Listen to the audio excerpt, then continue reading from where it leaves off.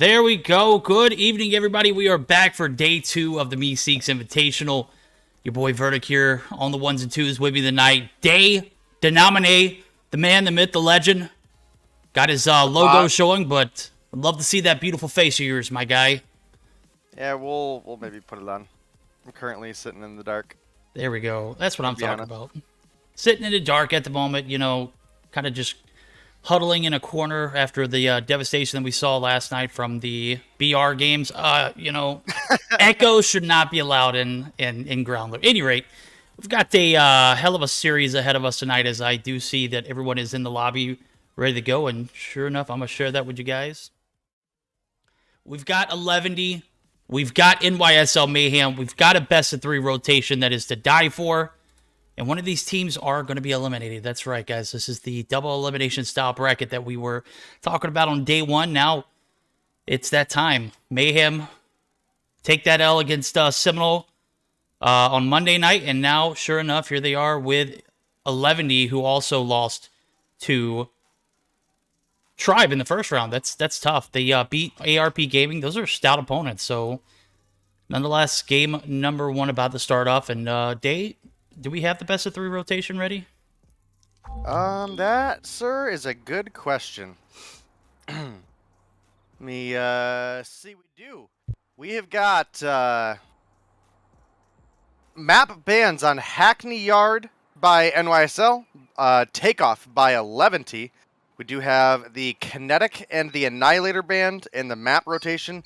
Gonna be hardpoint firing range, search and destroy standoff, domination on raid.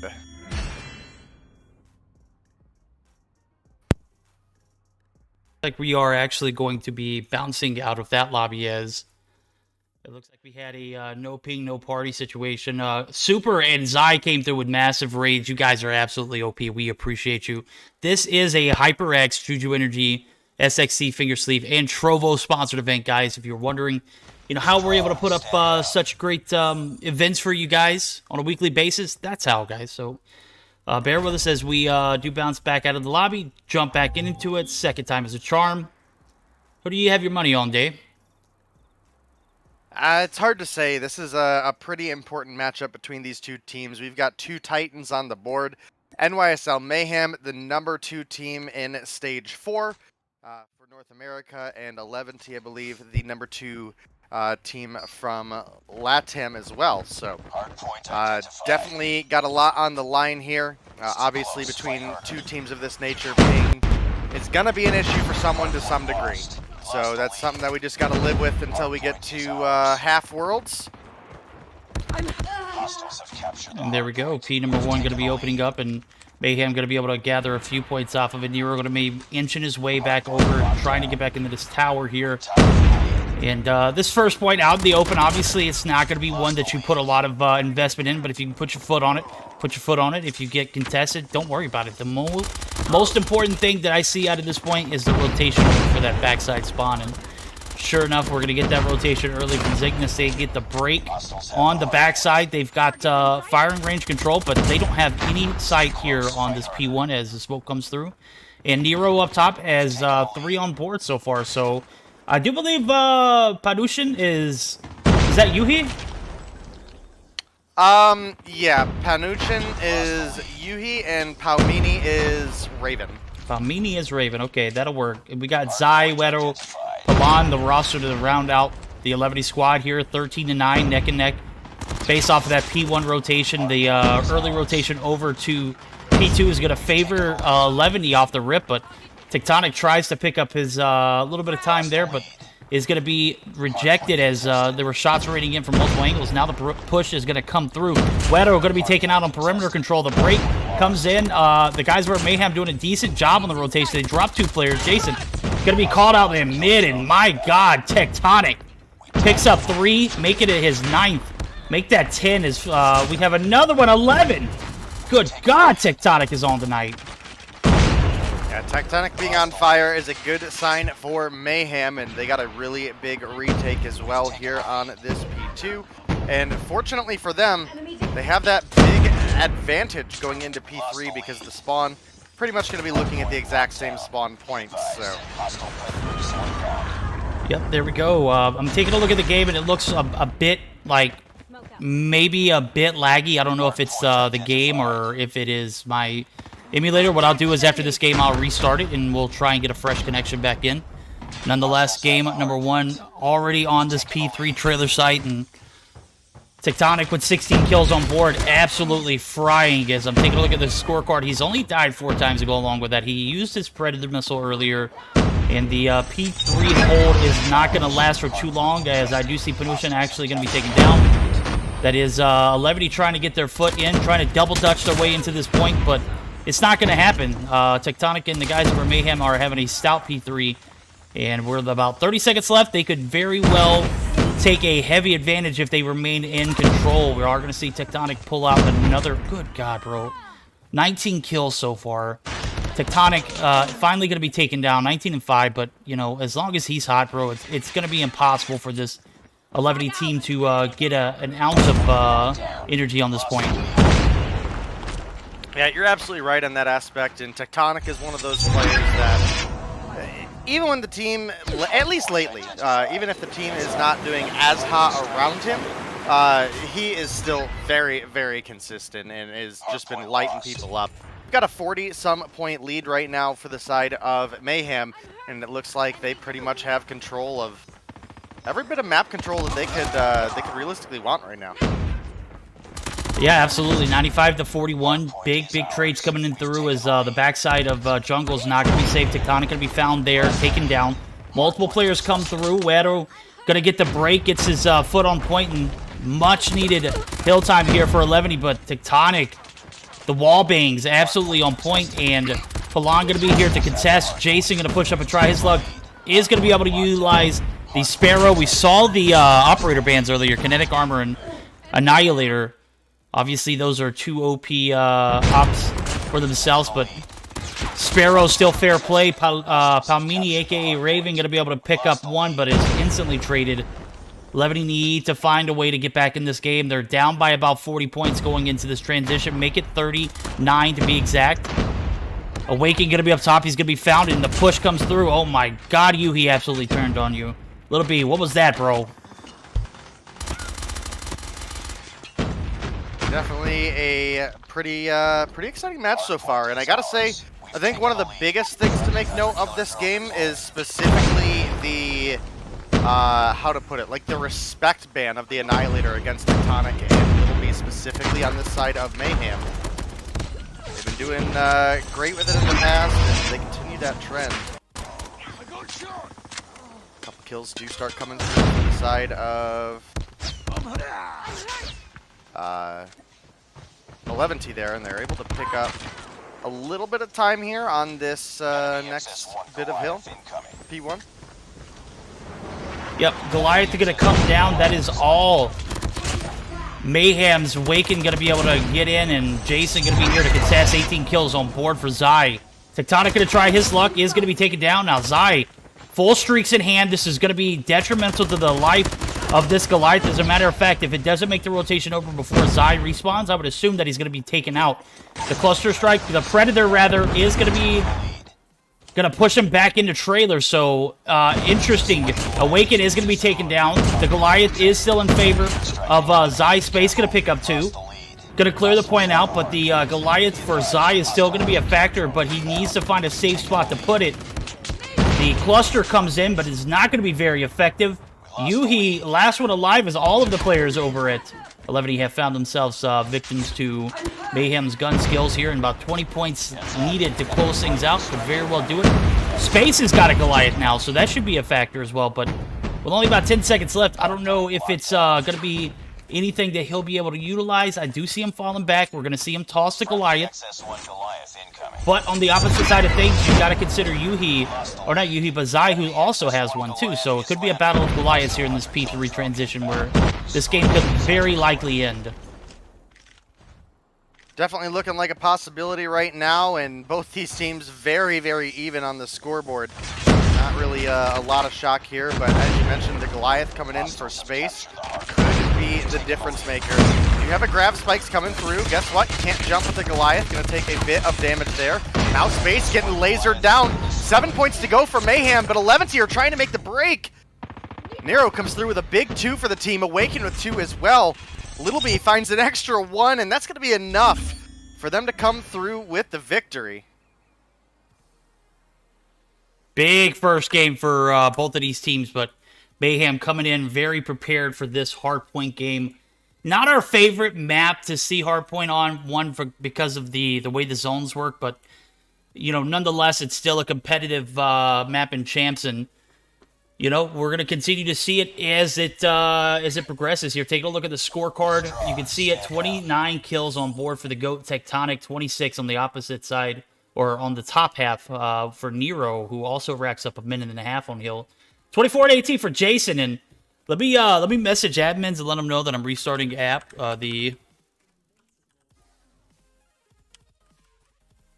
Give me 3 minutes tops. All right, guys, I'm going to reset my emulator, and we're going to go from there. Dave, what were your thoughts on that matchup? Obviously, the guys over at Mayhem showed up and showed out, but 11 was right there with him, man. It was a neck and neck game up to that P3 transition, and Zai unable to get his Goliath down. Definitely a factor. Yeah, absolutely, and you got to give it to these guys. I mean, again, they're both #1 teams for their respective regions on their A days, right? So, definitely been a blast to get to see them, and we're gonna have more ahead as well. Looking over at Mobile Mayhem, these are two teams that are really battling for some of those top 6 spots right now as well. So it's no surprise for them to come here and have such a great one-off match right at the start here. I absolutely agree with you. 11 been on an upward spiral in talent and productivity, and have played very well, almost perfect in Mobile Mayhem. I do believe they took a 2-0 over. Who did they play last night? I didn't get to catch it. Was that that wasn't Status Quo? That was Tribe and Status Quo. Let me see if I can pull up the schedule then real quick. We do know that last time 11, if I'm remembering this correctly, I can double check when I get the schedule up here in just a second. But I believe last time these two teams faced off, 11 did take the 2-0 victory. I'll double check on that because I don't want to give them credit that wasn't theirs. But yeah, last time these two teams faced off in week 1, 11 came through with the 2-0 victory. Okay, there we go. I'm restarting the emulator. It is pulling up, so we should be good to roll here in a second, guys. Bear with me as I'm getting this transition in. Definitely want to give you, the viewers, the best possible experience when watching these games. Is obviously the little bit of lag was an issue in game 1, but hopefully this will square it away. So we are back in the lobby. We are good to go. Good to go. Prediction: Search and Destroy on Standoff. This is a banger of a rotation. If we go to this game 3, it'll be a Domination Raid 2 to go along with it. Hackney Yard Takeoff was banned. Seeing this match on this game, that could be a potential eliminating one for 11. They're going to play their hearts out, obviously. They're going to do whatever it takes to win it, but Mayhem have been one of the best teams in Search and Destroy in this NA comp scene for quite a while. We'll see if they can manage a 2-0, or if 11 could push us to this, game 3 situation. Predictions, I don't know. I don't know if I can call it. I think 11 might have the advantages. Search and Destroy has also been one of their stronger game modes too. So last night it was 11 versus ARP, and 11 took the 2-0 victory. It was 6-0, wasn't it, in the Search and Destroy? Believe so, yes. Yeah, that's what I'm talking about right there. So, Search and Destroy on Standoff. We are good to go. I believe I sent the message in chat. There we go. Man, it's a tough one because you got two very favored teams coming up against each other here in a double elimination style bracket. They both take L's in their respective games. Seminole 2-1 over Mayhem.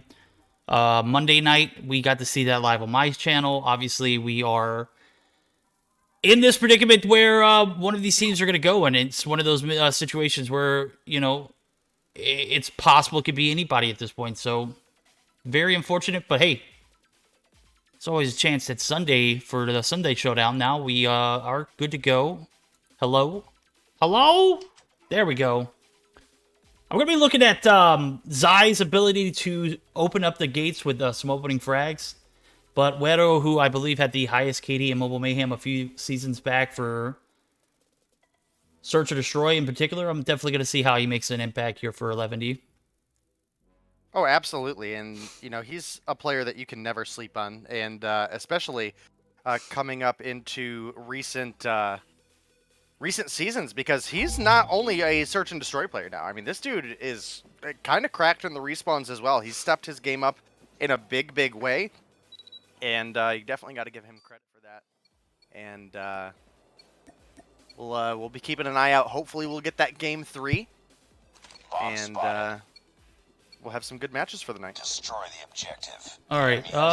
Lag looks a little better. Doesn't look absolutely perfect, but we'll have to deal with it. B. Oh my God. Zai gets the first shots to Landon. Space gonna get the revenge frag, but the graphics or the quality does look like it's pretty similar. I'm not 100% sure why. I'm gonna switch the graphics to low here, if I can find the button. Nonetheless, 1-for-1 trade is going to result in Mayhem still playing it a little bit passive here. Push comes through for Space. He's going to open some fire here on this A area. Jason, a.k.a. Zai, is going to be there. Snipe a lot anymore. No, we don't. We usually see him pop off of the SKS, and he does a great job of it. Matter of fact, it's like a gun that's a combination of an AR and a sniper, in my opinion. He utilizes it very well. It's good from range. Almost like it's a marksman rifle, almost. Yeah, exactly. I know. They classify it as a sniper in Battle Royale. What do they classify it in multiplayer? That's my question. I don't. That's a good question. I don't know. I'll have to look at that. I want to say it's an AR, but I just checked chat. Yeah. This is a comment from this past Mobile Mayhem stream. Anybody gotta go eat mid-series? No. This is not EE, bro. This is not happening here. Also, Zim says Little B is replacing his phone right now from slamming it so much. I bet, bro. Which one, though? The Xperia or the Red Magic? That's the... Both. That's the real question. Space going to be able to pick up the refrag. Tectonic does collect the bomb, and now it is going to be a 1v2 scenario. Palan going to try and peek the A area. Does catch Tectonic on the plant, but Space able to get back. The bomb is down. It is nicely planted. Space going to be able to pick up the ace. Wow. Space, what are you doing, bro? Why have you not been sniping my whole life? Oh, wait, you have. You're a goat. That's right. You totally deserved that. So a 5-0 clean sweep for Space. 1 kill each for everybody on 11D except for Wero. Wero was the missing factor there. Enemy contact. Sniper. Definitely a really solid round between these two teams, though, and I'm definitely looking forward to again. I'm cheering for that game 3. You know me. I'm not cheering for one team or the other, but I am definitely cheering for some action. And well, between two titans like this, a domination is something we gotta see, because Mayhem were dominant in the search and in the hardpoint just a minute ago for a large portion. We did have some big comebacks in the middle of the game for the side of 11T, but search and destroy could go either way here, and I think a domination is really the deciding factor. All right, here we go. 2 players left here. 11 picking the Mayhem squad apart here in this round. Tectonic could be able to push up top blue. Is going to take some shots. I don't know how he managed to get away right there. He was 1 health. We are going to see Raven come through in the contest. Raven wins that, but Space. Oh my God, Space. He can't get the ace this round regardless of killing the remainder players. As I did see Little B got his revenge earlier onto Zai. No fear, the guys over at 11 able to take a round for themselves as we are all tied up. The defense on point there for 11. And now we're going to see the following round, which will decide who has the lead. But ultimately, it's still early in this search and destroy. I don't think anybody can really take a advantage unless 11 just turn the floodgates on. We're going to see the aggressive push come through from Mayhem. Going to go ahead and clear off A, but there's still 1 player there. Wedo finds 1 before he's taken down, and now Bomb is in a compromised position, is going to look for the plant. Nero going to go ahead and secure it. Make that a 2-for-1. Space makes it 2-for-2 before he drops. Zai on the push. Oh my god, I know Little B slamming his phone right now. I mean, it sounds like he already was, so hopefully not too bad. Obviously, we want him to be able to compete for the rest of this game. It does look like 11 tier bouncing back with another round here, and they get the kill. The 1-for-1 trade comes through strong. They played that last little segment of that game really well, and come through with a slight advantage because of it, but still obviously anybody's game. We're very, very early on in this series still. Could go all the way up to around 11, and that was just round 3. Defend the objectives. They have the bomb. Already an action-packed one here. Back and forth affair. Zygnus able, or 11 able to capitalize on 2 rounds in a row now. Will the guys over Mayhem be able to answer back? Leto's going to be cornered. Werlo is going to be taken down. Zai's going to get the refrag. Bomb is down. It's going to be collected. Tectonic, the GOAT on the sticks, is going to go ahead and try and get this plant down. Raven there on the contest is going to peek up barrels, is going to bite up more than he can chew. Awaken picks up their first. Bomb is planted. Now they have to play the wait game. 2 players still alive for 11-2 on the other hand for the guys over at Mayhem. Tectonic firing off that warning shot, I believe. I think he's the one who picked up the sniper. Zai does not get a hit marker, however, and is able to take down Awaken, making it a 2v1. Tectonic trying to play a little bit of time here. Is going to spot Pilon. Pilon, maybe some shots that you possibly could have waited on. I don't know if there's much Tech could have done there. That was a, you know, darned if you do, darned if you don't situation, and Bomb was playing on the opposite side. If he doesn't try and take that player out before he gets there successfully, you know, he's not going to get there in time. Oh, absolutely could be the case, and obviously Tech, a much better player than you or I, so we definitely got to be there to respect his judgment where we can. And right now, Zai is on one right now, dude. Bro, I hate I missed it. I checked my phone for someone who sent me a tweet, and we've been ousted. Oh my god, Little B. With a crack screen, able to find one through the crack there on the cubby. Is going to take down Jason. They've been back and... Oh my god, Little B finding another one. Wedo anticipating the push. Is going to go into cubby. It's not safe. Little B, redemption tour. Oh my god, he's going to get an ace. Pilon, the last one alive. Am I gonna caster curse him here? I don't know, dude. Little B on the backs of a broken device here, crack screen from his Xperia. Not a great experience in my opinion, but the push comes through. He does. Little B, that was an ace, right? I believe so. We're gonna need a ruling in chat, guys. Was it an ace or not? Because I literally missed the first opening portion of the game trying to see what Pearl was trying to tag me in on Twitter. Apparently, we had it's kind of hard to keep up with exactly who got kills, right? Because in any given round, there's like up to 9 people that died, right? Trying to remember who killed every single person individually, and definitely get to you real quick. Pilon going to take down one in Tectonic. The pressure from this Mayhem team definitely felt by 11. 3-2 lead they still have, though.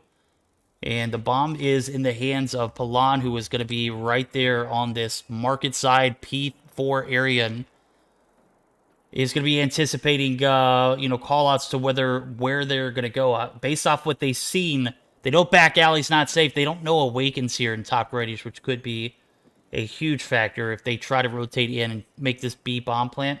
I do see Pilon trying to collectively push in. Yuhi's going to be waiting for the push. Oh my god, Yuhi. But how though? 4 kills but on... How though? But how though? I don't even... Hello?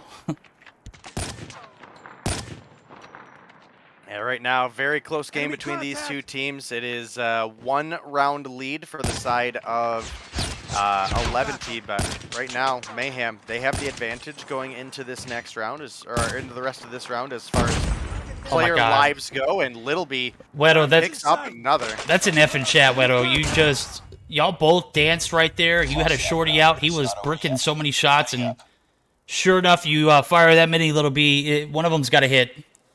They did. I just don't know how Wedo gave you the opportunity to stay alive for that long.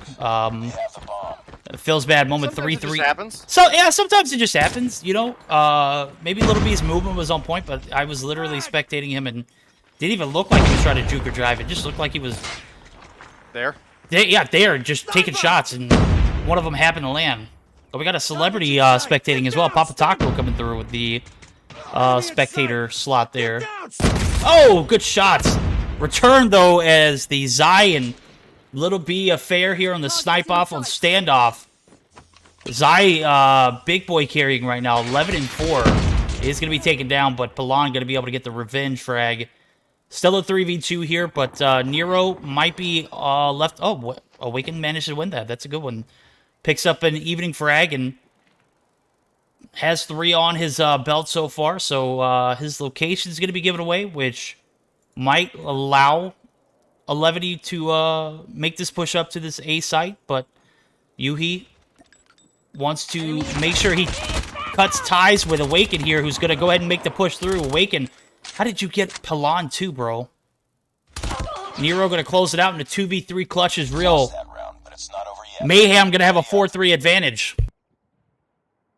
Yeah, Mayhem narrowly keeping an advantage here, and they might be able to come away with a bit of a win if they're able to find 2 more rounds. But obviously, 11, specifically Zai, not making that a easy to do factor. Couple kills come through. Space gonna find 1. Little B finds a literal frag as well to go with it. Waking gonna be 1 shot. Does take the bullets from Yuhi. And how do I say Palan? Is it Payan? I keep seeing it in chat. How do I pronounce that incorrectly or correctly?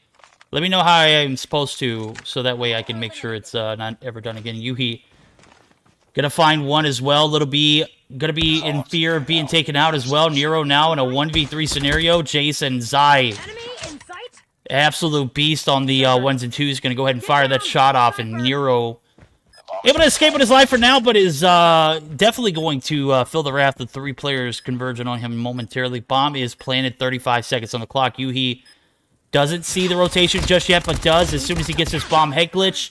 Well played from Yuhi. They go ahead and tie it up. A very great collective effort from the guys over at 11 to even things up. That was a round that was won purely off the push into the spawns of Mayhem there. Even game right now, 4-4 between these 2 Titans, specifically search and destroy teams that any team in the league could come through and say that they are a threat to their performance when it comes to search, and having a solid game between them right now. Again, we're kind of low-key rooting for 11 here, just in the raw fact that we want that game 3. Obviously, not gonna take favorites on a casting level, but game 3 gonna come through here solid. Ooh, Waken just waiting, just listening, just hoping someone comes to this doorway, because they're gonna lose a upper body. Yeah, but I was thinking the same thing earlier, and Yuhi just absolutely violated them. Came up the staircase, peeked the door properly, and the shots just rain in. He actually gets taken down. Trying to peek that door frame there. That is Raven, who's going to pick up the frag. Does take a little bit of damage. Now going to take a lot of damage. But Tectonic not able to secure it. Zai, however, does. Zai, 2 shots, 2 kills. Space, head glitch in here. Tectonic finds 1. It's a 2v4 now. Was a 2v5. Space, going to be left on his own, is absolutely destroyed, as Zai has been elite in the sniper department here on this Search and Destroy.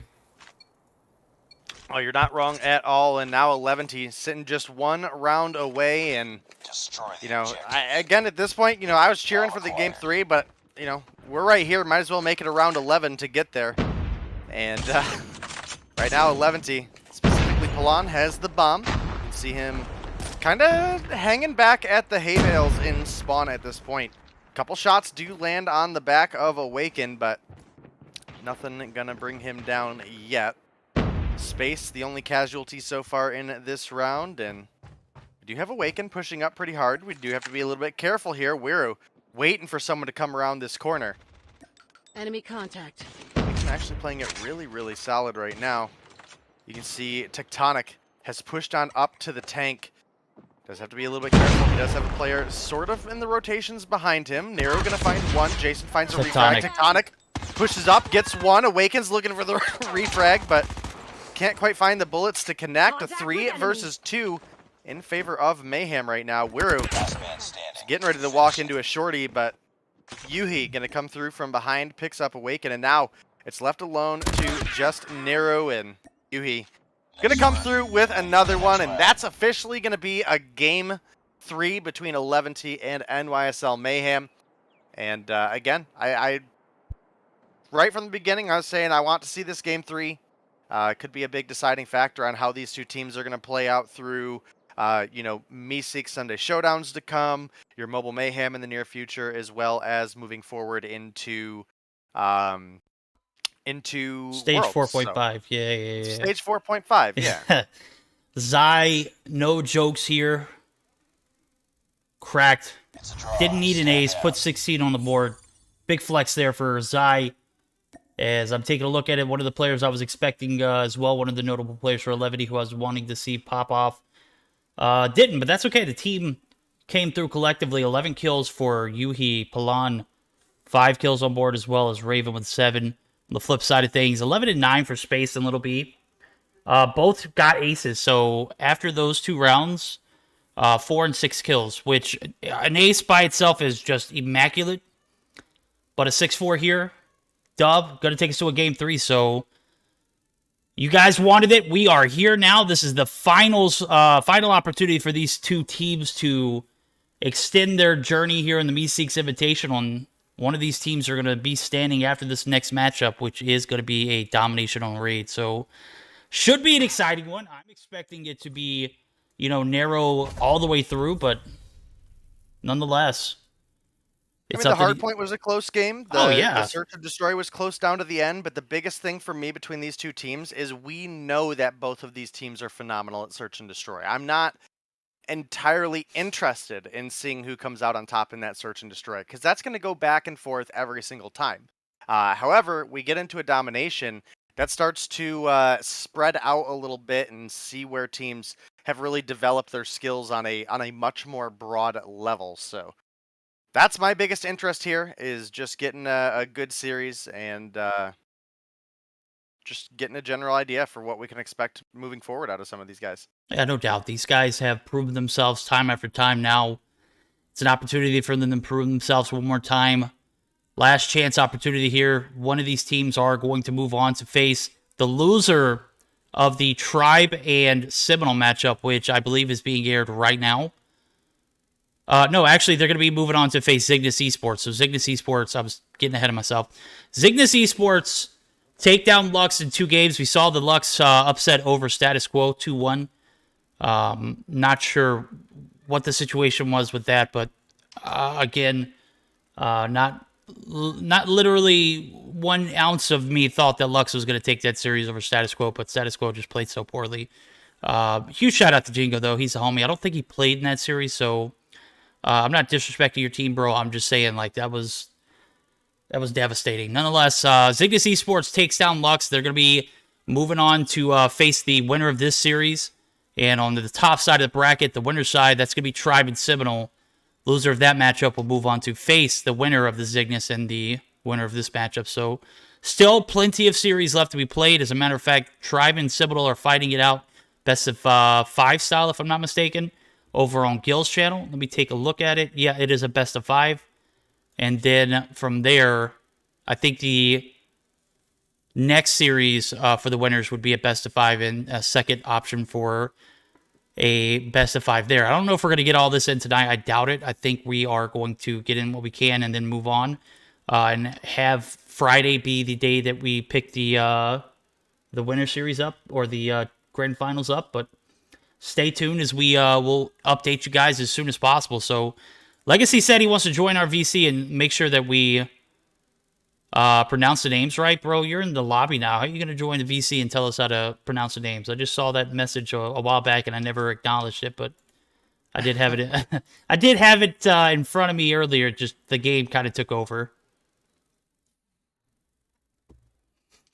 We are spawning on into our domination between 11T and NYSL Mayhem, two titans of the competitive scene. And again, this is maybe not, depending on how long it's been since you guys have seen 11T. I know for at least a season there, they weren't really competing in an A. This is not the same 11T roster that struggled through respawns and carried their way through search and destroy. This team can bring the energy to come to win. They have a real chance here, but Mayhem not going to make it easy on them either. I mean, you know, you look at the likes of a Slayer like Tectonic, my goodness. As soon as we said Slayer like Tectonic, sure enough, he picked up one to clear off this B site. The push comes through, but is going to be halted. Nero going to be respawning in, and now we're going to see a plethora of 11 players get on the point. They are not going to be denied. And that is going to be an early B cap here for 11. They have the advantage. They have a little bit of map control on this ring site. We're going to see one player, Little B, making the rotation over to C, but is going to be halted. Body shooting comes through, absolutely loving it. The competition is very, very high. And now we're going to see the push over to the ring site. They must establish this ring control before they make that push to B. Obviously, they're going to be playing for picks. Tectonic going to pick up his fourth, make that 2 in a row there. Yuhi looks to make his way out of bottom red, and Wedo actually going to win the 1v1. Might be able to close off this B push, and is. But it is going to be short-lived. No, it is not. That is going to be Space being taken down. Now, Mayhem on the back burners here in the first half. Have yet to get a B cap come through, but still plenty of time to do anything here.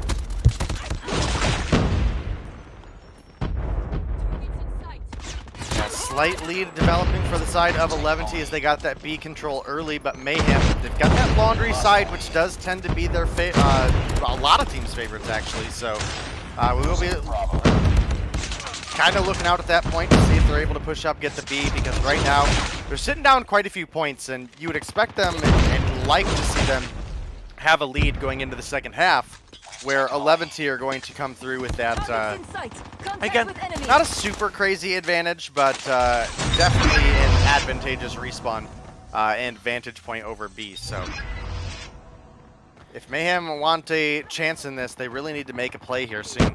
Yeah, they do. As a matter of fact, I'm looking at the timer. Only 20 points needed for 11D to actually close out this first half with a hefty advantage. Should be close to 40 points. But, you know, still plenty of time left for Mayhem to make a move. The B site, not a good site to push up. We've seen 11D's defense. It's been immaculate here going through this ring site. Map control on point. Little B going to be spotted as Yuhi picks up his fifth. And now, taking a look at the scorecards here. Wedo with 9 and 4, absolutely coming through in the clutch here in this domination. Didn't have the best search and destroy, but when you got guys like Zai who are there to pick up the slack, you can afford to have an off game.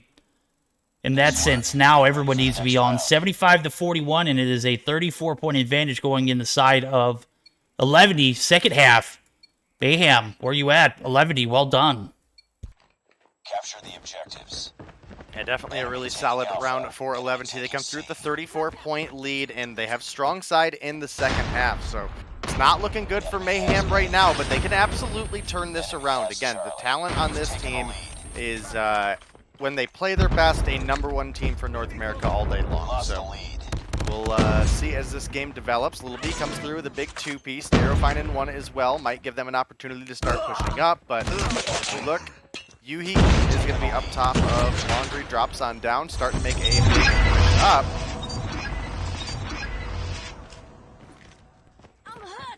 Push coming through, B side still to be capped by either of these teams. As a matter of fact, it's a battle in the trenches. Everyone kind of racking up some kills here on the ring side. Oh my god, Nero just walked right past the player, but did find a kill on another.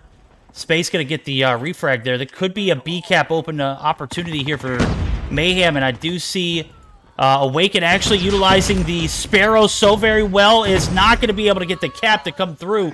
Zai utilizing his on, and now the pressure is on. 11D almost able to stop the cap all together, but there's still a little bit of traction on his space, and Tectonic going to tag team up. They are going to get the cap, and now it's a bit of time here that they're going to need to maintain this B site as well as their home flag, as I see Nero actually about to take the 1v1 against Zai, does win that, and that is definitely going to be huge for Mayhem to, you know, regroup some of these points that they lost in the first.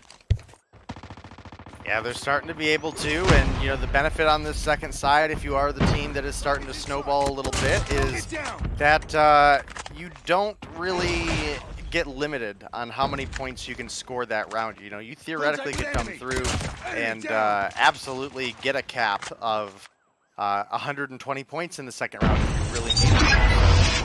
As we get a little bit deeper in, I definitely expect a bit of pushback from the side of 11T, but you know, again, a very even matchup overall between these two teams, and I think that is basically constantly getting proven here as well. There we go. We have it. The PCAP does come through. Zai able to utilize his score streak. I did just see Yuhi actually waste his. Didn't get an opportunity to even fire a shot. Now pressure on. Mayhem down by 26 points and counting. Gonna have to perform a little better here in the second half. Started off well, but things turned around quick for 11. They regained that map control that they held all throughout the first half. It is starting to seep here into the second as they do regain their feet, get the B cap in, and now we're in triple cap territory. I think I recognize it. I think it is, you know, right there at it. And as the points are coming in, the trades are just not favoring the Mayhem. 11 might be having a early Game 3 victory as long as Mayhem doesn't pull anything off miraculous, such as that triple cap. But with the trades coming in favor of 11, I just can't see that happening. Yeah, it doesn't look to be the case right now, and it does look like 11T are going to come through with a big win over Mayhem, and going to be moving on, I believe you said, to face Cygnus? That's correct. Okay, so definitely should be a really good series between those two teams. We've seen them face off once before as well.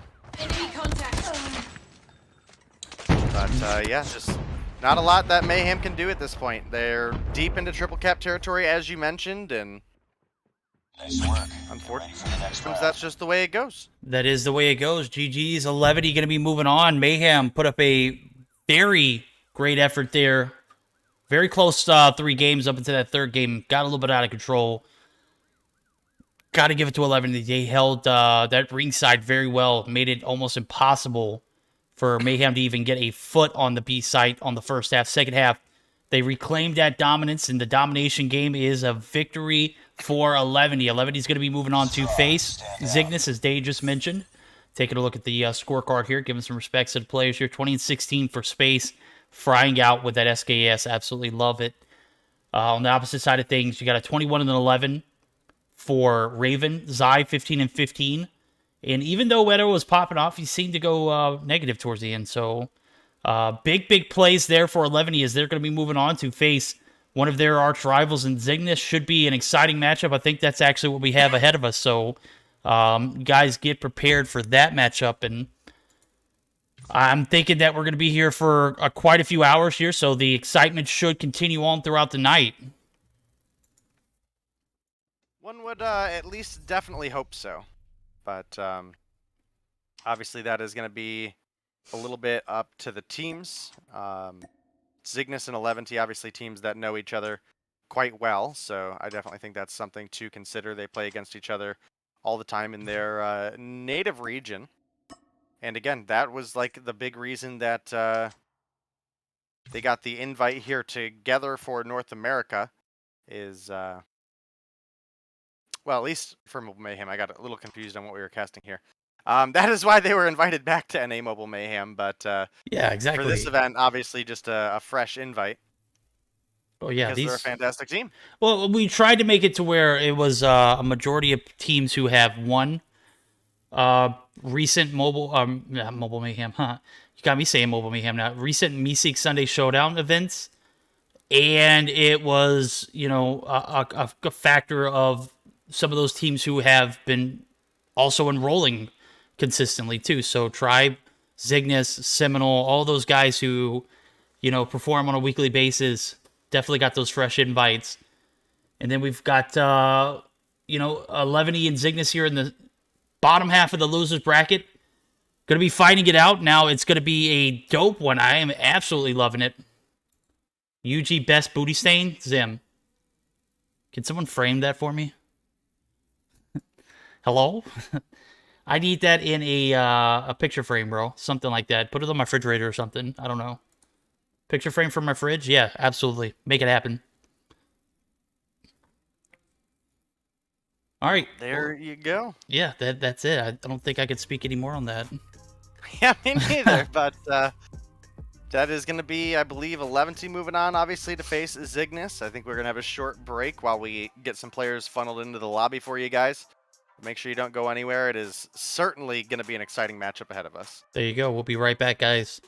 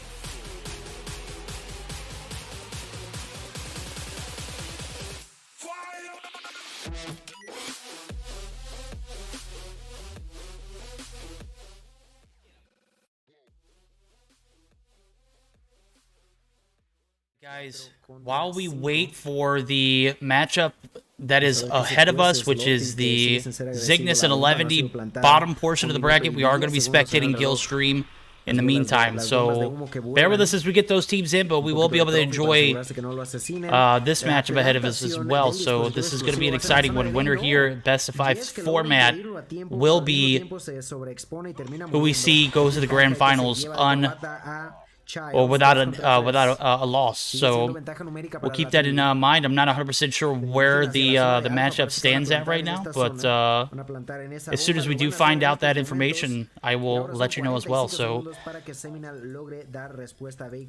oh, look at Day making it to Master 1 in Battle Royale. Easy. Ve que por la zona media del mapa va a ser el push, va a ser sorprendido por su rival. Hi que logra llevarse a Envy, pero por el lado izquierdo ya se le avecinaba uno de sus rivales. Esto va a ser 3-2. Ventaja en las primeras rondas en favor del equipo de Tribe Gaming. Problemas ahora sí para Seminal. Iniciaron con un 2-0 y ahora les está costando. I gotta give a shout out to Mighty, dude. No matter what time I'm up streaming COD Mobile events, Mighty's here. Mighty's always there, bro. I don't know how he goes unnoticed. I actually see Merc in the building too. So Merc, how you guys doing tonight? Mr. and Mrs. Merc came through and carried us in some Battle Royale games last night. Absolutely love the vibes. Had some great times. Got crapped on by an Echo, and you know, now we'll never, you know, look at Echoes the same. Miss Merc didn't. Just Mr. Merc. Mr. Merc. So right now, Tribe is up 1-0. I just got the information. 3-2 in the S&D. Tribe has the lead. Seminal no le tiene miedo al éxito. Veig que va a estar usando esta SXC bastante interesante. Sus compañeros que están cayendo a través de la zona media del mapa sabe que pueden estar por ahí. Big kill for Band there. Su compañero Jess quiere hacer la defensa, recibe mucho daño, se lleva el francazo en contra de Envy. Va por el Oh, Jez gonna get one before he's taking down Bolu. Who is Liquid Titus? Is that Childs? Por fin la logra conectar y va a ser el Or is that... se amplía más la Yeah, that's gotta be Childs. Tribe, que ya tiene 4 rondas consecutivas. Ow, dude. Child's making his debut back with Tribe here on stream tonight on Gilmania's channel. That is dope. I mean, this is technically an MSK channel, a Meseeks channel. And he got to stream the boxing match. Oh my god, Gil gets everything good, bro. We always get the problematic streams. That's what's up, my friend. Well, we haven't had a problem tonight, so I'll keep my mouth shut. 5 contra 5. Parece ser que ahora Seminal se tomó un poquito más de tiempo antes de dirigir. Okay, I do see 11 joining back in the lobby. Zignus should be joining up any moment too, so we might be preparing for that next matchup ASAP. We just wanted to make sure we give you guys something to watch in the meantime, instead of having another extended break like we've unfortunately had to have in the past sometimes. Happens.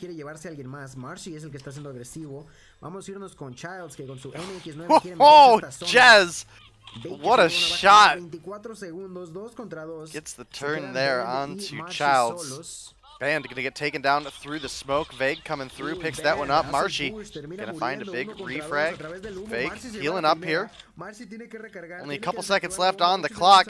Not enough time for the defuse. And that's gonna be a round clutched up by Vague. Oh, look at that. Mighty's everywhere, dude. Mighty just left the game there. Yeah, I saw that. Mighty, what the heck, bro? What the freak? Verdict gets pronounced Pelone. Oh, okay, so it's like a long O sound. Pelone. Not Pelon. Hello. Pelone. Okay, that makes sense. Pelone. Pelon? Like lawnmower? Lawn? No? I'm obviously joshing. CJ, this matchup is on Gilmania's channel. He's hosting the other game that we have. Absolutely killing it. Deficit would be pretty atrocious for the side of Seminole. And here the one carrying the bomb is gonna be Jess, currently moving towards the A bomb. Oh, is 11 casting with him?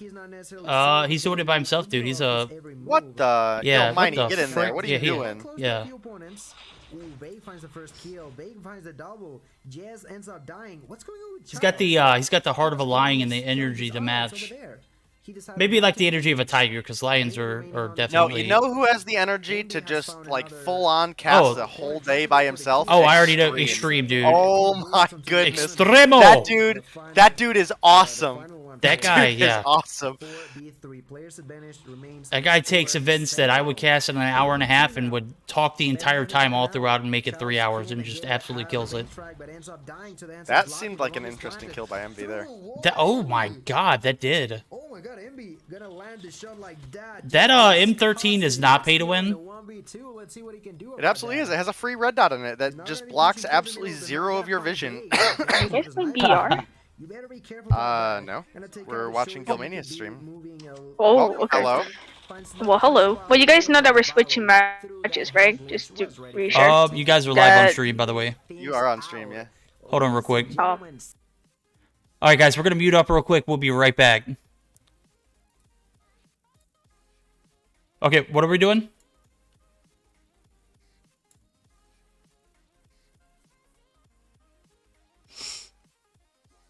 Oh, we're going to go to the tribe match then? Oh, that's bullshit. Oh, did I not mute me? I'm sorry, guys. Oh, it makes sense. Yeah, I'm not muted on stream, guys. Guys, I love my Cygnus at 11 matchups, but look, I was just expressing my concern because I was expecting to see the Cygnus in 11 matchup. I'm sorry, guys. I didn't mean anything by that. Obviously, Gil is going to be able to speak the native tongue, and should I raid him or should I just put up his channel? What's going on?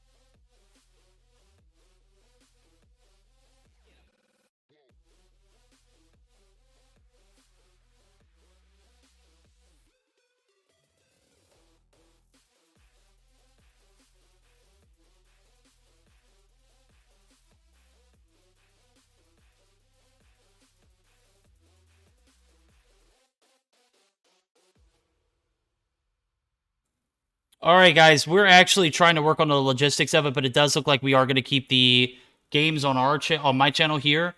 Tribe and Seminole is going to stay on the guys over at our Gilmania's channel. So originally we wanted to make sure we accommodated to the Spanish-speaking mods, and obviously that was not the case. So we are actually going to keep it here just because we saw Tatio came through with the raid. Tatio, you're a god. Envoy as well. We appreciate you guys constantly supporting our events, and I'm glad you guys were able to get that invite and were able to participate tonight. So Zygnus and 11 up next. Should be an interesting one, as I do see the best of 3 come through. Best of 3 for Zygnus and 11. Yes, we are going to. Restarted the emulator 3 times. Day. I know we've got the best of 3 to come through, but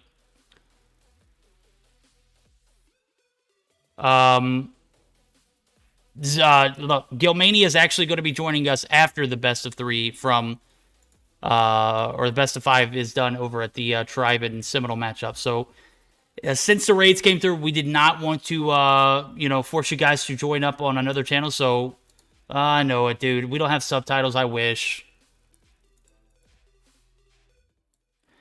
Day, thoughts? This matchup ahead. I think we're going to start off with a hardpoint raid, but it should definitely be an interesting one. Where are you seeing this best of 3 at? I don't have it yet, but I do see the map does say hardpoint raid. I thought you were asking me to go through it. I'm like, dude, I don't have this I don't even have it. Yeah, I don't have it yet. All right. Let's see here. Well, obviously coming through on a hardpoint on excuse me, on raid or crossfire. I don't know. It looks like Crossfire, maybe.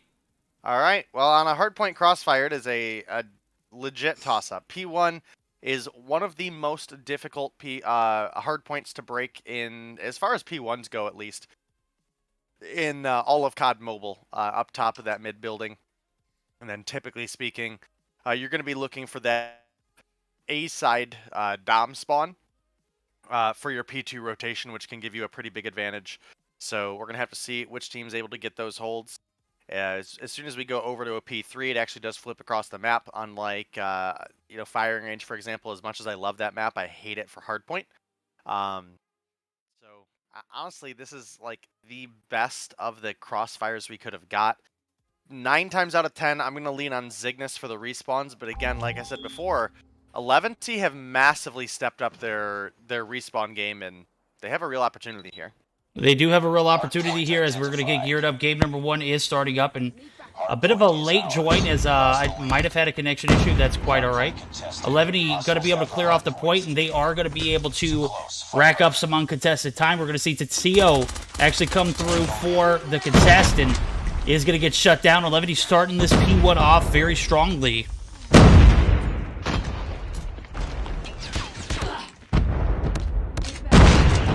29 seconds on the point. Oh, there we go. We got Daybag.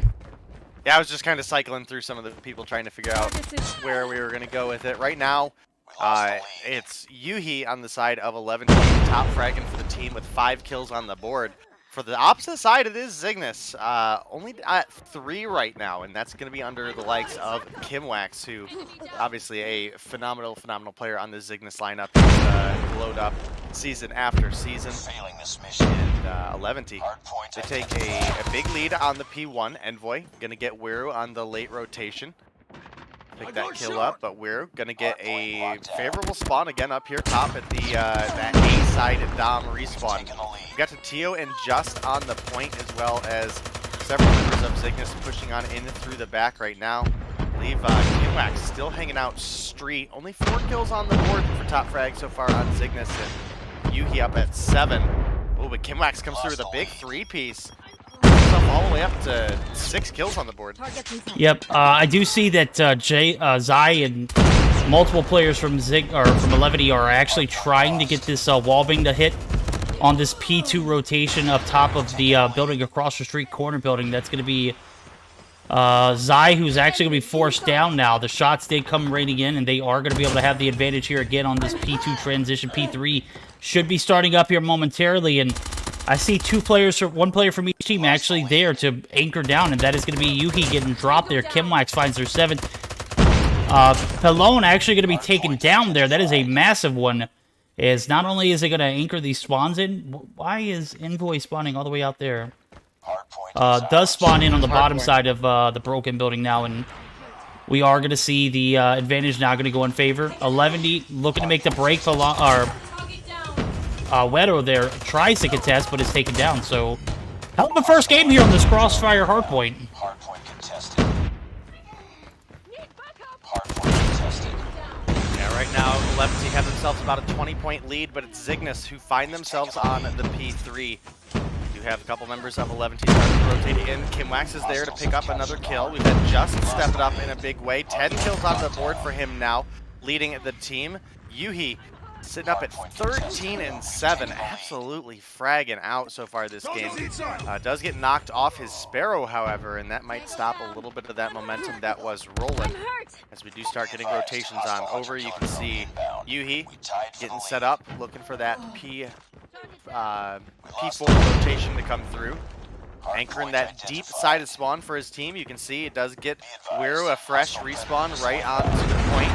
He does get taken down by a Pred, but based on where everybody's at, look at that. Free respawn right back on the point like it didn't even happen.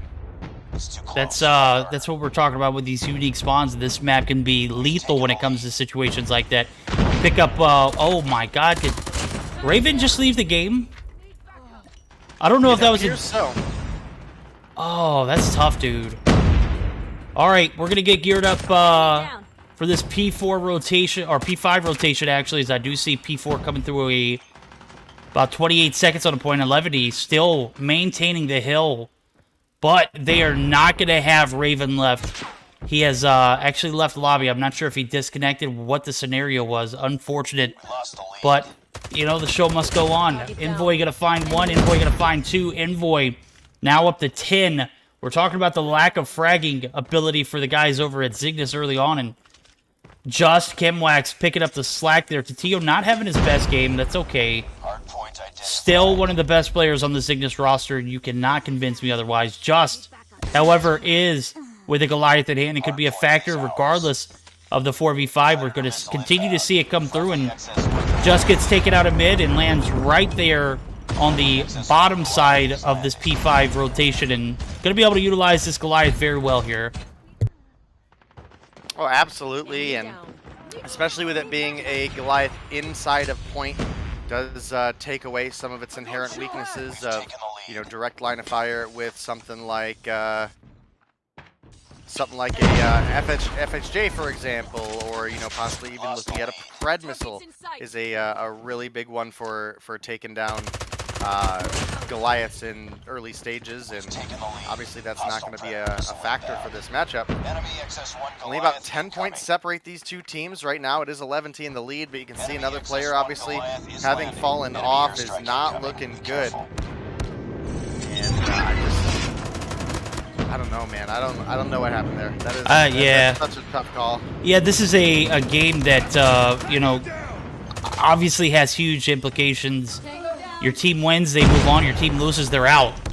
Doesn't get any worse than that. Now we're going to see a 3v5 pan out. Jason, Zai, going to be the last one alive there. Pelone and Wedo going to be spawning out. They are warriors here on this P1 rotation, but obviously 5 is greater than 3, and very unfortunate situation as both players lag out of the lobby. I'm assuming Yuhi didn't lag out. I'm assuming he left. I think he saw the 2 Goliaths, and, you know, I won't assume that. I'll give him the benefit of the doubt.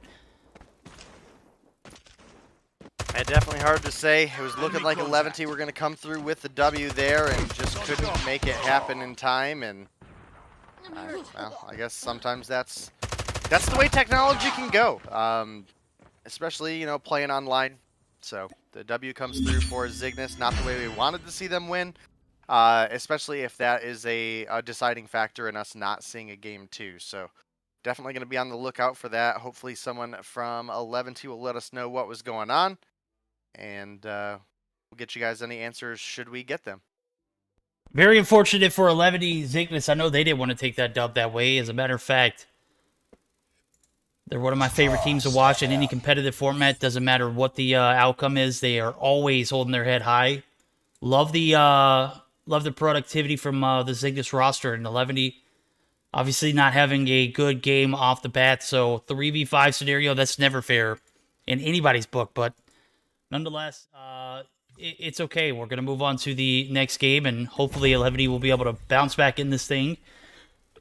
They played the search so very well against the guys over at Mayhem earlier. I can't expect them, or I can't expect to see Cygnus take this series in 2.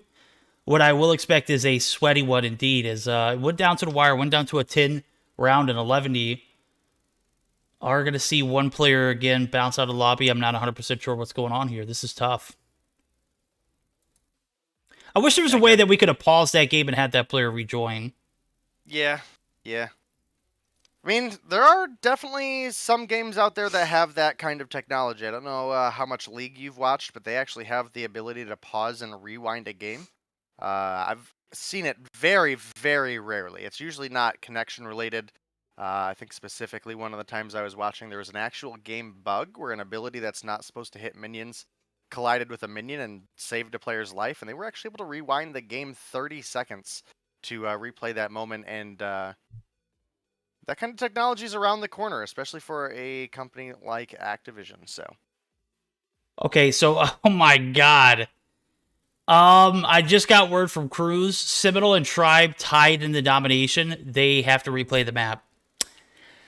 Rip, bro. That's, you know, I was just talking about us not having any kinks or anything problematic going on, and yo, screw replaying the map. Just have them go to the hard point. just have them go to the hard point, right? We'll pick up a game 6 where they have to play it out. Jesus Christ. Wow. All right, I have seen everything tonight. Hopefully I'll see a third game here, as I was expecting this one to go to a game 3, and sure enough, the first game was a... Man, dude, that's tough. You know, 11, I've got a lot of respect for you. Cygnus, I got mad respect for you as well. Anytime this situation handles, you know, in favor of one of these other teams, you know that they don't necessarily feel the best about it. As a matter of fact, you know that they want to win this game fair and square. They want to have those bragging rights. They want to be able to post those, you know, tweets so that everyone can see their accomplishments. And obviously here we are in a situation where two players had, you know, one player definitely bounced out of the lobby due to connection. I don't know what the situation was with Yuhi, so... Levity still have life, though. They could take this search and destroy. It's on a standoff mode where they play so very well. As a matter of fact, I'm going to be looking for Zai to come through and put up double digits. So he plays so very well, and I think he dropped 16 in that search and destroy game. That is ridiculous, especially against an OP Mayhem squad. So... What channel is the Tribe Sim on? Tribe and Sim are on the Gilmanius channel. So, my compadre over there, he's another Meseeks caster. Usually does, you know, the finals with us on my channel, but hosts everything up to the finals point on his. So, he'll definitely be the one that you want to check out. So, let me see if I can get his link in chat real quick. Hold on.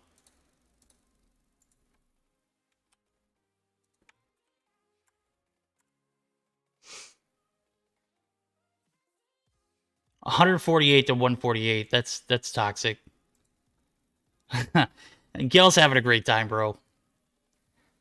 All right, we're gonna get geared up for a game number 2. It's gonna be Search and Destroy standoff. Only 4 players in the lobby for 11 right now. Yuhi, not 100% sure what his case is, but we will get it figured out.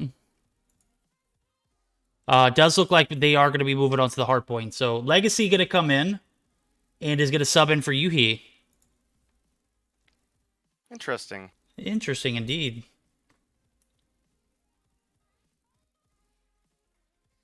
Well, that could definitely spice things up a little bit.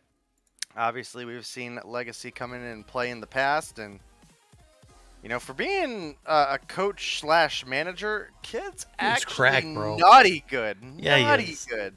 Yo, Legacy, a sub on anybody's squad would be an OP sub to pick up. The fact that he does manage, and I'm not sure if he does any coaching, anything like that, but just an absolute beast. Multiple, you know, skills required for all of that. So, man, jack of all trades, right? Absolutely, absolutely. And he can come out here and join an 11T roster and frag out like nothing ever happened. Yeah. All right, we're going to see it happen here, though. Search Destroy on standoff definitely should be a spicy one. Hopefully we won't have any connection issues, as we did see 2 players, unfortunately, disconnect from the last game. That is quite all right. They got a moment to redeem themselves here. They have at least one more game. Hopefully they'll be able to extend the series so we can see this one go the distance. Now, this is going to be the last game of the night. And we were expecting Gil to join us, but it looks like we might be raiding him before this one's over, so that way we can get those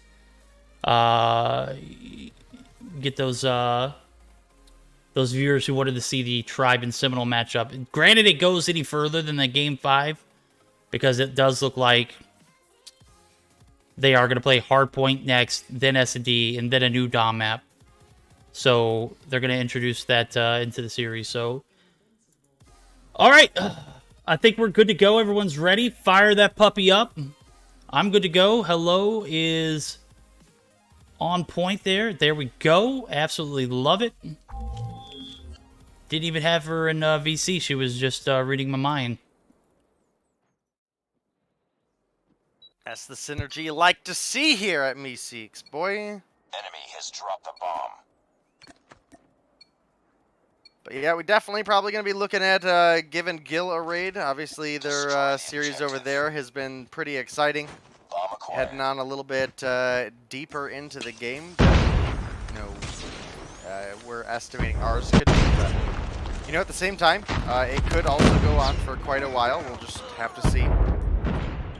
Couple kills come through out of 11T off the bat. Keep in mind, guys, 11T, they're currently sitting down around in the series due to an unfortunate internet failure. I'm hurt. In a game that, you know, especially unfortunately for them, looked like they had pretty Bomb has much been planted. all the right to win.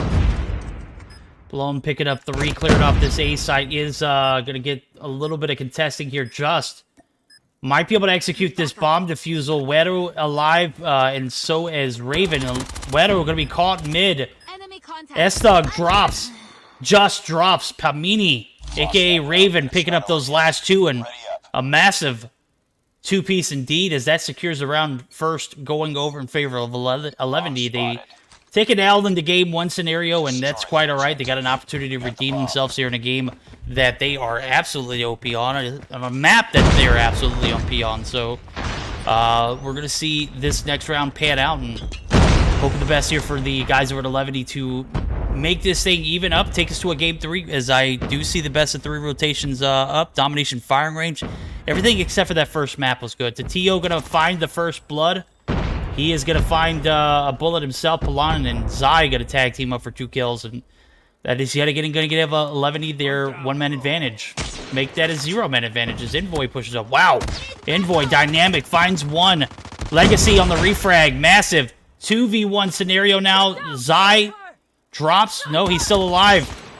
Shots are going to raid in. He's going to be pushed up by multiples there. Legacy gets the bomb down and gets the frag. That is exactly what you wanted to see if you're 11D.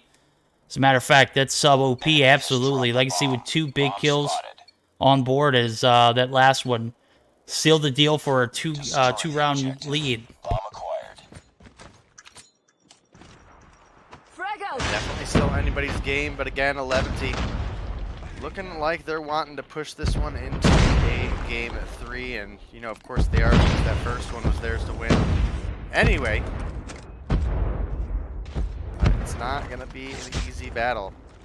Obviously, Zygnus, a team that we know and love quite well.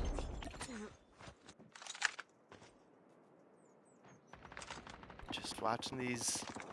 Both these teams playing pretty cautious, honestly. Legacy Has the bomb. been probably the most aggressive player in this lobby so far, in my opinion. Pushing up hard, ends up taking a couple too many shots from Wedo. Kim Wax. But Lost Wero, that round, but it's not over here to yet. refrag out for the team. Picks up another kill and another round for 11T. They're up Bomb spotted. 3-0 at this point. You know, at this point, I'm begging for a game 3, especially off of how well 11 are playing right now. As a matter of fact, they picked 3 rounds up in a row. They are flawless on the attack. Palone actually going to be taking some shots here.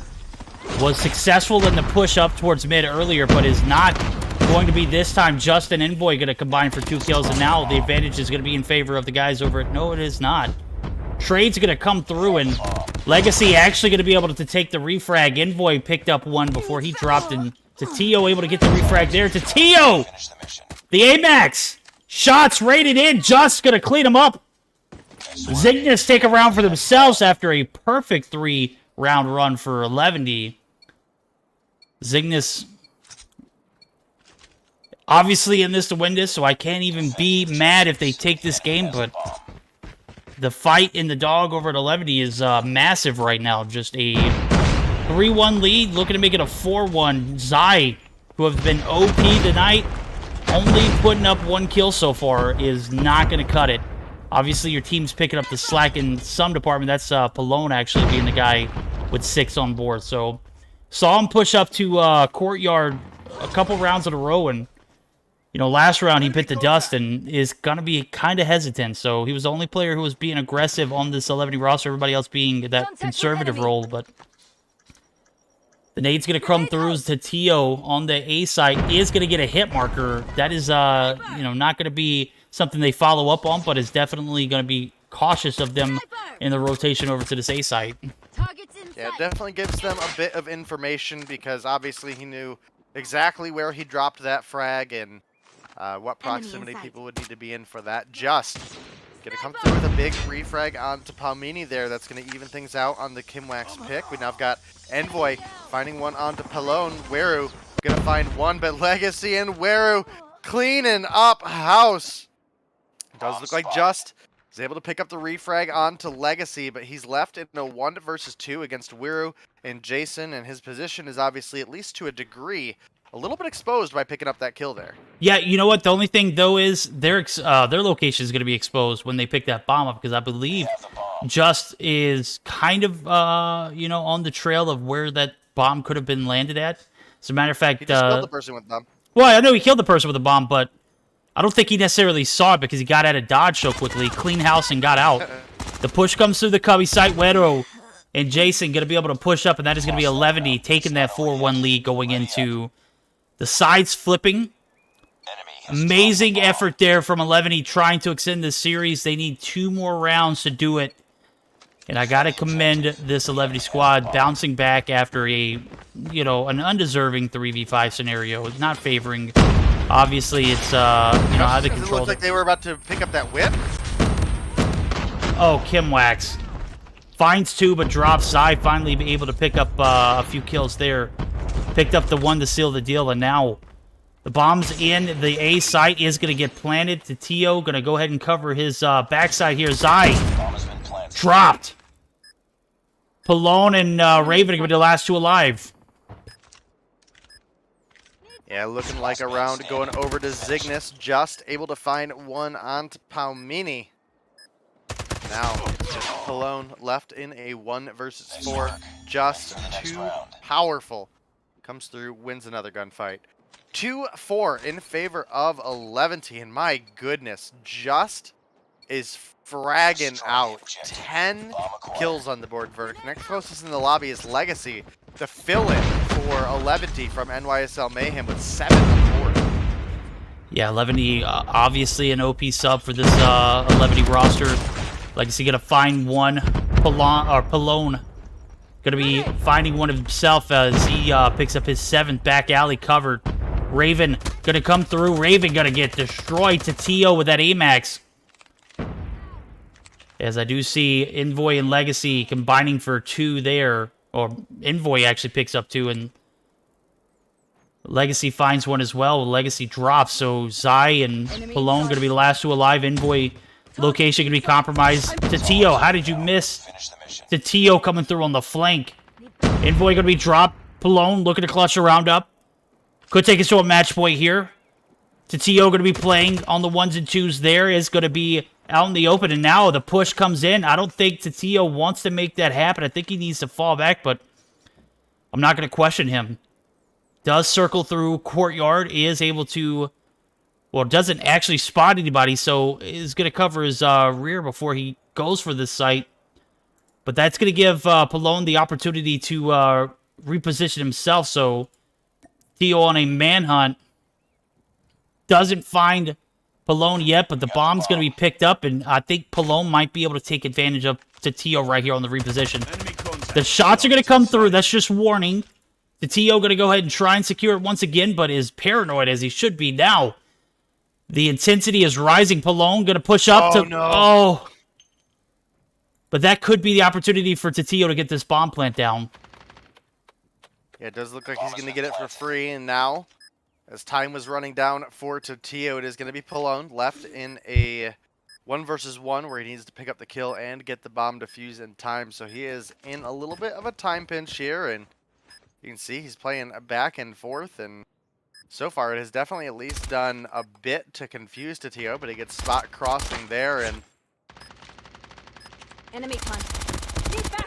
yeah, that's a rough one to challenge. You're taking the shots through the wood there, trying to look for a wall bang. I get the challenge considering he was behind a head glitch, but gave Tio a big opportunity to slide the corner when he knew that the enemy was low on ammo, pick up that kill. There was nothing for him to hide behind, and another round gonna bounce back over to Zygnus, but Zai down but not out after that last round. Does pick up first blood onto Envoy here. Oh! Another onto S-Thug, my goodness.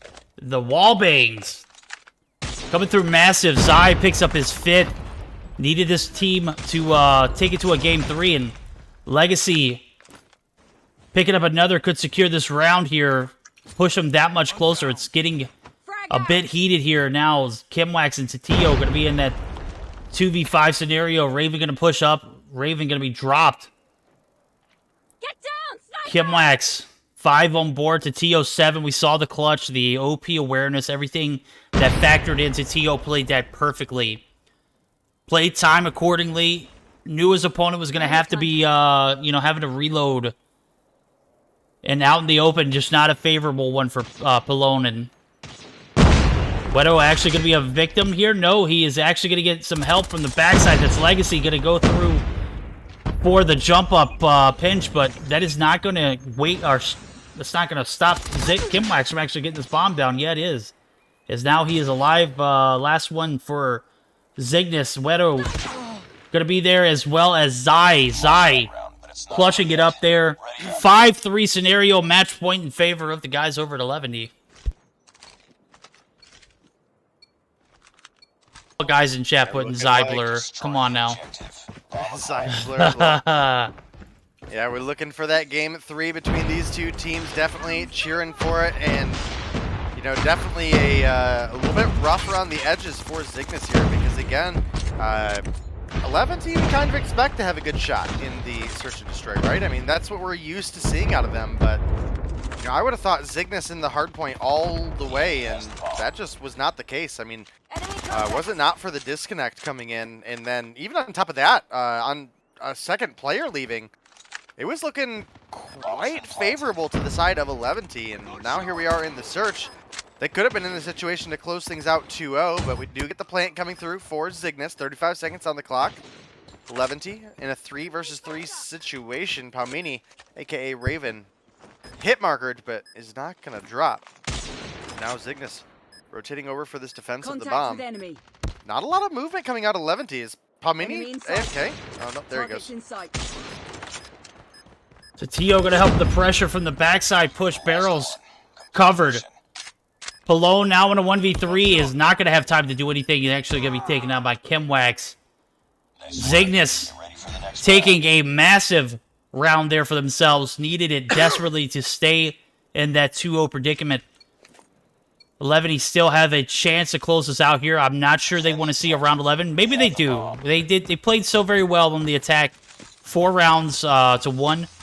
And maybe this is what it boils down to. We're going to get the flip, and I don't know. Zygnus came through and absolutely played that round to devastate 11, not being able to close it out and takes that game 3 early. So time ball for Zygnus. We'll see how they play it out. It's going to be a little bit of a conservative hole. Pallone going to be right here on this fridge. Back alley, covered. 3 players pushing in. Chemwax, gonna lead the pack. Gonna take some shots. Gets the kill. Palone, absolutely violated there. That was more of a Nero slide, if I've ever seen one in my life. 1-man advantage. They're gonna clear this deli site, and Envoy gonna find Raven there. They are actually gonna be on the brink of taking down Legacy here, too. We might see this flip come through on the round 11. Chemwax can pick up 1 kill onto Legacy, finds another onto Zai, and just like that, Get ready for the next round. we're going to a round 11 here, Verdict. Cygnus back at an opportunity where they might be able to close things out in a 2-0 victory. 11T desperately need this round if they want to continue. Has the bomb. A win here does at least secure them that game 3. It secures them that opportunity to move on. Frag out. Gonna need to see all 11 here as they dropped 1 round on the attack earlier. I can't quite remember what happened, but every other round was there's 4 rounds in a row there, so Levity need to find a round here in order to extend this series to a best of 3, going to a domination on firing range. Very, very conservative play here from both teams. 3-2 stack for the defense. 2 in the back alley and 1 in deli. 2 on this CT tank and 1 barrel site. Not going to get anything for free here. Levity going to have to work for it all, and the push is going to have to come eventually now as we've dwindled down a minute and nothing has happened. Literally just a standstill. The push is finally going to come through. We're going to see the rotation from Wedo, Palone, and Zai going to be coming through. Zai! Massive kills there. Takes down 1 Envoy. That should give the advantage. But Chemwax is trying to even it up. Is going to be taking some bullets themselves. Enemy And is going to have to fall back. We're going to see the nade come through, clearing off Tractor. But lo and behold, here is... Oh my god, Zai. 2 frags. Make it 3. 2 players left. Just. S-Thug. S-Thug, like a creep right here, peeks up.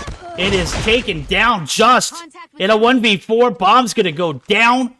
This is a possible Game 3 scenario on the line, and just in a 1v4 is going to find 1, making it a 1v3. Could be interesting. Wedo drops. Palone and Raven and Legacy. Gonna be left to pick it up. Legacy does it with the DLQ, guys. Ladies and gentlemen, we're going to a Game 3 between 11D and Cygnus. Yeah, definitely glad to see the Game 3 come through here, and now coming on into the domination. This is, again, where I would normally lean on the side of Cygnus, but again, 11T have stepped up their search and destroy, or their respawn in such a big way that it rivals their search and destroy performance. And I definitely think they have a big opportunity. I mean, they almost took that hard point at the beginning until a unfortunate disconnect came through up against Cygnus of all teams. One of those just incredible, well-rounded teams that is great in any mode. So definitely a couple big players coming through here. We're putting 6 kills up on the board. Obviously, we know him. He's pretty much always consistent in search and destroy, doesn't matter, but Jason and Legacy, Zai and Legacy come through with a incredible 10 and 12 kills respectively. Palan with 9 as well. So kind of hard to argue with those numbers at that point. Chemwax did put up 10, Just put up 13, Tatio put up 8, and Envoy put up 7, but S-Thug and Palmini both down at 3 kills, and this game was really decided on a matter of 2 kills. You're absolutely right, bro. And Legacy coming through massive with the 12 kill drop. Makes the sub in, and it was an absolute on-point play from him. So trying to figure out what the score of the Tribe and Seminole match is for you guys who are wondering. I know I'm wondering. Not that this match doesn't deserve all my attention, but trying to multitask and get everything covered. So Game 3 scenario, it's going to be a domination on firing range. I'm expecting a lot of energy from both teams. As a matter of fact, I'm expecting this to be absolutely close. They're still tied 1-1 in the third game, which is the third. Oh, no. Is that right? They can't be tied to 1-1 at the end of the third game. That doesn't sound right. Let me see if I could pull it up. They're in Search and Destroy right now, 5-0 on Hackney Yard in favor of Seminole. So, oh, they are. Well, I guess they did replay the Dom. No? This doesn't make any sense. Echo, you are not giving me the right information. 2-1. Never mind, he says. 2-1, but that doesn't tell me who's in the lead. What team do you think is in? I'm hoping Tribe, so that way this series goes to a Game 5. Because right now they're in the Search or Destroy, which would technically be the 5th game. I'm thinking Tribe is in the lead, though. All right, we're going to get geared up. We already see the spamming of the start button coming through. Seminole's in the lead. Oh, my. Seminole's in the lead 2-1 right now, and they are 5-1 in the search. That would be because Tribe washed, clearly. They have one bad game, so they're washed. Yeah, they're terrible. Absolutely not the OP Tribe team that won Masters, clearly. Child's coming through and playing tonight is massive, in my opinion. Oh, yeah, you're absolutely right on that. All right, well, we're He was a big factor for them in like the official COD events. Glad to see him rejoin back up as we're joining here this Game 3 scenario that's panned out to be a decent one to Hardpoint. Unfortunate, the Search and Destroy, a sweaty one, though. It's going to come on the backs of how well both teams play this map. It's no stranger to either of them. Pallone actually going to find one. Zai going to find one as well. And 2-for-1 trades. Nobody's going to make some traction on it. Zai actually going to push up and put his foot on the hill.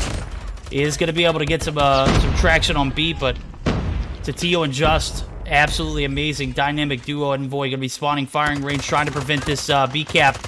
3 players coming through for the assist, but is not going to be enough to stop 11D in powering through and getting this B site. We've taken the lead. Yeah, 11D coming through with a big opening cap on B. Very, very quick cap, and that could give them some deciding points. Got a little bit of C progress from Zygnus out, but nothing that's gonna lock in spawns for them, so 11D can maintain control of their favorite side of the map. We've taken the lead. Do get a little bit of a hint on B as well, but again, just not anything able to stick thus far between these two teams. Gun skills seeming to be too evenly matched. Nobody can really pick up an edge, but oh my goodness. That's what a pickup on the Pallone there. Pallone, 2 kills on board. He was playing so very well in the search, as well as now we're going to see the Zygnus cap potentially come through. It could be a triple. Kimwax doing everything they can to clear out mid, but C is going to get traded. A going to go right back in favor of the guys over at the 11D as the AB hold continues to have the advantage on the side of 11D. Zygnus trying to recoup, recover, and get some traction here on B, but it's not going to be hard. It's not going to be easy. Kimwax clears trailer, does make the push up, finds another. Interesting first half so far. Wedo, where did you even come from, bro? What a demon. As Wedo finds Kimwax, clears out trailer himself, and the B and A hold are still going to be giving the advantage to 11D. Losing Bravo. Yeah, looking like 11D have themselves the advantage once again, and again, not the ideal matchup to drop if you are Zygnus here, because again, we would be leaning on them for the respawn games if we had to pick. That just hasn't been the case thus far. Hardpoint again looks like it was absolutely 11D's the win. They weren't able to come through with that one. Now here we are in the domination, where we absolutely expected this to be a Zygnus game, and can't quite pull it together. We've taken the lead. The first half domination here, a little bit of first half devastation for Zygnus, but still plenty of time to recover in the second as we're looking at a 75-42 point advantage, 33 points. 11 played the domination so very well against Mayhem. Maybe this is their time to shine. I can't discount Zygnus' abilities in the respawn game modes, but this domination might be something that Zygnus need to reevaluate their strategies on, as we see a complete map control for 11 in the first half. And taking a look at the kill feed and everything, 12-7 for Zai, 11-8 for Legacy, the sub-in. Raven 13-6. Nobody even close to those kind of numbers over there for Zygnus. As a matter of fact, just 4-13. That's not going to cut it, man. You're in a Game 3 eliminating round here, and C is not capped for Zygnus. They have problems in their home flag. Wedo looking to make some potential there, but the B site does come through. Maybe it was strategically played, a full man push over to that B site, and it does pay off now. We talked about reevaluating the strategy, and they adapt in real time. Yeah, S-Dog pushing up, looking for some of that defense on B. He's taking some shots through the wall. That is one thing to consider, is that everything on firing range has paper walls. Your younger brother or sister came home from their kindergarten class and brought you home a paper mache version of firing range. I'll tell you what's paper thin right now, this lead. It's actually going to be in jeopardy, as a triple cap was almost a threat, a liability there. Raven able to pick up one, clears out that bottom 10 area. Also was able to waste one player's operator. I think that was Legacy's. I couldn't tell. No, it wasn't. It was Wedo. Nope, it was Raven. No, who the heck had the Sparrow out? Regardless, though, now we're going to see a 20-point advantage. Still in favor of 11. He start to slowly dwindle. Zygnus playing so very well in the second half. Palone could change all of that, though. Kimwack's going to be the only hope on this C site. The B site is in compromised position, though. 2 players on C. The trade might come through. Just up top. Just OP. Gets the shots to land, and now the C and B hold still in favor of Zygnus, but it's a sliver that the guys over at 11, you just need to put 1 or 2 foot on it. 1 or 2 feet on it. Jason and Palone are actually going to be... Palone. There we go. Palone actually going to be able to get the trade. Will they be able to stick, though? I do see few players from 11 spawning on the firing range area. They are going to be able to secure B or A. The trade comes through, and 13-point advantage still in favor of 11 here. But again, it's slowly dwindling. They can't get any traction on the B site, which has been a factor in the second half. It wasn't a factor in the first, but here we are in the second. Trailer control still held by Zygnus. Yeah, only about 7 points between these two teams. It is anybody's game verdict. And you gotta be feeling pretty uncomfortable right now if you're 11. You had a pretty sizable lead. You were at least able to get the B back, but it is not been a comfortable game, especially since the B flip almost comes back through once again. They are able to stop it, and if they're able to hold it a little bit longer, they might still be able to pull together the game win. We're not quite triple cap territory, but my goodness, verdict, we're just about there. It's about there. Zygnus tried to make the comeback here. Second half was devastating for 11 off the rip, but they have got their feet underneath them. Trades are coming through. They are, oh my, 4 players. Right, that is triple cap.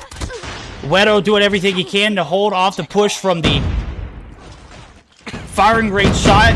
And now the triple cap almost comes through for 11, just to put a little bit of salt on the wound.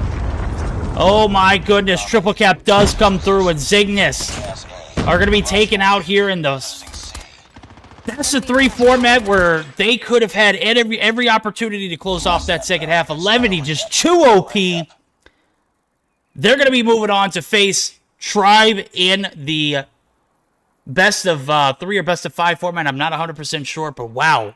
What a series of games to come through. As I just saw, my guy Gil actually came through with 100 Raiders. Absolutely loving it, guys. I hope you enjoyed game number 3. Hate it ended so quickly, but bro, 11 flexing on that Dom, bro. Oh, absolutely. I mean, again, we would have thought leading into this match that Zygnus probably have the edge moving into a search and destroy. And again, that just is not the way that match turned out in the slightest. So definitely got to keep our eye out for 11. They look better and better every time we see these guys. And they earned it. They came through and were the better team today, and they earned it. You're absolutely right. That is going to bring our stream to a conclusion, guys. Taking a look back at what's perspired so far. ARP out. Cygnus Gaming out. Status Quo out. Mayhem out. Lux out. We've got 3 teams left. Seminole, 11, and Tribe Gaming. Tribe Gaming and 11 are going to fight it out in the losers round 4. Seminole going to be sitting high in the winners bracket. They don't have a care in the world right now. All they care about is when's their next series, when's their next match. We're going to find out on the next stream as we're going to get geared up for a raid. I don't believe we're going to... I don't think we're going to see a next matchup, but I think that could possibly be it for the night. Yeah, that is. So we are going to pick up on Friday on Dave's channel. Guys, don't go anywhere. We're going to get ready for a raid. This is the Meseeks Invitational brought to you by Trovo, HyperX, JuJu Energy, and SXC Fingersleeves. Much love to those guys. Much love to you all who came through and enjoyed the series. We're going to get geared up for a raid, and GG's. Let me confirm that we don't have any more matches tonight, because I'm 100% not on board.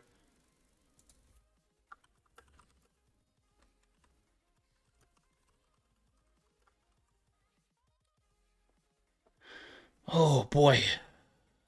9 o'clock Central Time, 10 p.m. daytime. I meant not daytime, Eastern Time. You know what I meant. Something like that, yeah. Yeah.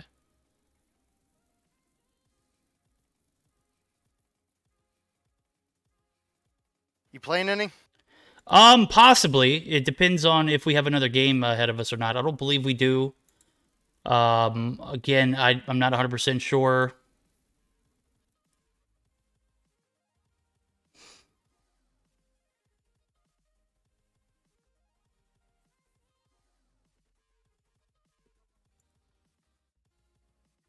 We are dropping viewers by the minute, though, I'll tell you that.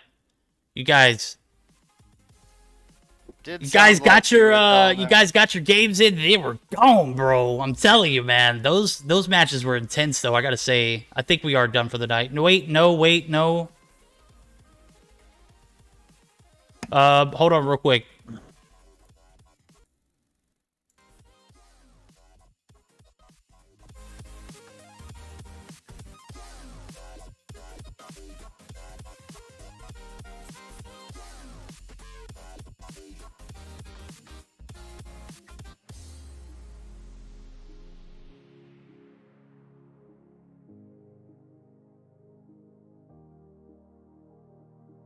Yeah, they both teams know all of the.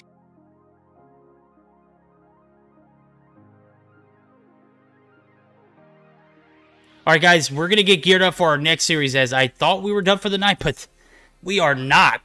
We are going to go ahead and jump in with Tribe versus 11. This is a best-of-3 format. Is that right? You are muted, by the way, Echo. Did he bounce out? No. It's a best-of-3, correct? Or best-of-5? Best-of-5 for the losers. Okay, gotcha. So we are going to get geared up for our next matchup. Before we do, we're going to take a short intermission to get Tribe and 11 in the lobby. We are not going anywhere. We're going to be staying strong, guys. Don't go anywhere. We'll be right back.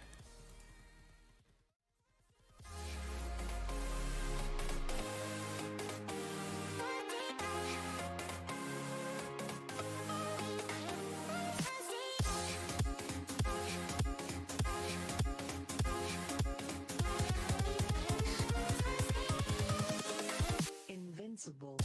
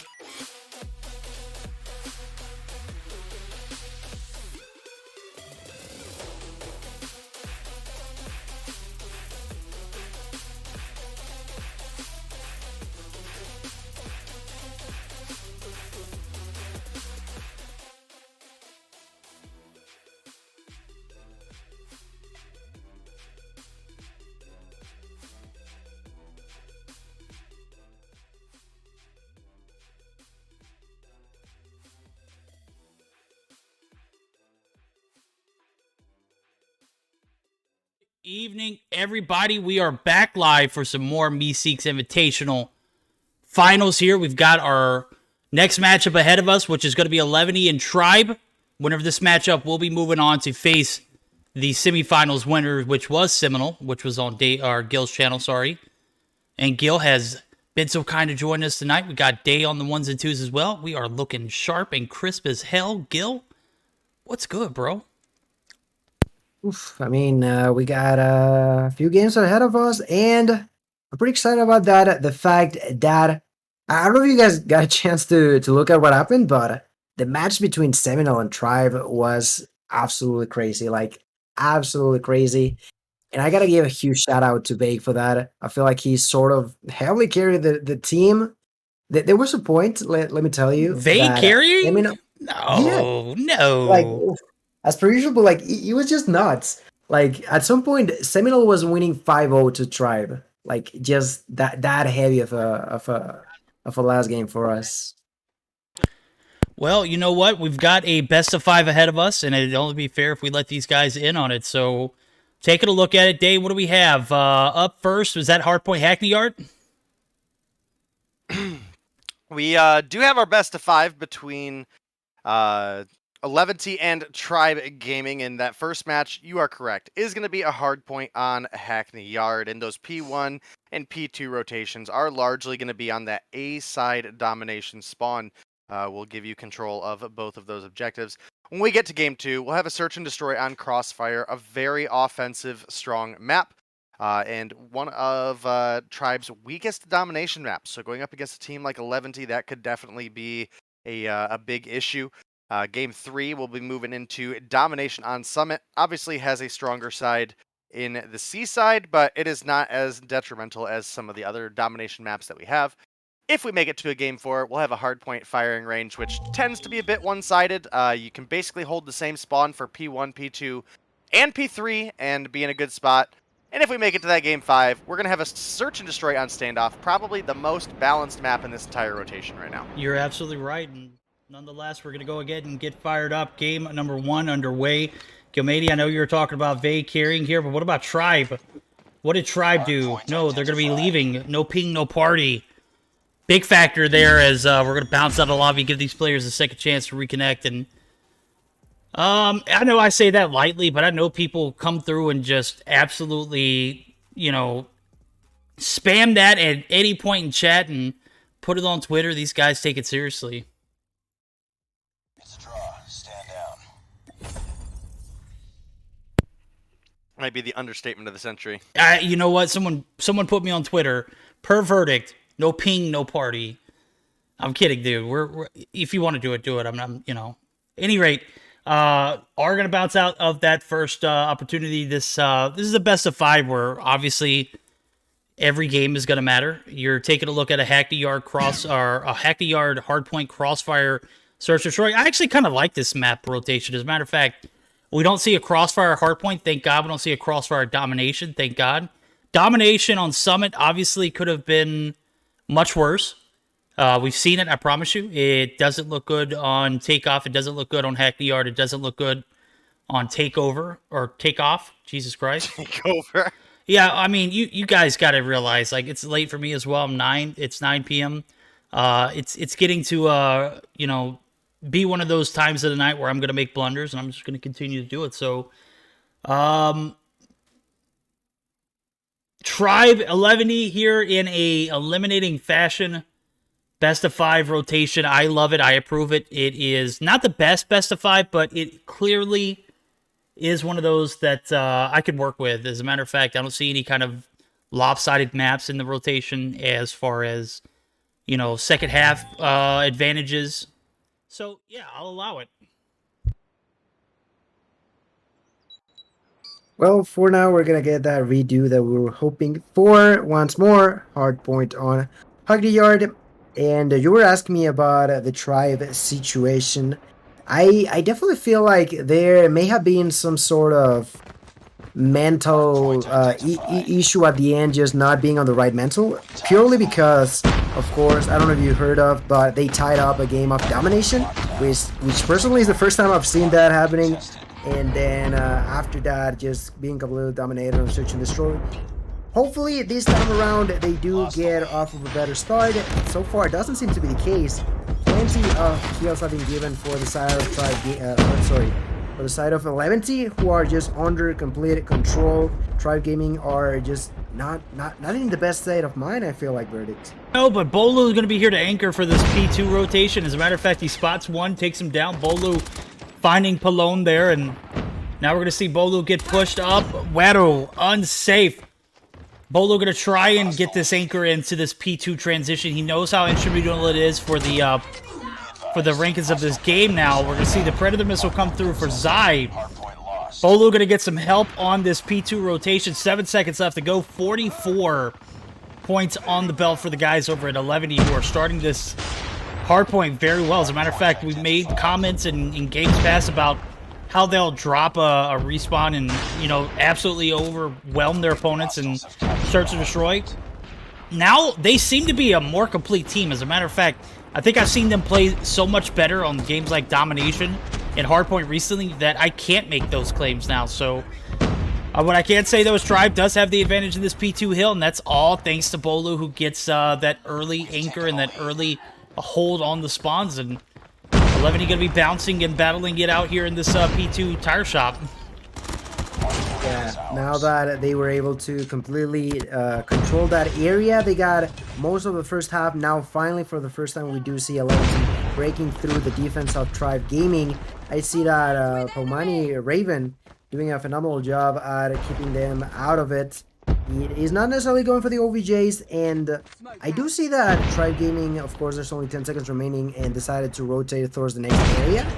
But now you can only wonder how many times they're going to be doing it, because the amount of points that they are giving on to is getting slightly significant in my opinion. So far, saving forward to 39. I see that Raven is still getting a few kills.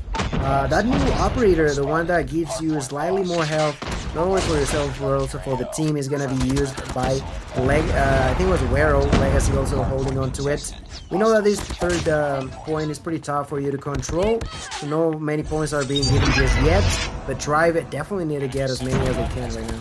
Yeah, Tribe trying to get in this nickel and dime approach, and on a hill like this, it's not gonna be advantageous for you to do so. As a matter of fact, you're gonna have to bunker down and send two committed players, and then get some top control over the top side of that tin building. But now they're gonna see about 18 seconds left. 11 not able to execute on are extending their lead, but Tribe able to come up a few points. As I say that, I do see 11 actually opting to pick up that scrap time. Legacy was the last one there. He's going to be taken out. Palone going to be trying to utilize his Predator missile. It does find one, and the P3 rotation is done. P4 comes through, and right now it's an 88 to 48 game, 40 points even, but Tribe have massive control over this green building. Top control and bottom to go along with it. Nope, Legacy's there. Legacy, on the backs of attack 5, does come through. Is going to be taken down. Bolu actually going to be taken off of his Sparrow there. But he does find one in the meantime, too. Yeah, the more the game goes on, we're going to get to see more and more Sparrows being used. I see that Belong continues to be alive inside of the OVJ. Was able to also use the Sentry Gun. He's going to get pushed over by 2 people at once. Tries to go for the kill, but misses.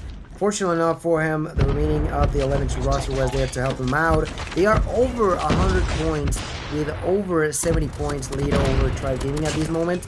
A phenomenal job being done by them. The rotations are just on track. Tribe Gaming are once again going to try to go to the next one pretty early, but Tribe are pretty far behind. I am looking at, for example, Marshy trying to work as the anchor right now. Just surviving in the area, throwing that trophy system. Has that Sparrow in hand, potentially going to be using it pretty soon. But at this moment in time, 11T, with a very few points that they need, is going to be tough to defend now.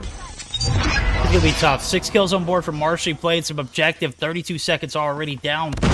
But the massive comeback is going to have to come through at any moment, as they have found themselves at a 70-point deficit. Marshy maintaining the bottom side of this building is going to be contested. We're going to see multiples come in. He pushes out, repositions. Marshy able to contest here and there. Is going to pull out his Sparrow that he's been holding on to for a minute.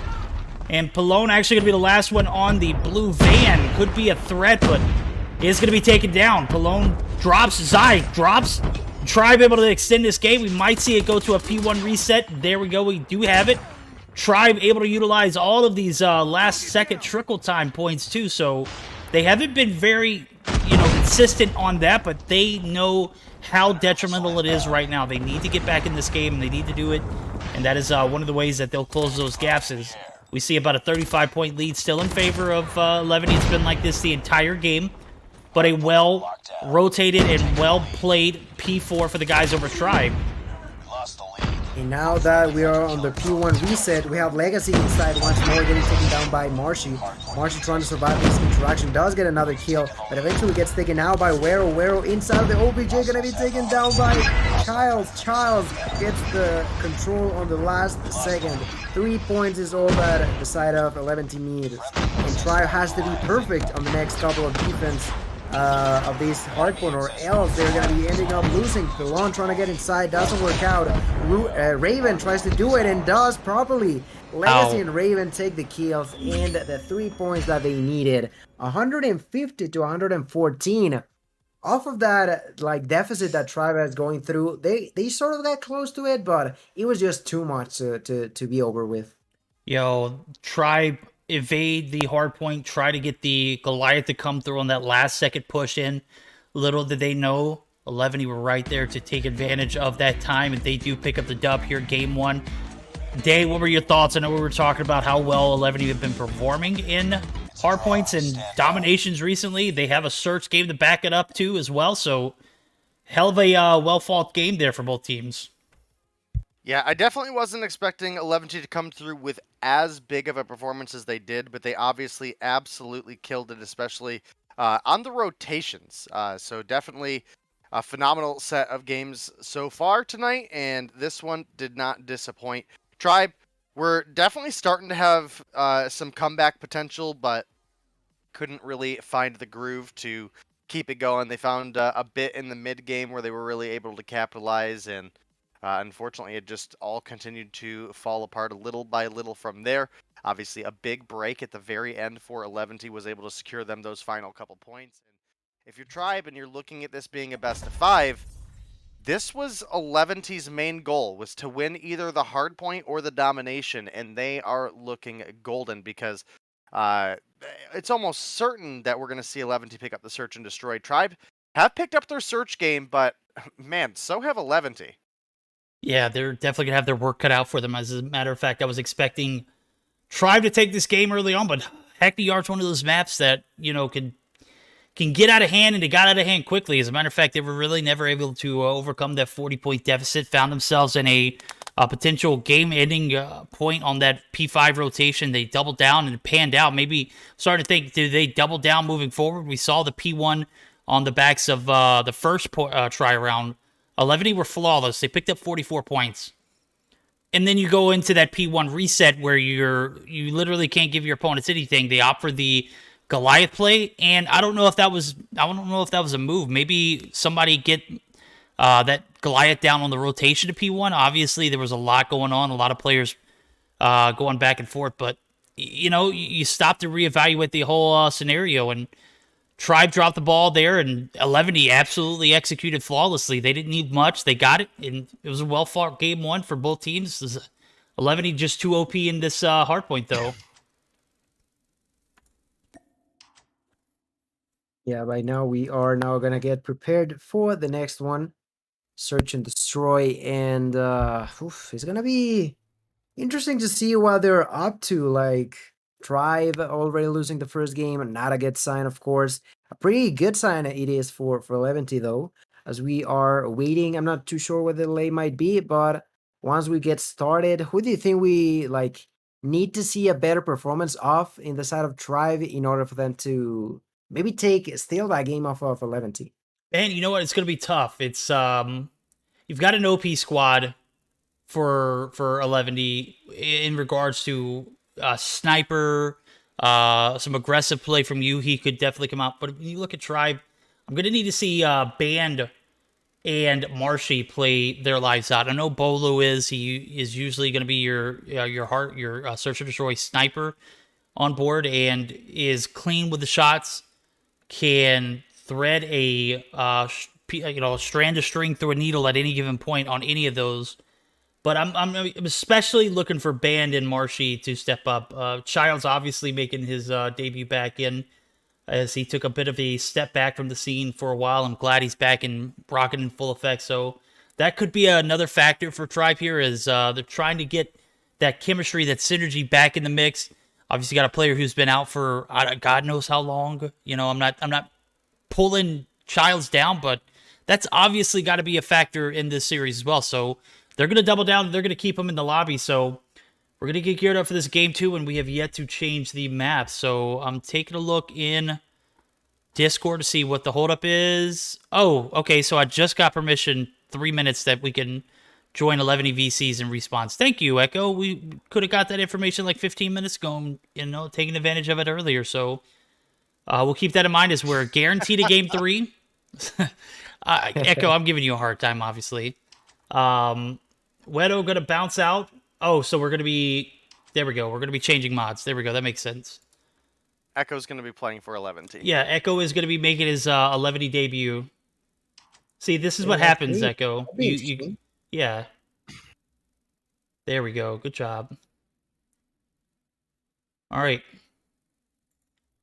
Best of 5 has already been sought out, but we will talk about it again. We're going to see a search and destroy on Crossfire. This is why I was saying no Perish in the mix is definitely going to be a huge factor for me for Tribe. Why? Because, no Perish, no party. No Perish, no party. That's all it needs to be said. No, this guy plays this map on this mode so very uniquely that he adds that dynamic factor to the case of, not necessarily being someone who's going to pick off players left and right with a sniper. He's unique in the sense that he's going to be wall banging the hell out of that A site, or B site rather, on bus station area.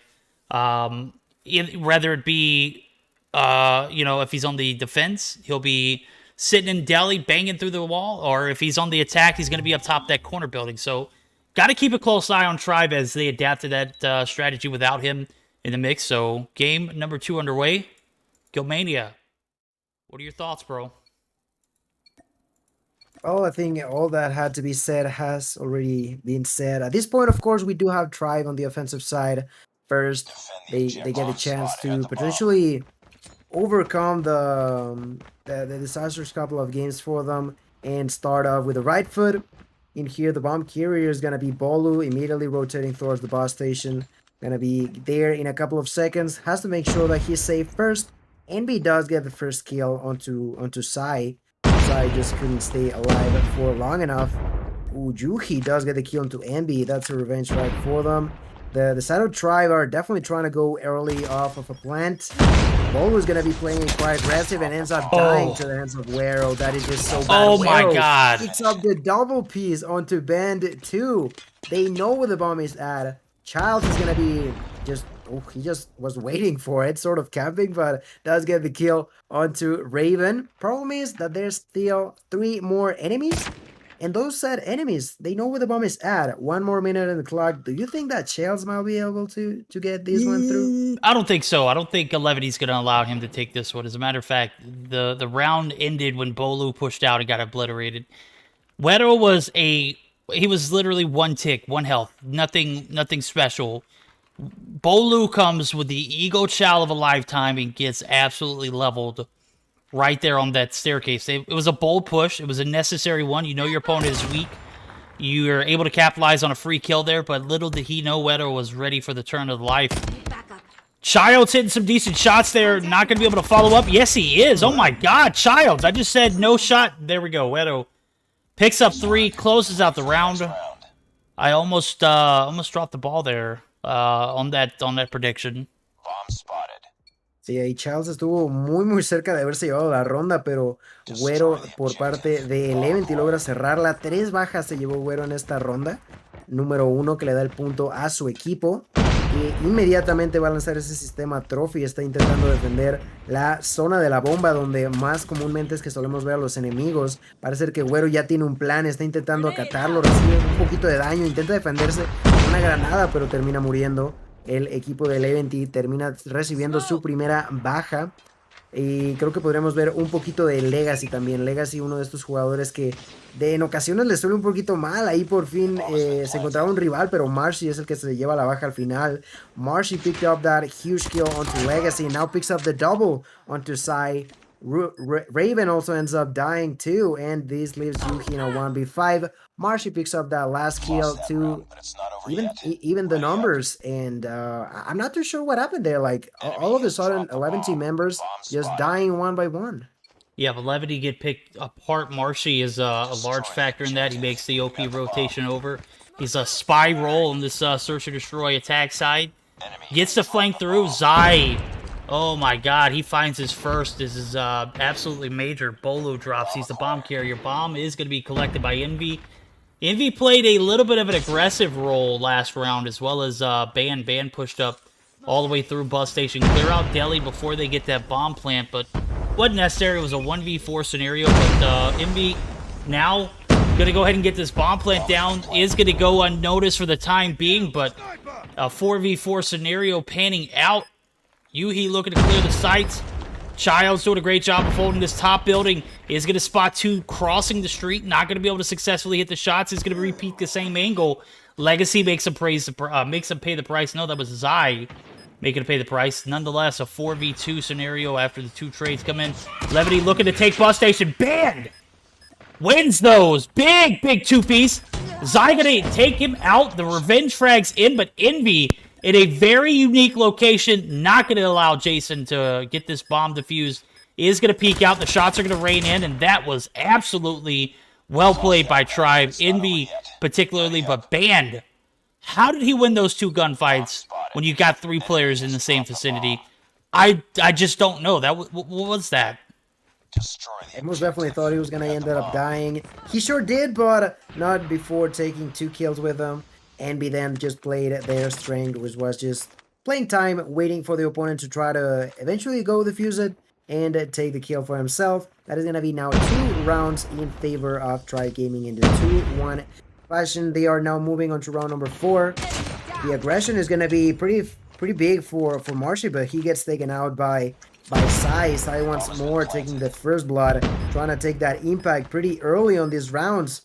But 11T have not been able to capitalize on those for 2 times in a row. The bomb is gonna be planted. About 30 seconds on the clock. And the push has to come through really soon now. I see that smoke is gonna come in play. Sai picks up his knife. Sai goes for the double, but misses the shot. His allies are dying too.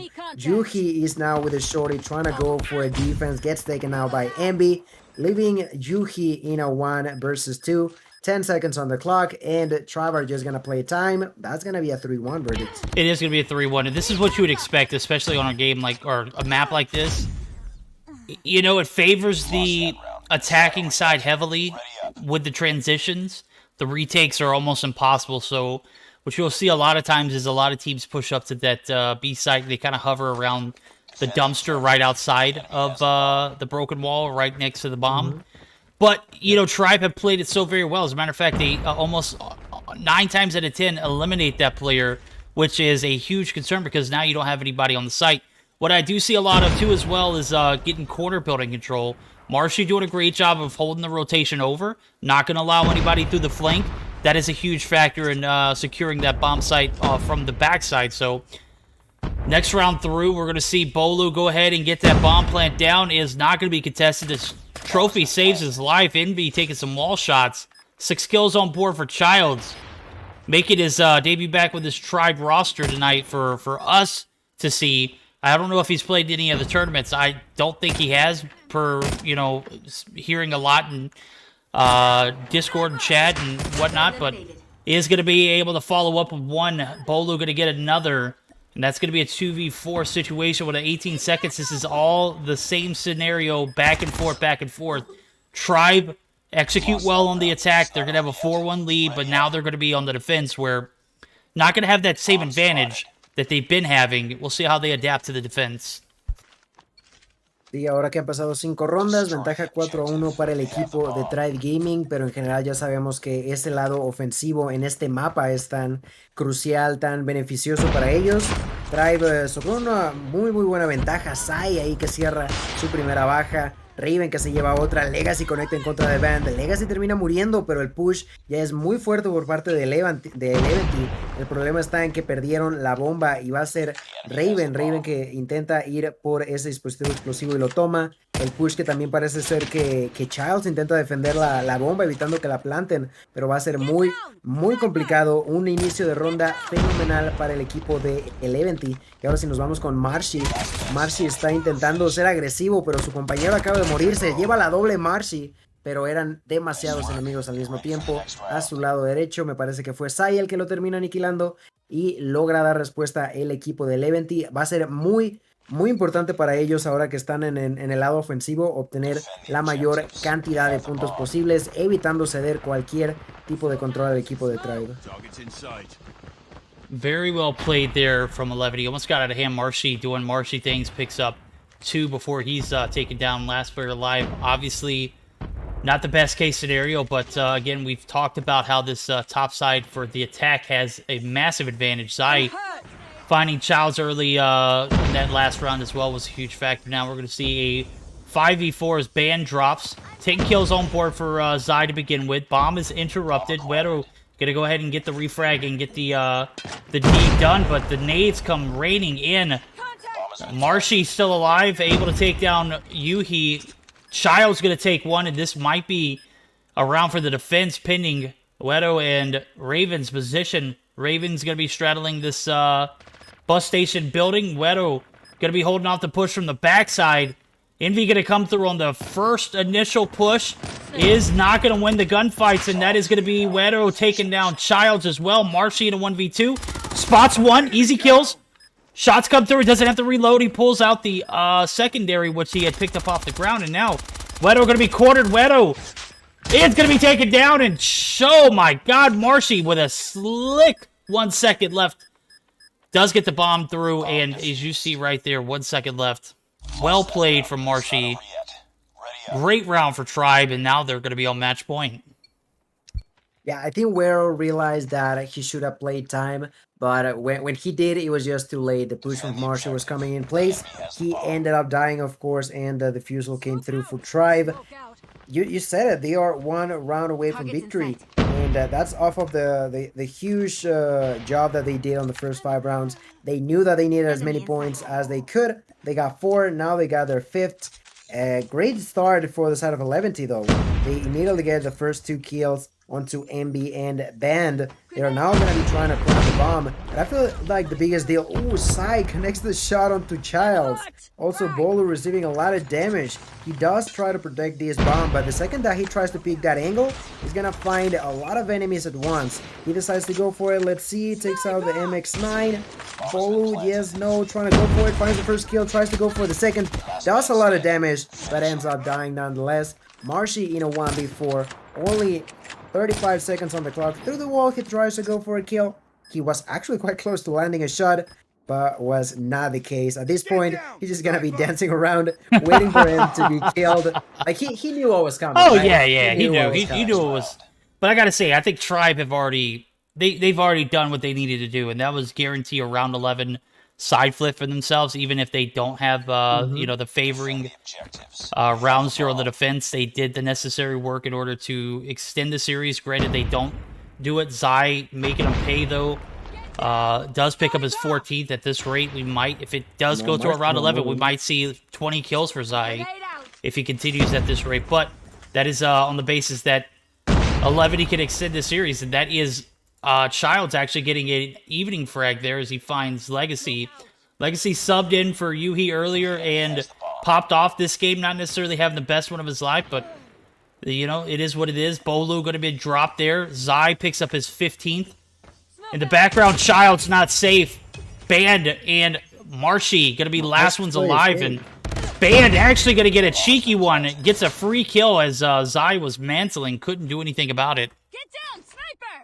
Yeah, Band is technically the only player alive because Marshy continues to be AFK. With his DLQ, a pretty interesting skin, trying to go for the fusel. 30 seconds on the clock, 3 enemies in front of him, and it's not going to be an easy task. With the sniper, it's going to be a struggle as well. Maybe he can pick up a kill at a distance, but has to be aggressive at some point. He tries to go for the bus station. He's going to be quite close to a lot of enemies. Takes out the M13. Marshy actually going to get disconnected. Ben finds the first kill. Tries to go for the defusal, but he's going to end up getting taken out.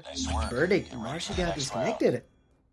I want to say it had nothing to do with him dancing around in the street by himself in a 1v4, okay? I want to think that, but then also, you know, it was quite disturbing behavior. Maybe there was a disconnection issue before then, as I knew he knew that the round was not winnable, but at the same time, you know, that you got to put that into factor too, so I'm obviously, you know, on board here for 11 to, continue to take these rounds, but I don't see it happening now, as I do see Tribe just absolutely Bolo just dropped at a stop of a, like, literally at the stop of me talking. Like, he was taking shots in the hallway, and at any rate, now we're going to see a 3v3, regardless of Marshy being here or not. Tribe picking up the slack when they need to do it the most, and they want to find a win here. It's going to be in a 4v5 format. They've evened things up to 3. They've got bus control. This is a very interesting play now that Levity caught off guard. And now we're going to see the push come through. Wedo, bomb in hand, looking to make this site over towards A. Is going to clear out the side. Band violates Raven there in the background. And feels bad for Marshy disconnected, but it looks like they may not even need him. Y por ahora el push parece ser que se dirige hacia la bomba de Alpha. Yuji se lleva ese francazo en contra de Childs. La bomba fue plantada. Güero tiene que hacer la defensa. Va a lanzar una granada. Se está defendiendo en contra de quien me parece que es Bolo. Y ahora viene la defensa 2 contra 2. Ahí Yuji se encuentra de cara a Band y conecta ese escopetazo. Bolu que se queda solo 1 contra 2 en este 5 para 4 inicial, puesto que Marcy fue desconectado. Bolu se lleva una baja, pero Güero inmediatamente lo aniquila y es el momento de la verdad para el equipo de Eleventy, que puede aprovecharse de esa desafortunada desconexión por parte de Marcy. Ronda número 11, obviamente ya el equipo de Tribe va a iniciar con un jugador menos, pero vamos a ver qué tal se lo plantean, puesto que ahora vuelven a estar en el lado ofensivo. We do have Tribe Gaming on the offensive side again. As per usual, Bolo gonna be carrying. Marshy is out and so is Sai. Sai got immediately dropped by Childs, and the push comes through for Tribe. Push coming through, 4v4 style, Bolu. Bomb in hand, going to be clearing out, getting the information. Bus station secure. Is going to make the push up. Smoke's down. The trophies aren't, though. It is going to make Bolu pay. He is one shot, but might be able to get this bomb down. Raven pushes up boldly, finds one, knows that Bolu is weak, but Wedo actually going to get the finishing shots. Envy on the contest is half health himself. There's no way Envy stays alive after this. Child's drop. Envy in a 1v3. Marshy disconnects, and that is the game with plenty of time left. The defuse is going to come through. 2-0 lead for the guys over at 11E. And, you know, I hate to say that, you know, it was a scenario that we've seen tonight, but it was. 11E dropped 2 players in the hard point against Cygnus earlier. It was devastating to watch. They came back hard and fought the domination and the search and destroy in absolute dramatic fashion. Well played from 11E. They continue to roll on with the good times here. 2-0 lead now, and I know that Marshy's Wi-Fi was acting up, but man, that's a feels bad moment for Tribe. So game number 2, Day, what were your thoughts? Well, man, Marshy disconnecting was a big feels bad moment because Tribe were right on the brink of pulling together the win, and unfortunately they just couldn't make it happen. We got pushed all the way into that round 11 where Tribe was actually able to get an opening pick, and I was starting to think, hey, maybe they can still close this one out, but then the refrag came through and took down Band, who was popping off, and definitely swung things back into the side of 11T. I mean, Band with 8 kills on the board. We did have Childs come through with 13 as well. So definitely some really big performances on the side of Tribe. But again, unfortunately, just being down that body, I think ended up being the difference maker. I think you're absolutely right. They put themselves in the position to succeed in that search and destroy. They guaranteed the round 11. Not necessarily guaranteeing. They could have closed it out earlier. But Marshy not being present for the occasion definitely had an impact on that game overall. As a matter of fact, we saw the round 11 come through, and even though Tribe had the advantage on the attacking side, only 4 players left. It's tough, you know. We are going to see a Domination Summit be a make-or-break game for Tribe, but they are no strangers to, you know, eliminating matches. As a matter of fact, they have a few reverse sweeps up their sleeves. We'll see if it actually is possible. They need to win this next game, and based off what we just saw, Gil, I mean, Domination Summit, this is, you know, Domination, a game mode that Tribe thrives in. This map itself, I don't know. We'll see how it pans out, but what are your thoughts? Primero quería decir algo en español, no puede dejarse sin comentar. Sai, de verdad, reventó 16 bajas en total, una absoluta pasada por su parte. Hizo lo que quiso con sus rivales y ayudó en gran medida al equipo de Eleventy para llevarse esa victoria. The biggest deal breaker for me, it was also for Eleventy's favor. The fact that Sai was getting so many kills right off the bat. And unfortunately for him, he did get taken quite early in a couple of them, but in most of the rounds, he was able to pick up 1, 2, sometimes even 3 at the beginning and help the team a ton. That was the biggest factor. As we now get onto the third game, Tribe, of course, got to make sure that they're cool. You know, they might be on a 2-0 losing situation, but they still got a chance to potentially try to come back. So it's important to stay focused and not lose track of what's going on. They got one more try, and at the same time, we do have the chance to join boys later on for 11-2, right? Awesome. That'll be something we take advantage of here in the second half. First half, Now under progress, we are going to see the B side get pushed by multiple. Gueto finds 2, and it clears off that top control area. One more try game opportunity here for this game 3 Need to find a dub here, and they need to do it big. Gueto comes through on the backside. Marshy up top. Marshy doesn't have that connection issue now, so this is going to be Tribe's opportunity to stay alive. Oh my god, Marshy pissed. 3 on board. Is going to be able to clear off that connector site, but the flip is secured. A still there for 11D. B now going to be in favor of Tribe, so good start here for the Tribe guys. Really, a really good start for sure, and well done by Marshy. Picking up those 3 kills was a big deal for the team, being able to securely freely get that capture over at Bravo.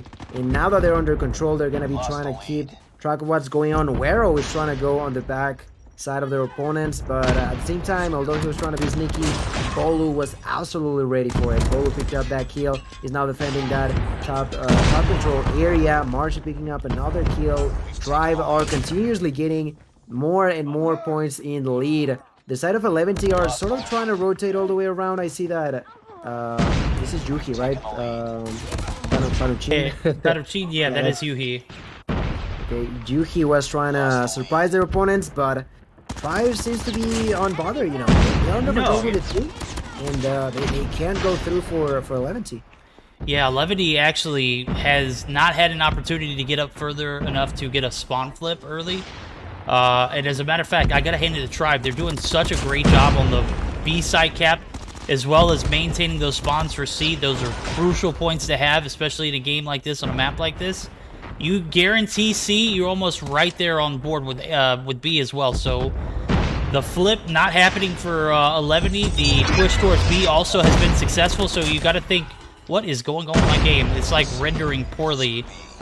Now we're going to see the C side push come through, and Gueto opening the floodgates on that B side, completely distracted their opponents. But now the flip does come through, and this is everything that Tribe fought so hard for early on. Now going to be handed back over, and B and C going to be in the favor of 11. They're going to be able to regain a little bit of that deficit that they found themselves in so far. But a whole new second half to come along with it. So 43-67, close game in that regard, but second half could be a different story. Yeah, right now the side of Tribe were actually quite close to capturing Bravo once more. Van gets a hand off of it once more. Marshy getting in there. That's going to be a capture for Tribe. They get control over the 2 flags once again. And at the end of this round, there's going to be about 20 points lead for them. It's going to be 75-53. So 22 points. You mentioned that double cap happening for 11T was pretty beneficial for them. So they are not too far behind, but they get a second chance as round number 2 starts. But Verdict, what about us joining some Boy Scums? It seems like we also have the chance to join Tribe if we get the chance to. Absolutely. Let's go ahead and join in for the guys over at 11. Then we'll, if we have time, go into Tribes. Matar buena, ahorita buena.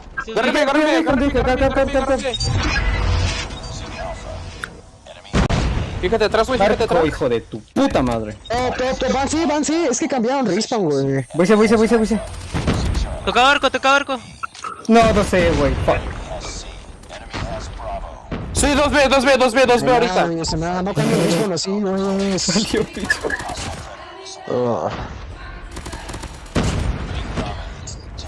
Buah, chaval. Agárrese, güey. ¿Uno oscuro? Arco en B. All right, a little bit of call-outs here and there, and triple cap comes through for Tribe, and they have absolutely dominated here in this second half. We were looking to see if the guys over at 11 were able to capitalize on the C side to begin with, and sure enough, here comes the guys over at Tribe just absolutely owning, and a massive 30-point advantage now. Y después de esa triple captura por parte de Eleventy se les empezó a caer todo ese plan que ya tenían en mente. El plan que Eleventy tenía para poder cerrar en el 3-0 está muy complicado. Están intentando cambiar el respawn ahí capturando la bandera de Alpha. Mientras Legacy quiere defender C, no le termina de funcionar. Van a capturar C, tienen que rotar a B. Y es que el mayor inconveniente es esa bandera de Bravo, la cual no han podido retomar en el lado de Eleventy. There we go. Top control held very firmly here by Tribe. Childs leading the way there. 120 now to 82 as the points are rolling in. A triple cap is necessary. It's getting to be that point now as we do see Tribe extending their chances here in this best of 5 format. Third game domination, 127 and 85. I don't know. Obviously, 11D have shown up and proven that they can hang with the best of best. Domination game, search, hardpoint, doesn't matter. They're going to have to extend this series and see a game 4 if they want to close it out. Now, the Tribe, rolling with the good times, is going to pull out the Goliath, as well as the Dragonfire. Child's actually going to go ahead and put it up in the air. I don't even think they need the Goliath, but hey, if you got them, use them here. B going to be cleared off. 11D. Looking at a game 4. Yeah, at this point, Tribe Gaming had all of the utilities to be used. They were like, why not? Not only one, but 2 Goliaths are going to be used. Not really that it made a difference, but of course, it looks cool for the stats. That's going to be a victory once again for Tribe Gaming. And you said it yourself, Tribe Gaming is a team that can be pretty dominant on something like domination. And they definitely showed that to us. They did. Very well played there for Tribe. Extended this series to a game 4. Need to have another successful one in here to stay alive, though, as we're taking a look at the stats here. Pretty dominant performance there. Bolu, top frag. Marshy with that OP Bobby calling card right there. Bolu picks up 17. Goes 17 and 8, 24 and 12 for Marshy. Tribe turning the Jets on in that first half. They never really looked back. Second half was pretty devastating, but look at the flip side of things. No one even remotely positive for 11E with the exception of Yuhi, who only goes neutral. If that doesn't paint you a picture of how that game went, I don't know what to say. So, GG's, as we're going to get geared up for that game 4 right around the corner. Taking a look at the rotation and whatnot. We are going to be on board with a hardpoint on firing range. Hate for it to come to this point because this map can be a bit lopsided when it comes to situations like that, but nonetheless, here we are. 11D, ready to take this to a final situation, grand finals against Seminole, and Tribe looking to stay alive and take us to a game 5. Gil, what are your thoughts, bro? Well, this point, is of course hardpoint. Once again, we're gonna have respawns, and that's a better chance of Tribe trying to come back. Yeah, maybe I feel like the biggest factor are gonna be those 2 initial hardpoints because of how much you can ramp up those points if you get the initial control and get a hold of it. Of course, both are going to be trying it. Tribe on the brink of elimination still. For those who are joining in or may have forgotten, this is the losers bracket, which means that whoever ends up losing in here is going to be eliminated over here. So they know what they're fighting for, and they're trying to make sure that they can survive this whole game. We'll see how it goes as we're going to get geared up. We've already spam that start button a few times. Going to give these players another chance to fight it out here as it's going to be the deciding factor of Tribe extended to that game 5. Where we will see a search and destroy on... can't even remember. Search and destroy on standoff. I think Day popped in and popped out. He's not here. Okay. Hopefully he'll be back with us soon. But for the time being, it is you and I alongside with a muted Echo for this boy chat. Initial control is going to be for the side of Tribe Gaming. I see that Bolo is on the top side of metal, and he's now bending. Their opponent is going through the respawn. Doesn't get a kill, but at least make sure that they are receiving a little bit of damage. Ends up being Marshy, the one who took most of those frags, ends up dying himself. Control for Tribe has been broken through by the 11-2 roster. Levity opted for this backside push. They don't care too much about this P1. As a matter of fact, they're going to invest about as much as one would expect to. Is out in the open, can't do much with it. P2 is their money hill. Going to be right there on the backside of 10. It's going to be American, but can't maintain P2 if you don't have spawns. And I do see those spawns come into play here as the flip does come in. 31 flawless over the top for Tribe as they have gone uncontested here in P1. I'm thinking 11, man, you should have maybe doubled down, send one there early. You know, you did the exact same thing, or Tribe did this exact same thing in Hackney Yard, and you saw how it panned out. You put yourself in a 40-point gap, it's really hard to overcome. Y ahora que empezamos el punto número 2, el equipo de Levent pues claramente decidió rotar de manera temprana, dejando de lado cualquier oportunidad de pelear por el primer punto, dejándose a sí mismos en una desventaja inicial de 40, pero por lo pronto están mejorando más y más cada segundo. Legacy es el que queda dentro del objetivo, está intentando mantenerse con vida, sus compañeros lo están apoyando. Legacy, que ya tiene 5 bajas, está danzando en los adentros de este punto caliente, recibe un poquito de daño debido a las granadas. Marshy a través de la pared es el que logra llevarse las bajas, entra dentro del objetivo y retoma el control para el equipo de Tribe Gaming. For the time being, it was about 20 or so seconds when Marshy broke through that hard point, and it seems like 11 are going to be doing it again. You know, they are going to be rotating early, but at the expense of dropping those 20 potential seconds that they're not fighting for. Yeah, man, you know, I'm not saying that that's going to be how it is the entire game, but if it is, you got to think that when is that going to be the, you know, the opportunity for you to take the lead? It's not ever going to happen. As a matter of fact, if you're giving your opponents the first 15 seconds, first 10 seconds, and then the final 20 seconds too, it's kind of tough. You got to double down on one of these points, and as a matter of fact, Tribe doing a phenomenal job so far. I think it'll be a opportunity for us to go ahead and join in for a HyperX listen-in.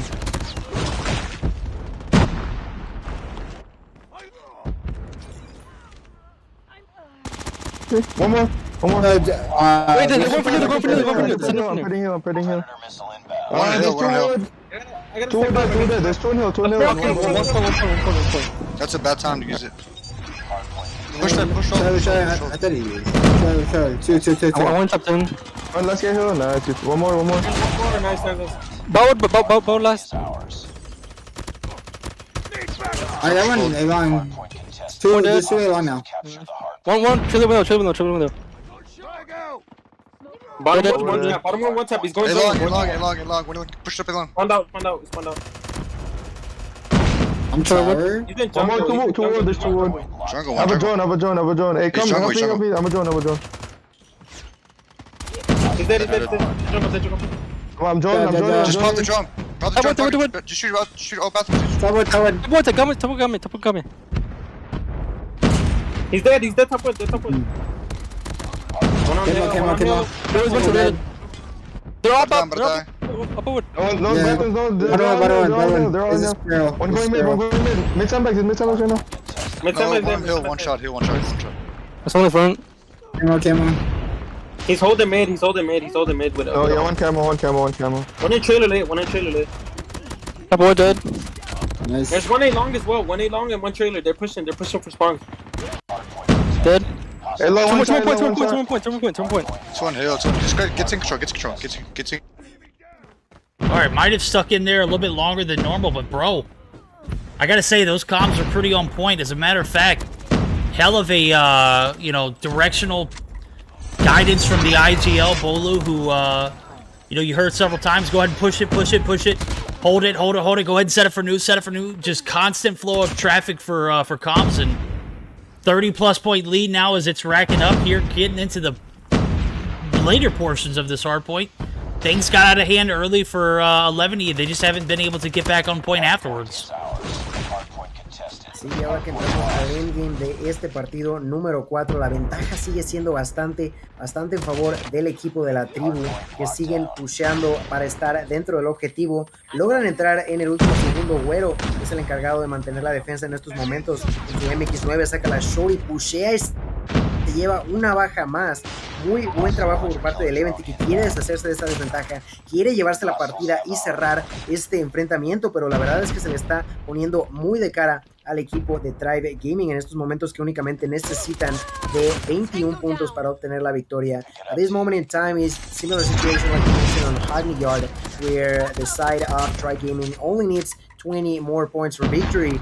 The only problem could be that 11 to try to rotate early. The other thing is, like, it didn't matter too much. They immediately retake control. They are going to be inside of it. And Verdict, I think we might get a game number 5 ahead of us. I'm not too sure. Tribe only needs 10 more points. And Yuki tries to get inside, but it doesn't seem like an easy task. All of 11T are dead. And at this point, that's got to be GG. Tribe are going to win this game to even the overall series. We got a game 5 for ourselves. Got a game 5 indeed. This is going to be the last chance for each team. And I pointed it out earlier. It's kind of the flip side of what we saw in game 1, right?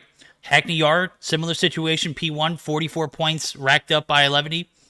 They steamroll in, get the break in P2. In exactly the same fashion, 11 do the exact same thing that Tribe does early on. They opt for the P2 push, don't invest anything into that P1. It's understandable, you know, but at the same time, where did they get them?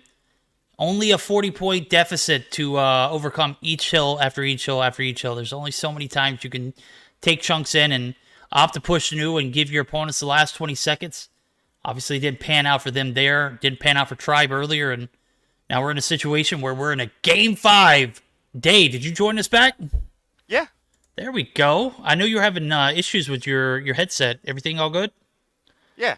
Oh, no, I, in between last game, Vague had a question about some ruling in Mobile Mayhem, so I had to go clear things up for them there.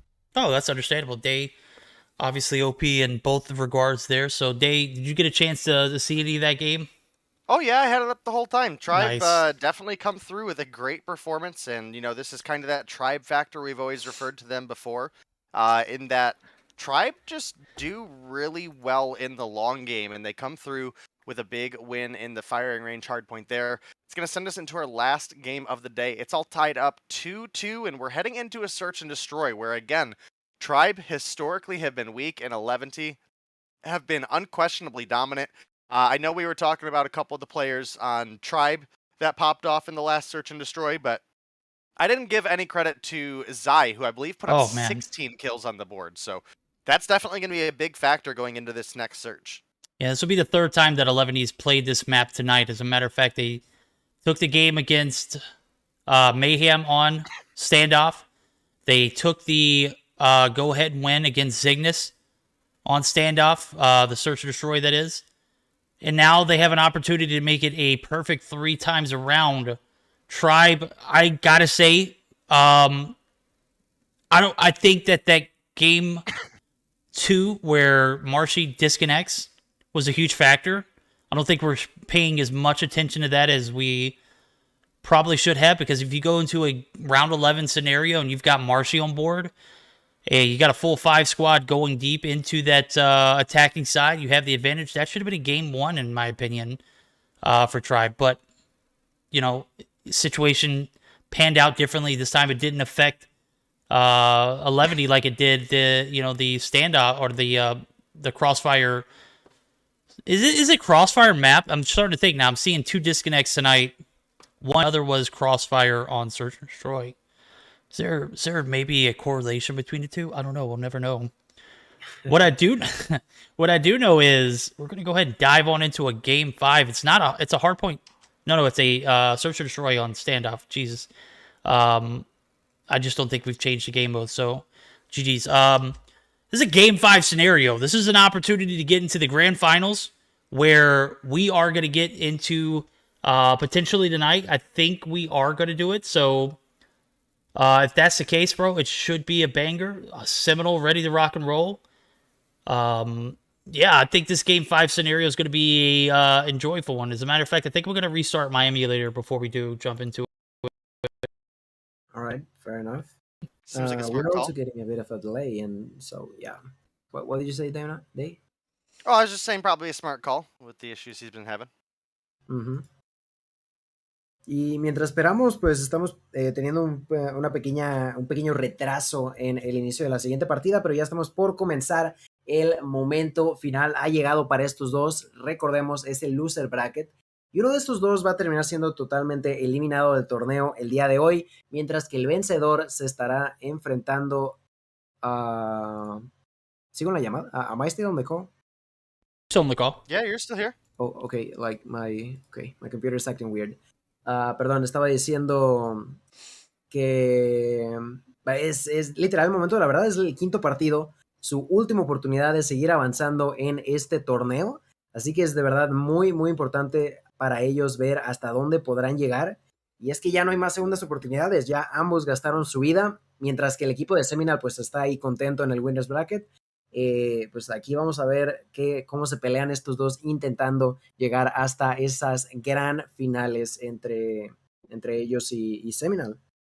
As we are continues to wait, what's up with your emulator? It is restarting now. It is not loading me back in just yet, but it does look like it is performing slightly better. I don't know. I guess once I jump back into the game and we dive on into that search and destroy on standoff, we should be good to go. We should, yeah. There we go. 99%, 100%. Come on. There we go. Echo, yeah, okay. Echo is we're good to go. The owner, so there's no problem. All right, we are good to roll. I'm not too sure what the inconvenience might have been. I just realized that's I don't know where a few players were missing, but they are all back on track, and so are we. So the second they all press that ready button, we're going to start with the final game of these losers bracket finals. Yes, indeed. Winner of this matchup will be moving on to face Seminole here shortly in the grand finals for the Meseeks Invitational. That is right, guys. $500 prize pool. This is a massive two-day event that we have been able to cast. We've seen plenty of action throughout these 2 days. As a matter of fact, you probably got to see the best of it. That Zygnus and Tribe Melee only best of 3 pan out, dude. How did you guys even come across that? How did that even come up? I mean, I don't even know it myself. I was just like normally spectating. I actually even think that there was like a kill or two at the beginning with a regular weapon, but then after that it was just all melee, all using those gloves.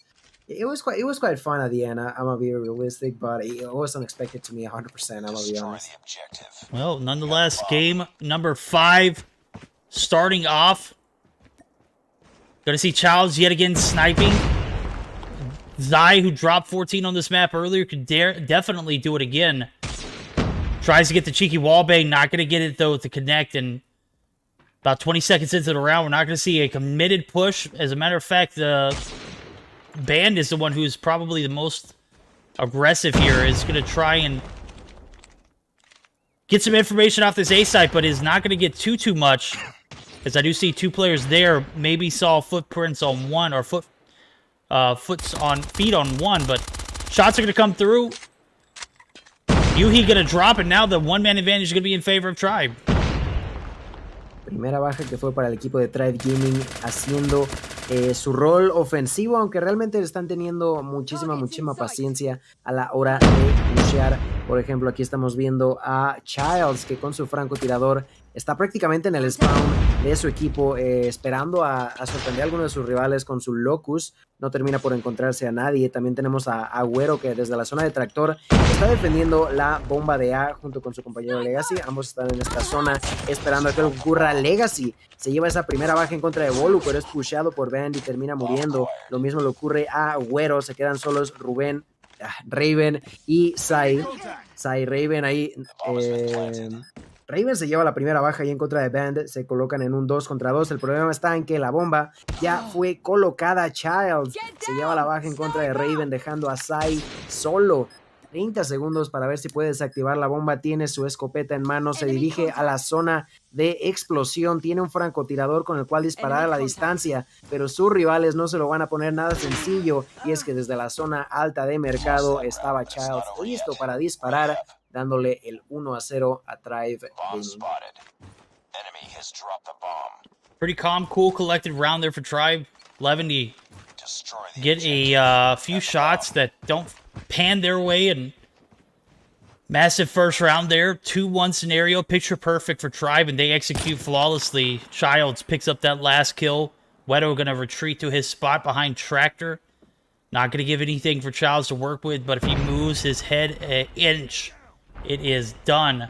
We're going to see the nades come raining in. Oh my goodness, look at it. It forces his head, and that is going to be Childs executing Wedo. Going to be forced out of the backside of Tractor. Phenomenally done there by Tripez.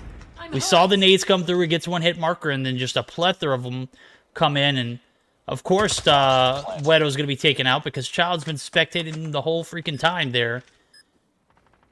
3v4 scenario, bombs planted.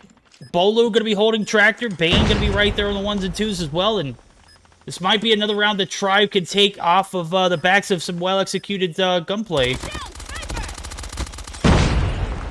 Yeah, at this point, 3 versus 3. Legacy picked up that kill onto Bolu, but then shortly after he gets taken out himself. So those Raven, this is a 1v2. The bomb is still ticking down against the odds of Zai, who gets pushed over by Band through that broken area. He was trying to go for the opponent who was over at the statue, but like I mentioned, Band was ready for it. Picks up that kill, initial advantage over for the side of Tribe Gaming. The way that they're playing is really good in my opinion. They are taking off an early lead and immediately capitalizing on it.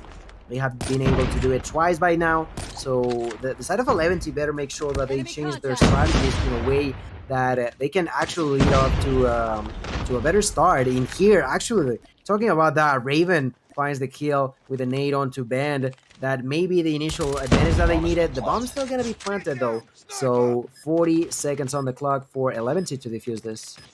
Yep, got to give it to Wedo. Didn't make the same mistake twice. Fell back off Tractor, even after getting plethora of nades and some shots in from Childs. Nothing lands. Bolu actually might be able to take him out here. It's a 4v4.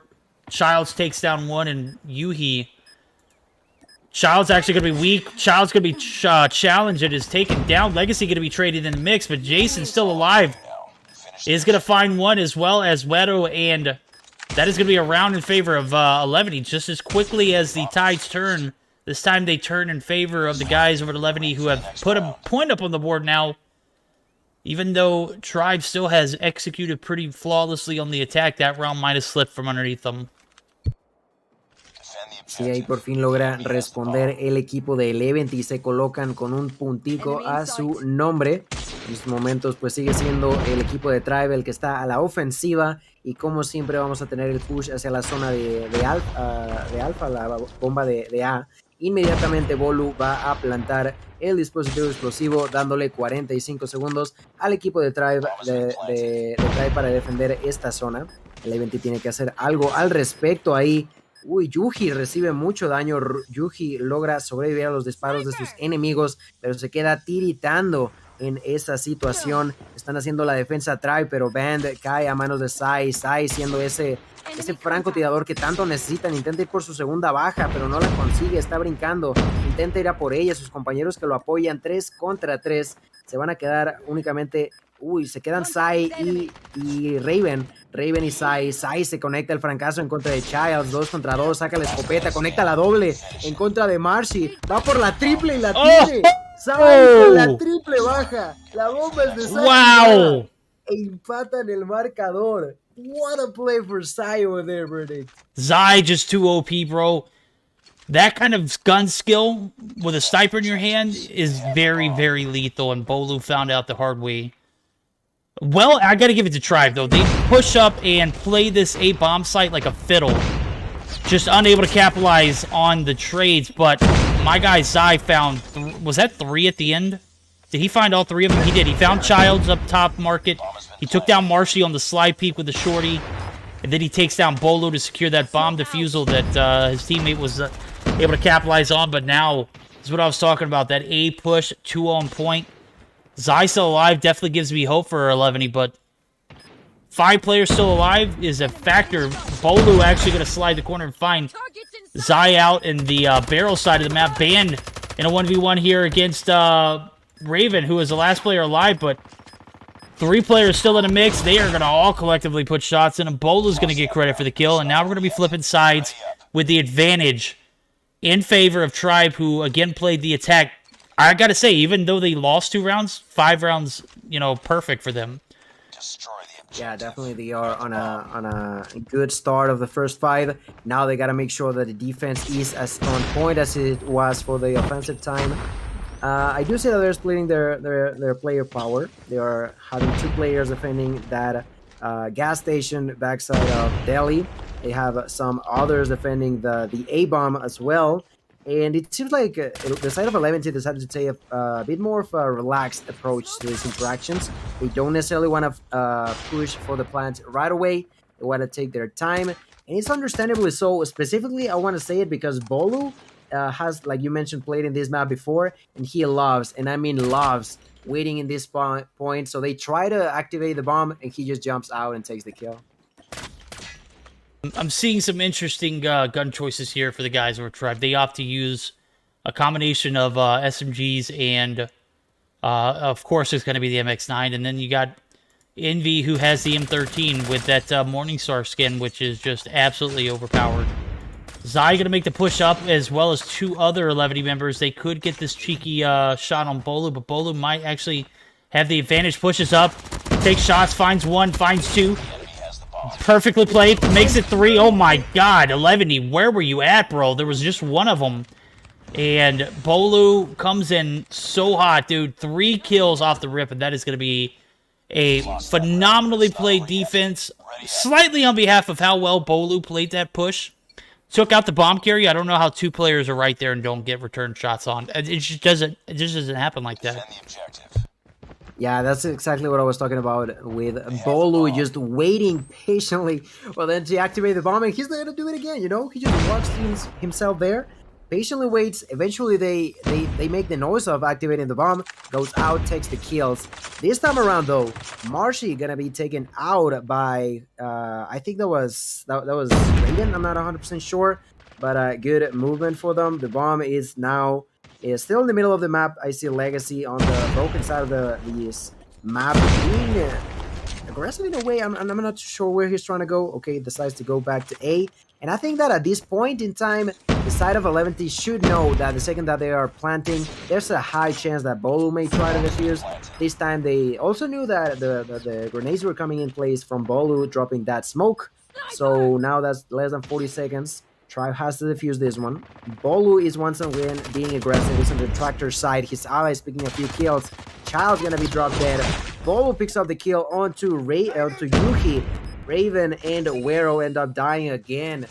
And that's gonna be the 5-4 lead for Tribe Gaming, who are 1 single round away from moving on to the grand finals verdict.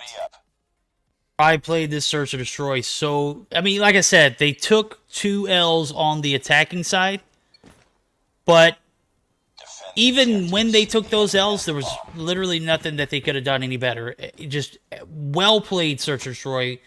So very collected, so cool, so calm. Ban actually going to opt to snipe this round. I don't think I got a chance to see what weapon he was using prior to, but usually I'm used to seeing either Child or Bolu, so Ban picking up the DLQ here is massive.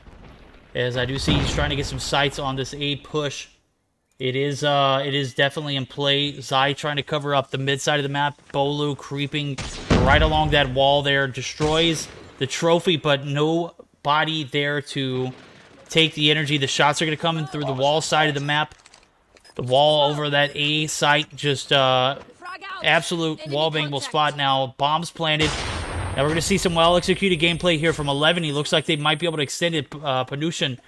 Yuhi actually finds 1. Legacy finds 1. Zai finds 1. It's a 4v1. Marshy all on his own, and he finds 1 and for himself, but he's still got 3 to deal with. The shots are going to rain in.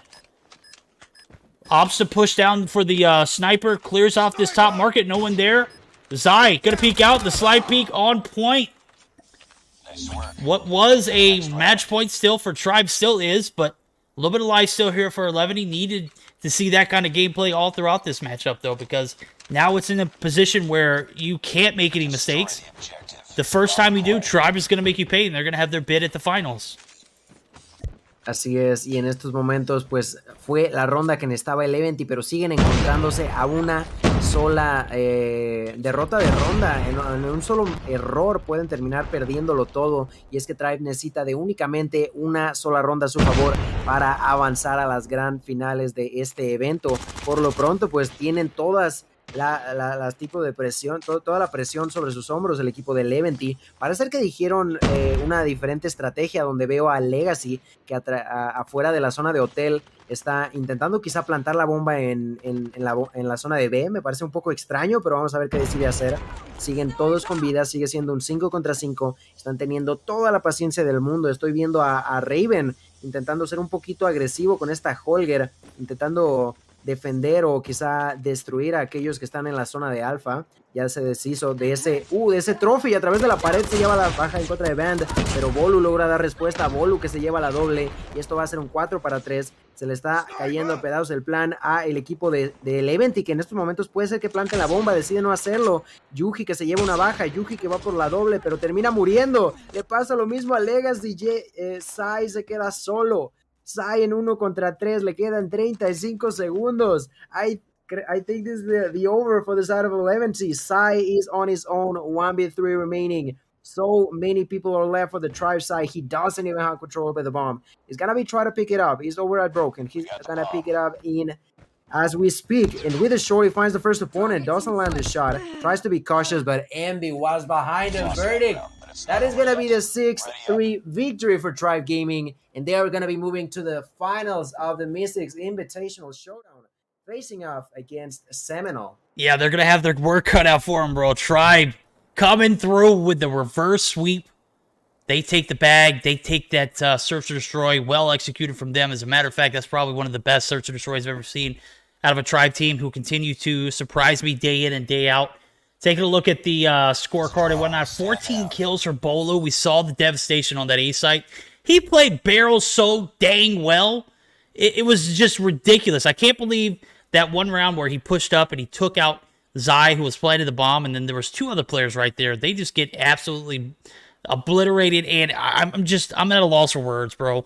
You find that one, and I was expecting it to be a one-and-done situation, 1-for-1 trade, but sure enough, the gun skill on point, Bolu taking out those 3 was probably, you know, in my opinion, the point of the game where I knew, like, Levity's not going to win this. They have bitten off more than they can chew in this Game 5 scenario, and they win 2 search and destroys on standoff. They do not win that third one. 6-3 win for the guys over at Tribe. Tribe Seminole for the grand finals. Day, Gil, how do you guys feeling about this? We'll start with Day.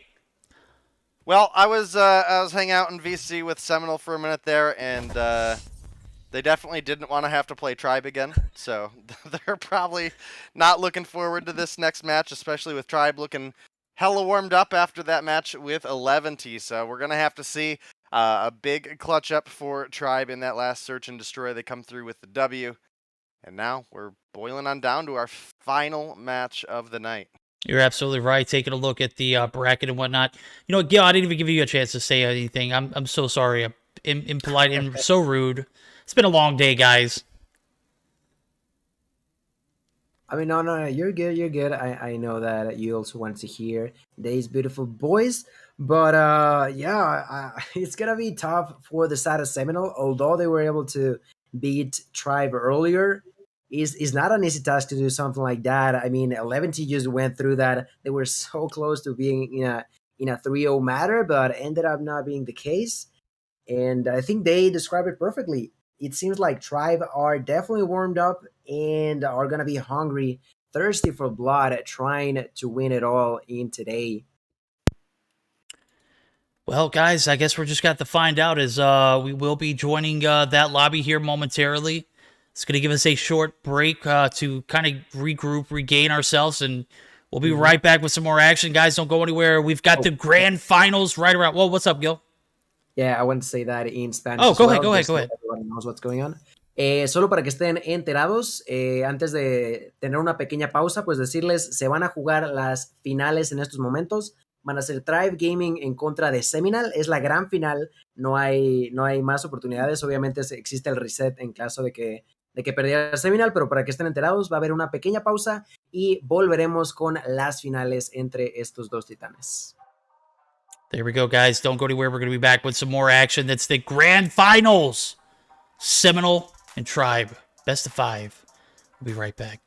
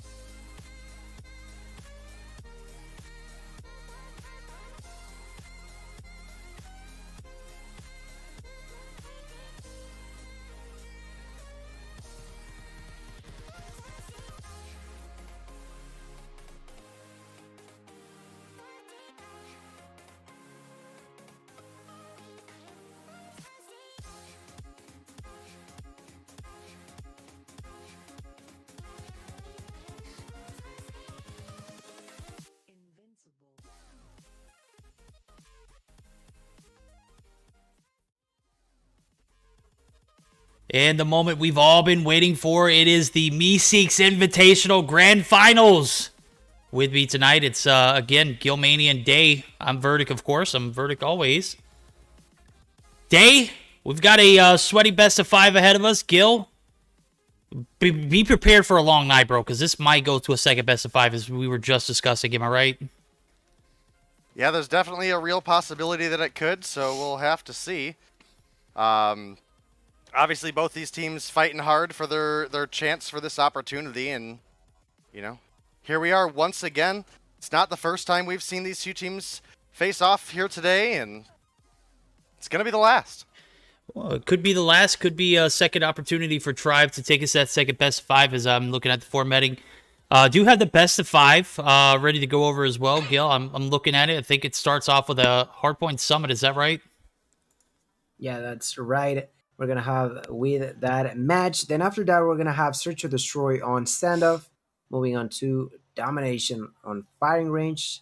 Hardpoint on Raid. And ending up on a potential 5th game of Search and Destroy Hackney Yard. Map AMs are going to be Seminole with Crossfire. Thank you. And Tribe with Takeoff. Thank you. Good God, these guys have good taste. I love it. Seminole banning the Kinetic Armor and Tribe banning the Annihilator. Definitely going to be a factor in this series as well. Sparrow's still going to be fair game. We are doing a little something different here for the first game as we're going to get ready for it. Got the maps ahead of us. Day and Gil are going to be on the 1s and 2s for play-by-play, and then we'll flip back and forth just to keep things interesting. This is, again, the grand finals for the Meseeks Invitational. $500 cash tournament brought to you by HyperX, Trovo, JuJu Energy, and SXC's Finger Sleeve. Make sure you guys use code Meseeks to check out. Gil, I know that you got to see this matchup earlier. Can you shed a little bit of light on what went down? Well, for the first game, if I'm not mistaken, it was a victory for the side of Tribe Gaming. Then after that, we had a game of Search and Destroy that went to round 11. It was pretty tough, pretty intense. Both of them gave their best and ended up with an 11th round victory for Seminole. And then after that, we got the game of Domination. Like I mentioned, the first time ever that I've seen a tie happening on that competitive level. After that, it felt like just Tribe Gaming couldn't find their way inside of these games and ended up losing. But after what we saw with the side of Tribe and 11T, I feel like they are back on track for sure. We'll have to see, though. Back on track indeed. Game number 1 underway. Gil, Day. Not going to be able to see it off the bat, actually. No ping, no party. Go ahead, spam it in chat, guys. Let everyone know what's going on here at the Meseeks Invitational Grand Finals.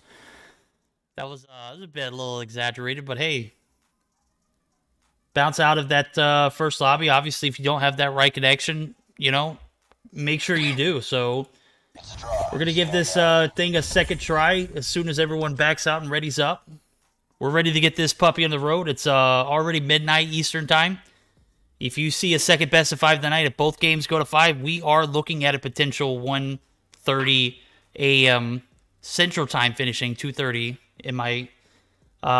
if my math is correct, maybe it's not. Hopefully it's not, because that sounds like that's going to be brutal, especially for these teams.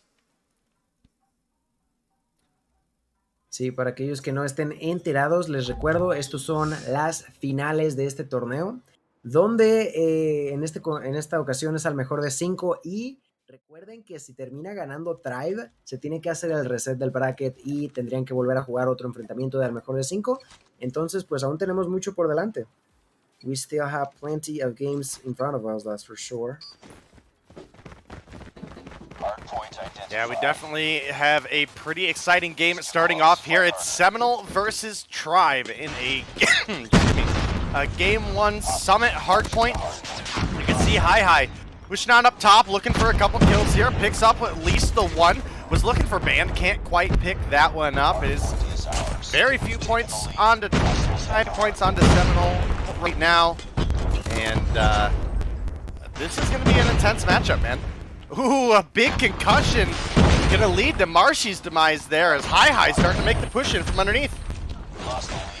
Yeah, on the side of Tribe Gaming, they definitely struggled a little bit for the first couple of seconds by trying to get kills. And for example, Bolu is the one that I see right now, doesn't have a single file for himself just yet. He gets himself inside of the OBJ, tries to go for the first kill and gets it onto Rivalo. Survives this interaction, goes for the double and gets it. Bolu finally back on track, trying to defend this area. There's another enemy inside of the hill. That is going to be now Hi. Hi ends up dying, and Bolu, who didn't have kills, was able to get 3 kills and allow the side of Tribe Gaming to get a few points for themselves as we started to see rotations towards point number 2. The first team to get there was Tribe, but I see Jazz on the top area, just making sure that Tribe Gaming is not having an easy time in here. Yeah, you're absolutely right, and I expect this one to possibly go all the way into the distance. I mean, we could be looking at potentially a second best of 5 here. I mean, Tribe, again, they excel in the long days. Their mental fortitude is solid, and coming into a long day / late night here, definitely off to a good start. Now, Tribe, again, because this is champs formatted, they would have to win 2 best of 5s in order to pick up a victory, whereas Seminole, they would only be looking at maybe to pick up 1. So we'll have to see here right now. Tribe have the about 25-point lead, as well as it looks like they have spawns available for them for P3, but you can see Seminole making that aggressive push over. Rabalo, Hi, and Slothy all finding a kill. If they're not able to get Bolu here soon, they're going to get him. And look at all of the spawn outs for the side of Tribe. Big opportunity here for Seminole. También quiero mencionar lo que está pasando en estos momentos con Bolu. Bolu, que se sacó todas sus rachas, las tiene disponibles en este momento. Bolu está utilizando este dron para proporcionar un poco de visibilidad a sus compañeros. También tiene listo el Goliath para usarlo cuando se le plazca. Una vez que se acaba el tiempo de ese dron, inmediatamente se dirige hacia el punto caliente número 3, donde ya está bajo el control del equipo de Seminal. Una muy buena defensa por su parte les está permitiendo empatar el marcador, pero inmediatamente Tribe tiene una respuesta donde ya tienen a 3 jugadores dentro y el resto están haciendo una defensa desde el exterior. Veo a Bolu dentro del punto, se lleva la baja en contra de Jess, tiene el arco explosivo disponible y sigue ahora Tribe en control. Parecía ser que el equipo de Seminal podría haber conseguido una ventaja, pero termina siendo Tribe de nueva cuenta el que tiene estos números en su nombre. Ahora estamos viendo las rotaciones al siguiente punto, donde el que llega primero parece ser que es el equipo de nueva cuenta de Tribe Gaming. Right now, I just saw Bolu decided to use his Goliath. That is going to be huge if he finds a way to survive, and his allies also drop a few trophy systems. Yeah, him being able to get this Goliath into the point is already a key factor, but unfortunately with a lot of his allies down, he is taking quite a bit of damage, not getting any of those trophy systems as you were just mentioning. So team responding here, I definitely expect a couple of them to hopefully get some utility down for him, because this is a big point for Tribe here. They lost out a lot of time on that P3 that was looking good for them, and now it looks like we might even get a break coming out of Seminole once again. Now Tribe, they have the lead, and they're not really at risk of losing the lead on this point, but obviously giving any room to Seminole is incredibly dangerous. But Bolu right now coming through with 4 Sparrow kills on the board. Definitely a big play coming out of him. Gonna help his team clear things back out. Marshy finds the other 2. Be a good hold for Tribe. They're sitting up about 56 points right now. Yeah, 56 points above them, and they're now trying to get some more terror done in here. Bolu continue to terrorize their opponents. I also see Marshy with a Sparrow picking up a kill that ended up dying to the hands of Babe. Babe also that key player from Seminole that did a tremendous job for the team. This time around, being no exception, 21 kills for himself, only has died 14. Problem is that the entirety of the team is not doing too good. They are losing by their opponents are doubling the amount of points that they own. 126 to 68 is now where you want to be at. They are continuously trying. They have 20 more seconds off of this .1 reset, but Tribe continues to take them out over and over again, and at this point it might just be too late for Seminole to come back from. Yeah, definitely looking like that might be the case. And again, Tribe They're really running through with that Tribe factor, playing into the late game exceptionally well. You can see they're just winning, quite frankly, a lot of their gunfights right now, and also the positioning that they have on their anchors has been solid. I mean, they definitely lost a couple of those fights for the P3, but we came over into the P4 and things were looking way better for Tribe. Even when things started to look a little bit scuffed, Envy played it back in spawn really heavily and was able to help them pull through together. And Bolu just scouting out some vision for his team there with the Dragon Fire. He's got another Goliath, 23 kills on the board, and it's looking like they might not even need it. Yeah, they might not even need it indeed. Bolu with a defense taking that double kill to end up game number 1, picking up that victory immediately for Tribe Gaming, 150 to 94, I want to say. Huge job done for the side of Tribe. They know that they already lost once, so they gotta beat them twice now. So it's important to start off on the right foot, and they surely did. Absolutely. As I'm taking a look at the kill feeds and the scorecards, Tribe just absolutely dominated in map control. As a matter of fact, Bolu, obviously your MVP, earned 2. I mean, there's not many games where you can go into and pull off a Goliath. My man's pulled out 2 and goes 25-7, a minute and a half on the hill. That was definitely instrumental for their success in game number 1, just clenching down on the jaws of life, putting the pressure on in game 1. They come out victorious. Seminole need to regroup and regain that confidence. As I look at it too, Vague obviously wanted to make something happen there, 25-19. Just not really getting all that collective effort in as I'm looking at it. Maybe a little bit of a chill factor for Seminole as they have been on ice for a few games. That could also be, you know, one of the things that we could point out. Dave, what are your thoughts? I mean, it definitely could be the case, but they've also played quite a few games today, so you got to imagine they're at least a degree warmed up. And again, we're getting late into the night, and mental factor starts to become a big thing. And that's something that Tribe has historically excelled at. And Seminole, they're a group of younger guys, so handling the long commitment is not something, at least in my experience, that I was good at until a couple further years down the road than these guys. So I have to imagine at least a couple of them may be in a similar situation. Especially, and I don't mean this in a bad way, but you know how Seminole are, right? Like, they do get a little tilted sometimes pretty easily, so definitely can struggle when things aren't going their way. And, you know, one of the big performances we need to see step up is Jez. And I expect him to in Search and Destroy. That's typically where your snipers are going to perform a little bit better, but 8 kills on the board, just not doing a lot of work for the hard point here. Yeah, that was a huge factor. Having him almost go double, or was he double positive? It was something like that. Triple positive for Bolu, right? Oh, triple positive for Bolu, double negative for Jez. Oh, yeah, sorry. Yeah, for Yes, it was like 8, 19, something like that. Yeah, that's tough. Tough game number 1 for Seminole. They will be able to bounce back here. It's still the best of 5.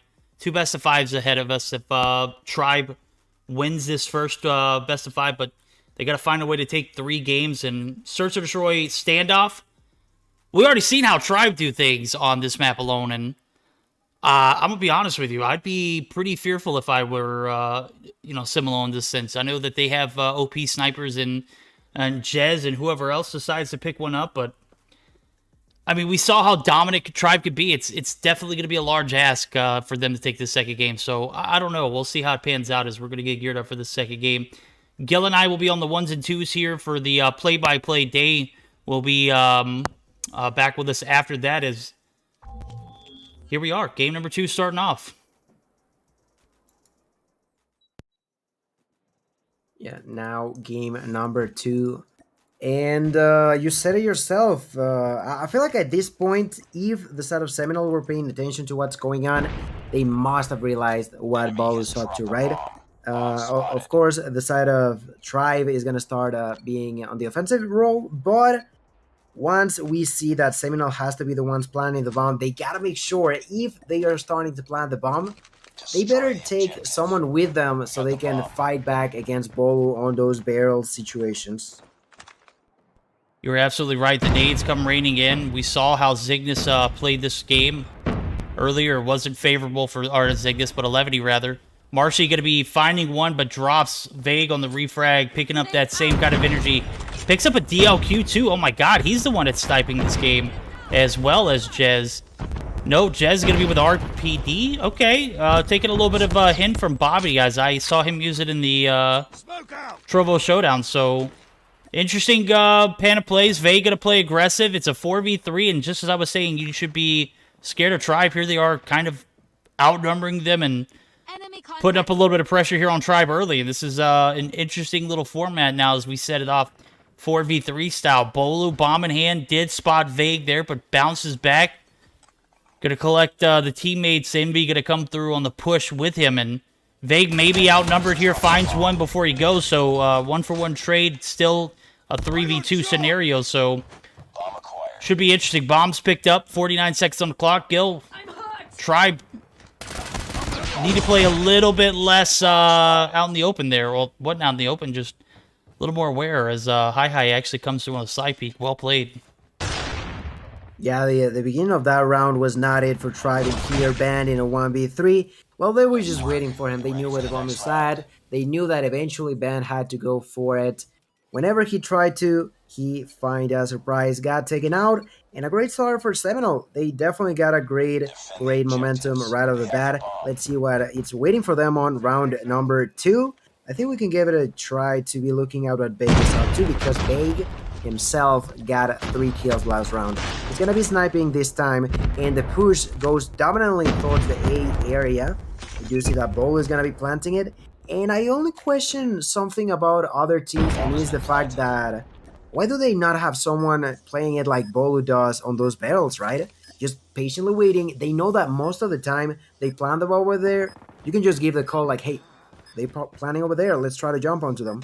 But you know, I don't know what could be for that. Vague though, he got picked on, and that's leading the players' advantage now for Tribe as they get kill after kill after kill. Verdicts. Lothy is alone in a 1v5 now.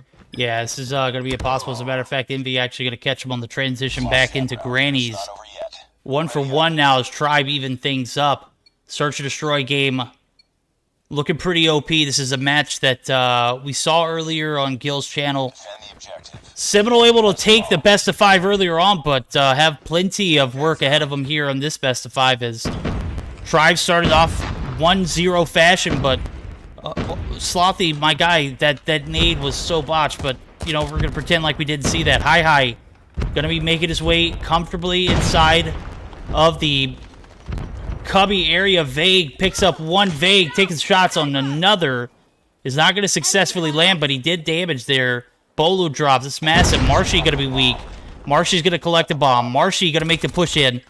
Vague and team are all going to turn on him. Vague going to get credit for the kill. And now Child's in a 1v5. Not going to happen. Slothy with a slide OP. 2-1 lead now. Seminole answered back strongly after a dominant round from Tribe there. Ronda perfecta para el equipo de Seminole, que ni siquiera perdió a un solo jugador en esa situación. Muy buena manera de ganar esa ronda. Para aquellos que apenas nos estén sintonizando, les recuerdo que el equipo de Tribe es el que tiene la ventaja en este mejor de 5. Van 1-0 a su favor. Entonces eso significa que Seminole tiene que tener mucho cuidado. Les recuerdo también, estos son las finales, la gran final enfrente de nosotros. Seminole y Tribe dándolo todo. En esta ocasión, como ya sabemos, pues sigue siendo Tribe el que tiene que plantar la bomba. Marshy, que acaba de morir a manos de Revalo. Revalo que tiene ahí moviendo el push a través de la zona de atrás de Benny. Está pensando en dirigir su defensa en esta zona, y es que parece ser que Seminole realmente no tiene pensado el ser agresivo en lo más mínimo. Sabe que tienen que defender, y es a lo único a lo que se están limitando en esta situación. The side of Seminole continue to be doing a great defense. They know that they don't have to overextend. They have people even rotating from Tribe onto the B-bomb. They're going to be planting it right now. That's an interesting strategy. And they gave enough time for Bolu to do it. That is going to be a 4v5. Bolu finds the first opponent. Takes a lot of hits onto the first one, but then gets taken out himself. The bomb is going to be immediately defused by Jess. Nobody there to defend. That's going to be a well-played round there for Seminole. Even with 2 players still alive, they weren't a factor as they were not even in the area.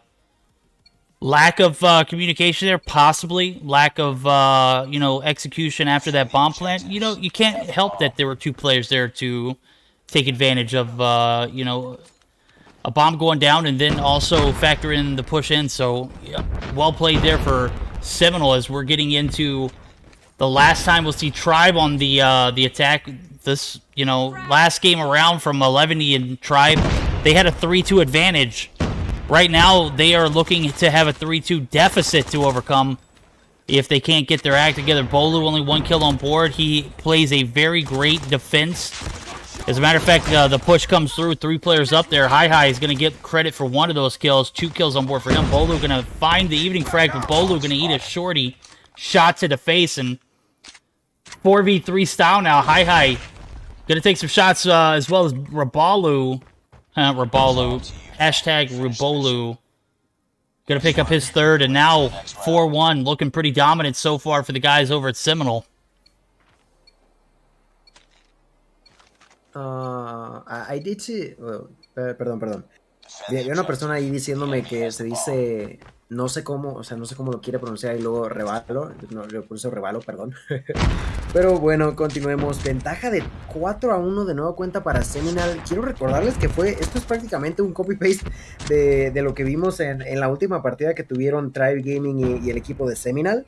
Podría ser que a Tribe ya le está afectando de nueva cuenta el factor mental. En este momento la primera baja fue para Marshy, que aniquiló a uno de sus rivales. Obviamente ya hemos cambiado de lado y es Seminal el encargado de plantar la bomba, y en estos momentos parece que va a ser Veig que decide plantar la bomba.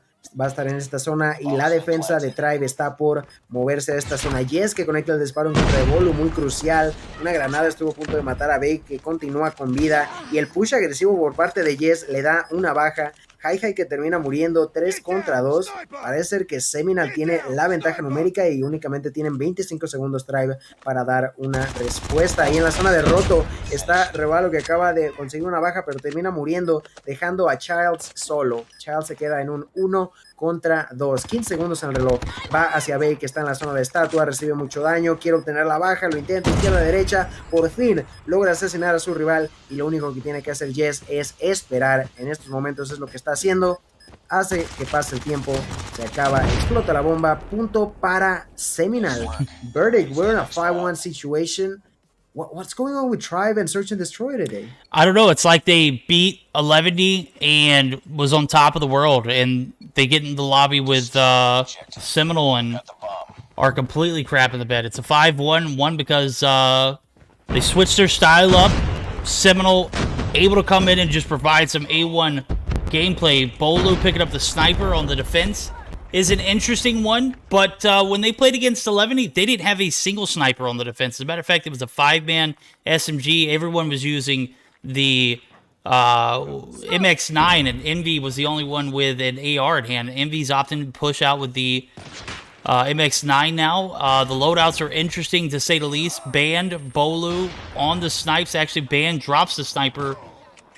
And now we're seeing a different game here, and it's a 5-1 now. Is it Jez going to be left in a 1v5? Going to be hard times here.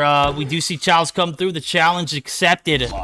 Try pick up a round to extend the game, but have been very underwhelming here in this Search and Destroy. As a matter of fact, I was expecting to see how OP they would play this game, and based off of what I saw earlier, you know, the information was should have been Tribe easily take this game and go up 2-0 with the series, but right now it's, you know, deficit after deficit they have to overcome, and extending around, definitely a good play, but Band, oh man, good nade.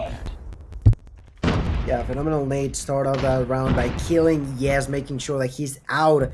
Big immediately picks up that bomb. He is, as per usual, like I previously said, using this DLQ. Gonna be trying to make sure that there's no opponents first. It seems like Seminole have decided to make that same push that Tribe did earlier, but it doesn't work out as Bolu was ready for it. Bolu with a sniper takes that kill, eliminating Vague effectively, making it a 5v3. And now it's Tribe, the one getting the initial advantage in most of these rounds. Bolu now knows that the bomb was picked up, and if he just killed an enemy, they must be around this area. He's making sure that they are not going through broken, but no one's actually being there. You see that Revolver is aggressive on A, takes the first kill, gets taken out by Band, and this is still a 4v3. Seminole are now struggling. They are continuously trying, but without any form of success. Hi is in a 1v4, finds the first opponent, but the second you see an opponent, you gotta get a kill, or else everyone is gonna come for you. For example, Bolo with a sniper, who takes him down, and Tribe managed to survive for another round. We'll see how much they can be extended this search and destroy. It's inevitable. The match point has been on for 2 rounds now. Tribe looking to take the game on the backs of a clean 5-1 reverse. Gonna be to be flawless though. Vay gonna push up aggressively. Hi gonna hold perimeter. Vay clears Cubby. Successful, but is it going to work out? We saw Bolu play the way he did earlier. He's not doing the same exact thing. He's kind of manning this outside of where he was at with the guys over at Levity, but it's not panning out this time. Hi, or Marshy actually going to be taking some shots. Marshy going to be able to win one gunfight, but peeks around the corner, and there's Hi to collect the refrag. The push up to the site is successful, though, for Tribe. They got the A site cleared. The bomb is being defused. Envy going to be able to get those? No, he can't. Banned. Does have time on the clock, though. Plenty of it to work with, and that is going to be Tribe now, making things even, or not even, but a little closer. 5-4 scenario, still match point for Seminole. Are they going to choke this 5-1 lead?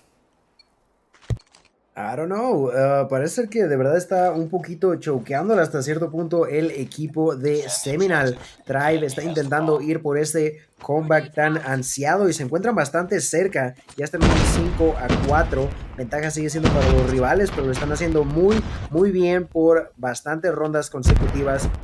En estos momentos el push va a ser inmediato por parte de Seminole, que planta la bomba. Lily ahí, Marshy termina llevándose una baja. Marshy se lleva la doble.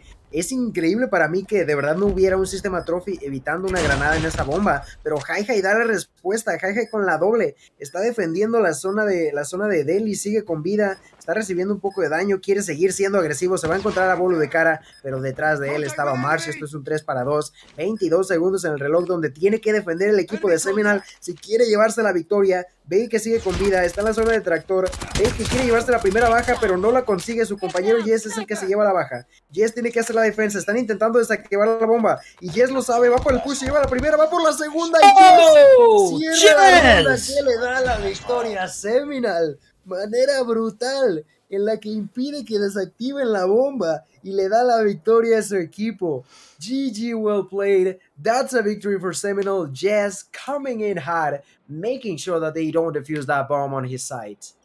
I was spectating the bomb diffuser because I'm like, he's got this. This is easy claps. There's a player over on boxes with an MX-9. He's no way going to make this happen. And sure enough, Jez wins the 1v1 gunfight against Marshy. That set things off. Finds 2 lacking. Tribe drop the search and destroy. Seminole almost choke a 5-1 lead, but come back strong in that 10th round. They didn't want to go to an extended round. 11, no option there. 6-4 status, 7-7-7-7. 5 for Slothy. Slothy, I'll attribute a lack of kills in favor of Marshy just being too OP on those gas station pushes. Did you guys see those panouts? Marshy pushing in every time. Slothy gets just, I don't know what it was, just outplayed Marshy just too OP. Found 3 in that last round, but obviously Tribe drop it. Seminole making things even here, tying things up. You said we might see a best of 5 second time around. I don't know. Seminole played that search almost impossible. Dave, what were your thoughts? Well, I definitely got to give a big shout out to Hi, who was a massive playmaker in that last game. And, you know, it's kind of hard when someone isn't, like, standing out of the pack. This person slayed out hard in search and destroy, but just the positioning, the refrags, the constant ability to be there for the team was really solid for him. And it was a very intense game, and like you said, if Seminole are able to come through and close out the series, they definitely might have an opportunity. You know, we might not be looking at a second best of 5, but, you know, again, we're sitting at 1-1 right now. I mean, this is a very, very close series, and even that search and destroy that just went, I mean, you know, we're realistically talking 2 rounds, and there were plenty of rounds there that could have flipped and gone either way. All right, now we're going to see a game 3 here. Domination on firing range. Day and I will be taking over the 1s and 2s here for the play-by-play. Should be an interesting one. We might even, you know, be brave enough to join the VCs of Seminole. I'm just kidding, guys. I'm not going to do that to you guys. Yeah, I'm not doing that. I was just there. Don't do that. Yeah, I'm not going there, bro. Come on. What was going on in the VCs, though? Can't talk about it. Oh, all right. Yeah, that's definitely not for stream to hear. Vate going to push through trailer. Look, it was better than last time, but it was definitely still not stream appropriate. Oh, so. Let me change screens there. I kind of dropped the ball there. It's all right. We're into this game. A couple kills coming through for each team. The A and C come through respectively, but nobody really got anything on B yet. And Hi was looking for one onto Envy there, but does get turned on. The M13 coming through pretty strong, and that's definitely a factor on one of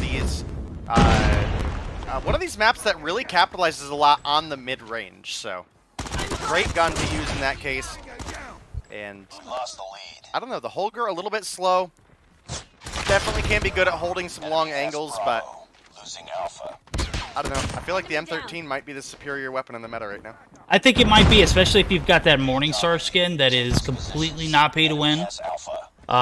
Childs making his debut back in the Tribe roster. Take a little bit of time off. Much deserved, much earned. Dude coming in and slaying out here.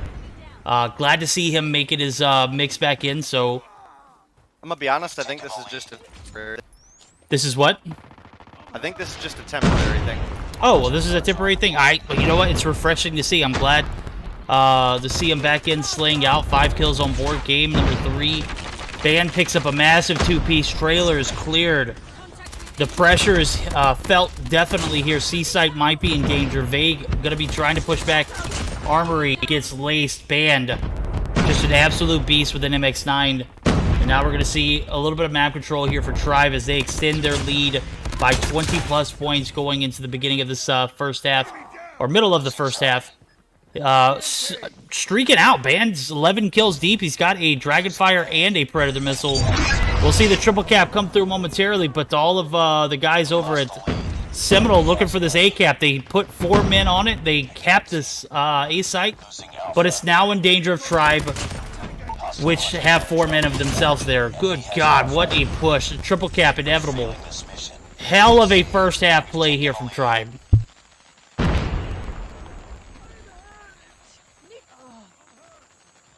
Hi, making that rotation through the back there. Looking to get some trailer control regained. Tribe, a massive round though, and this one is definitely looking like it's pretty much over. It's possible to make the comeback, but dude, this is like basically a 50-point lead that Tribe have going into the second half. It's absolutely nuts, man. The amount of time that Seminole need to regain here early on is pretty crazy. I mean, if you just think about it as a raw factor of... Oh, this is an interesting rotation out of Seminole, actually. What did they said? 4 deep on the A site? They are playing ballsy. Raballo going to lead the way as he's got the Sparrow. They're going to... Oh my God, Band! The devastation. You mean to tell me that all 3 of those guys didn't have a trophy? That is just... Jesus Christ, man. What happened? The push was there. The A cap could have came through, but Band shutting things down. The Pred missile just too OP. Seminole now and I have to regroup themselves. They lose a few operator usages there, and well played by Band. Bolu's got a Goliath to cap it off, and another triple cap. Oh my goodness. Oh Jesus. Yeah, this game is looking just about over verdict. I mean, I think we're like really close to triple cap territory right now, when we are not far into this game. I mean, this second half just started what, a minute and 15 seconds ago? Yeah, about a minute and 15 seconds ago, and yeah, we're in triple cap territory. I would say we could join VCs, but is it even worth it at this point? I don't know. Maybe just some victory comms for Tribe. Yeah. All right, we're gonna go ahead and do a HyperX listen in for the guys over at Tribe. Definitely not Seminole. range already. I'm still watching. I'm picking up tower. I'm picking up tower. Picking up tower. Where are they? Two, Tower. Go away. I have your ramp. I have your ramp. Two, eight. I Who's tagged that? him. Who's that? Oh, you were using drone. Okay, gotcha. There's one P1. P1. P1. I have ramp. Okay, dude. I'm just clearing A. I ramp. I'm holding ramp. One more. Middle lit. Miss. 1 in 10. 1 in 10. There's one A long. Never mind, he's back in trailer. 10 dead. Bro, watch this trophy play, What's dog. up? No, the trophy didn't. See. I'm watching I have window. 9 bullets, bro. No, one shot. Still trailer. Middle dead. Let's game. Nice. I only got 11 kills. I gotta make a note, like, guys, it was Gabe way before that one. Literally looked at the clock at 1:48 and was like, that's Gabe. Like, dude, that game was way over before then, bro. Dave, what did we just see? Well, I didn't have a chance to join Tribe VC with you because apparently I don't have permissions to see that channel. So I went and hung out with Seminole, and let me tell you, Vague absolutely hyping it up. Boys, come on, Cap C, we can still win this. I'm sure they were just as pleasant. A lot of laughs. 2-1. It was actually pretty stream appropriate until the game ended. Come on, man. They still doing comms? Yeah, we still doing comms. I wanted to listen to the victory clap. And you know what? It was worth it because at the end, I think I heard one. I can't remember who it was, but Tribe confirmed it at 1:48 on the dot. I looked at it. I was like, yeah, that's game, dude. Gil, did you get a chance to listen in? Oh, your mic's muted, bro. Yeah. I did get a chance to join over there, and they were completely focused all the way up on. They wanted to make sure that the game was over with before dropping any sort of like maybe messing around a little bit. And like they mentioned, I also joined for Seminole, and they were pretty stream appropriate, and they were definitely trying to win the game, but just Tribe didn't give a single door to open for them. Yeah, I would have loved to join in Seminole's comms. As a matter of fact, I was making jokes at it earlier. I was being dead serious. I'm not joining their comms though. So yeah, these guys have world starred me on Twitter already, and definitely not going to have that happen again. But you know, it was fun while we were able to do it. You know, once before, but I got to say, Tribe commitment just absolutely on point. As a matter of fact, you know. The gameplay matches the call outs on, you know, hand in hand. Like the fact that they were able to make that call out at the end was just solidifying that they put their foots on Seminole's throats and they didn't stop. It was tough, but nonetheless, I think Day and I were talking about, or Day was mentioning that he didn't have comm permissions for Tribe. You know what? Now that I'm looking at it, I don't think I have comm permissions for Seminole. I don't even see their VC. So maybe that's a sign for me. So we're not making that same mistake. You don't mistake or something. Yeah, exactly. We're not going to give Verdict the opportunity to, you know, shoot himself in the foot. That ain't happening. Verdict was given a gun loaded of blanks. Yep. Yeah. Oh wow. Yeah. That could have gone. You know. Yeah.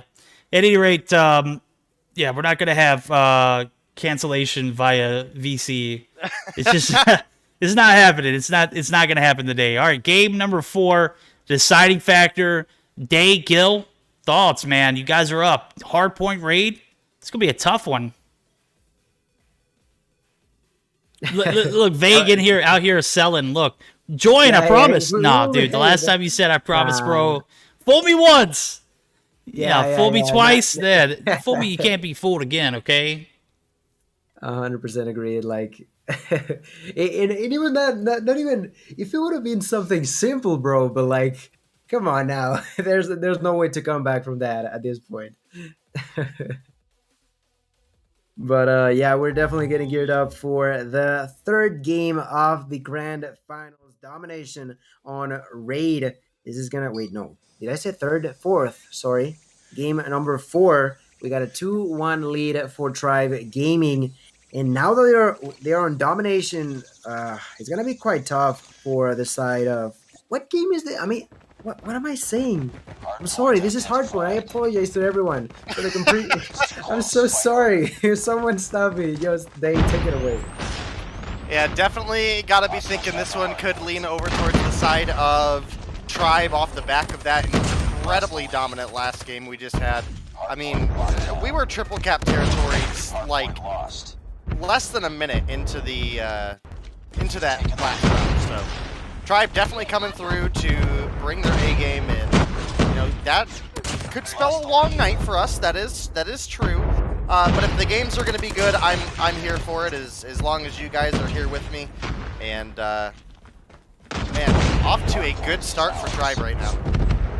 Yeah, definitely getting control over that area now. Getting taken out for a second. I see that Marshy was trying to rotate around, but they didn't work out. Did get a kill, but ended up dying. The side of Seminole don't want to give up any sort of control here. And so far it's working out for them. They're close to even things out. And at the same time, they're starting to rotate towards the kitchen area. That's going to work out as I see the people inside of there are going to be Jess, for example. Jess with the holder maintaining a good defense position, really throwing a few nades, and maintain some control over the kitchen. And as we start getting set up for P2, you can see that Tribe currently have the jungle spun over Rebel basketball court there as court, and unfortunately for Hi spawns in on possibly the furthest point away you can get, and so does Vague off the back of that. So Tribe definitely have a big opportunity on kitchen here where they can reclaim some of that lost time, and Bolu might be looking for Slothy, picks one up down poolside, not going to get that flank rotation.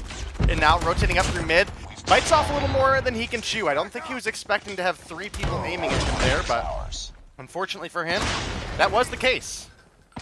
Yeah, ended up backfiring for him. And it is Seminole once again under control. They have over 50 points, getting more and more. Decided to rotate towards the next area. I did say that Yes decided to use the bread missile, which I'm not too sure if I agree on because of the next point rotation.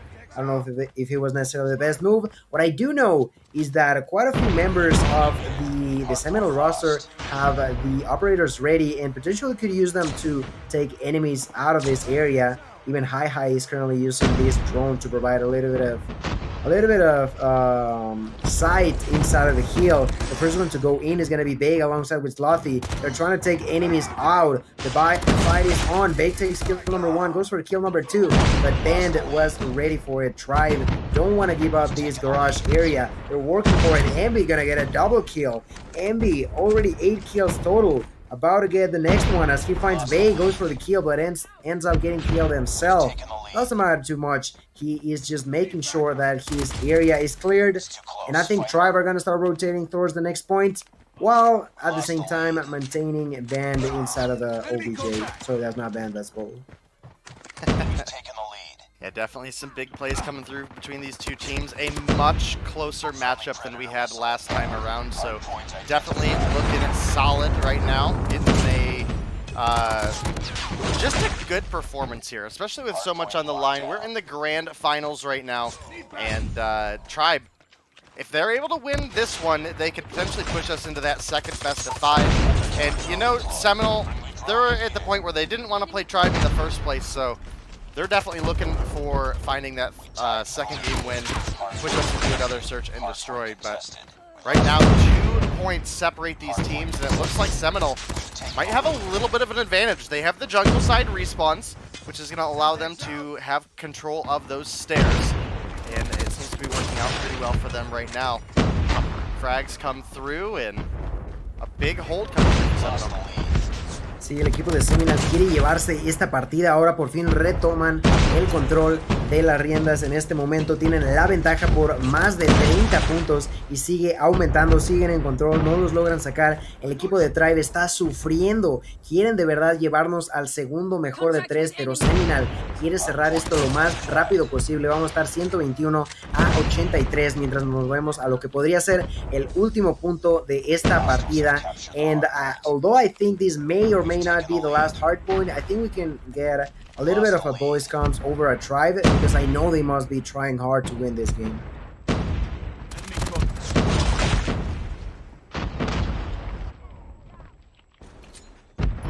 Kitchen, yeah, kitchen. Dead. Zig, still up, close. Zig.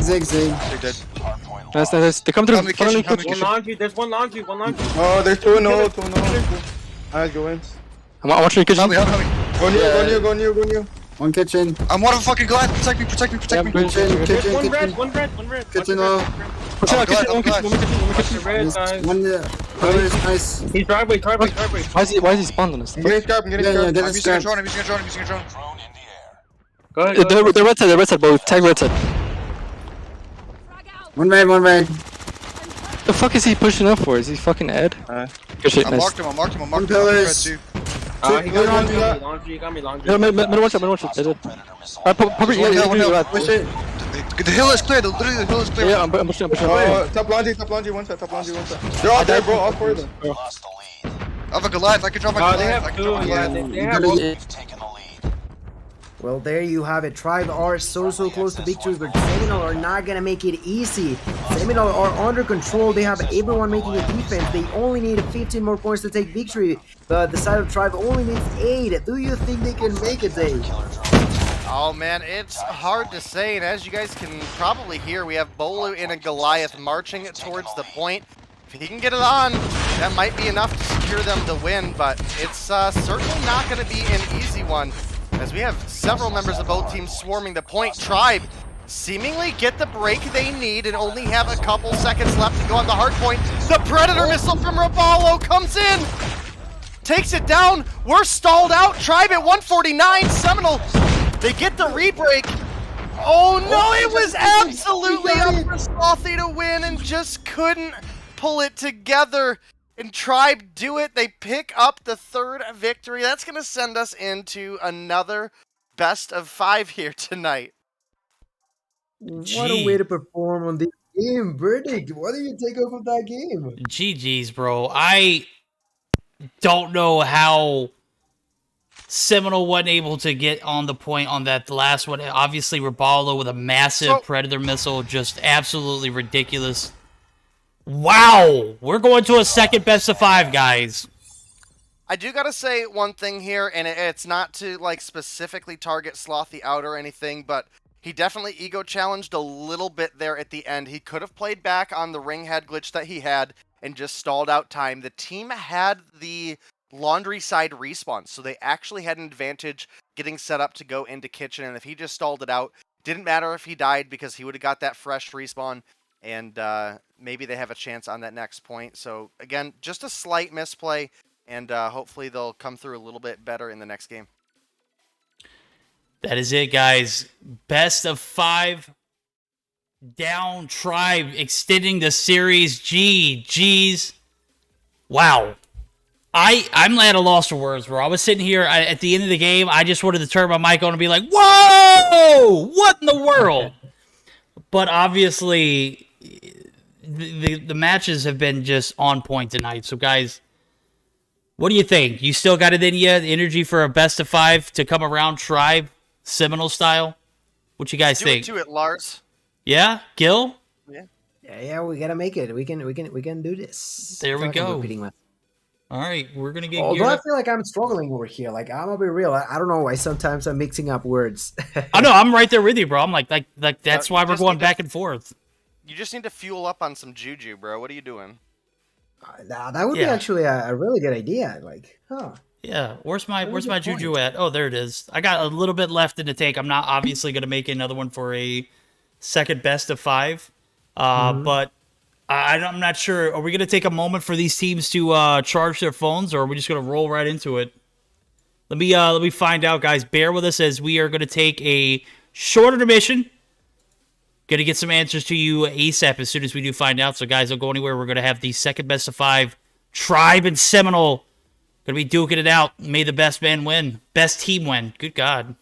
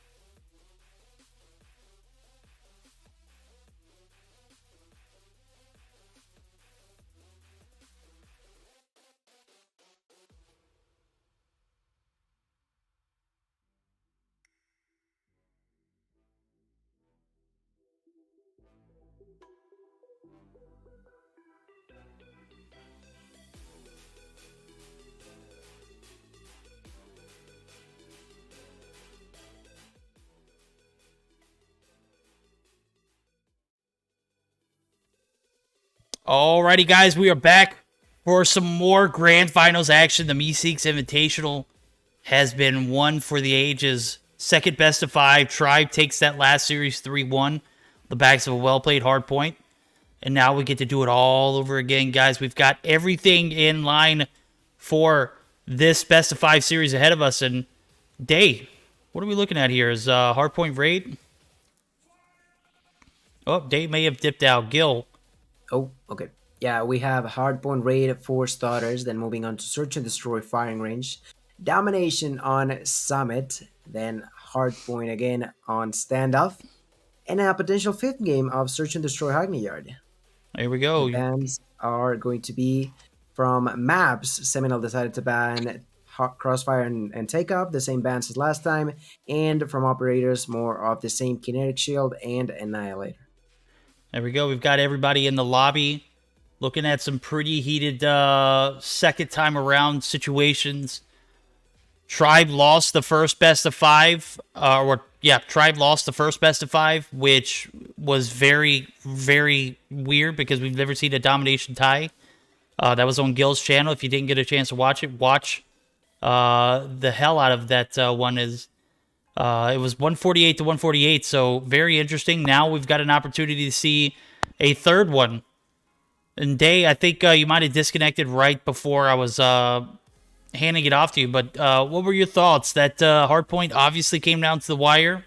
Tribe able to extend this series to a second best of 5. Do you think they could take this series?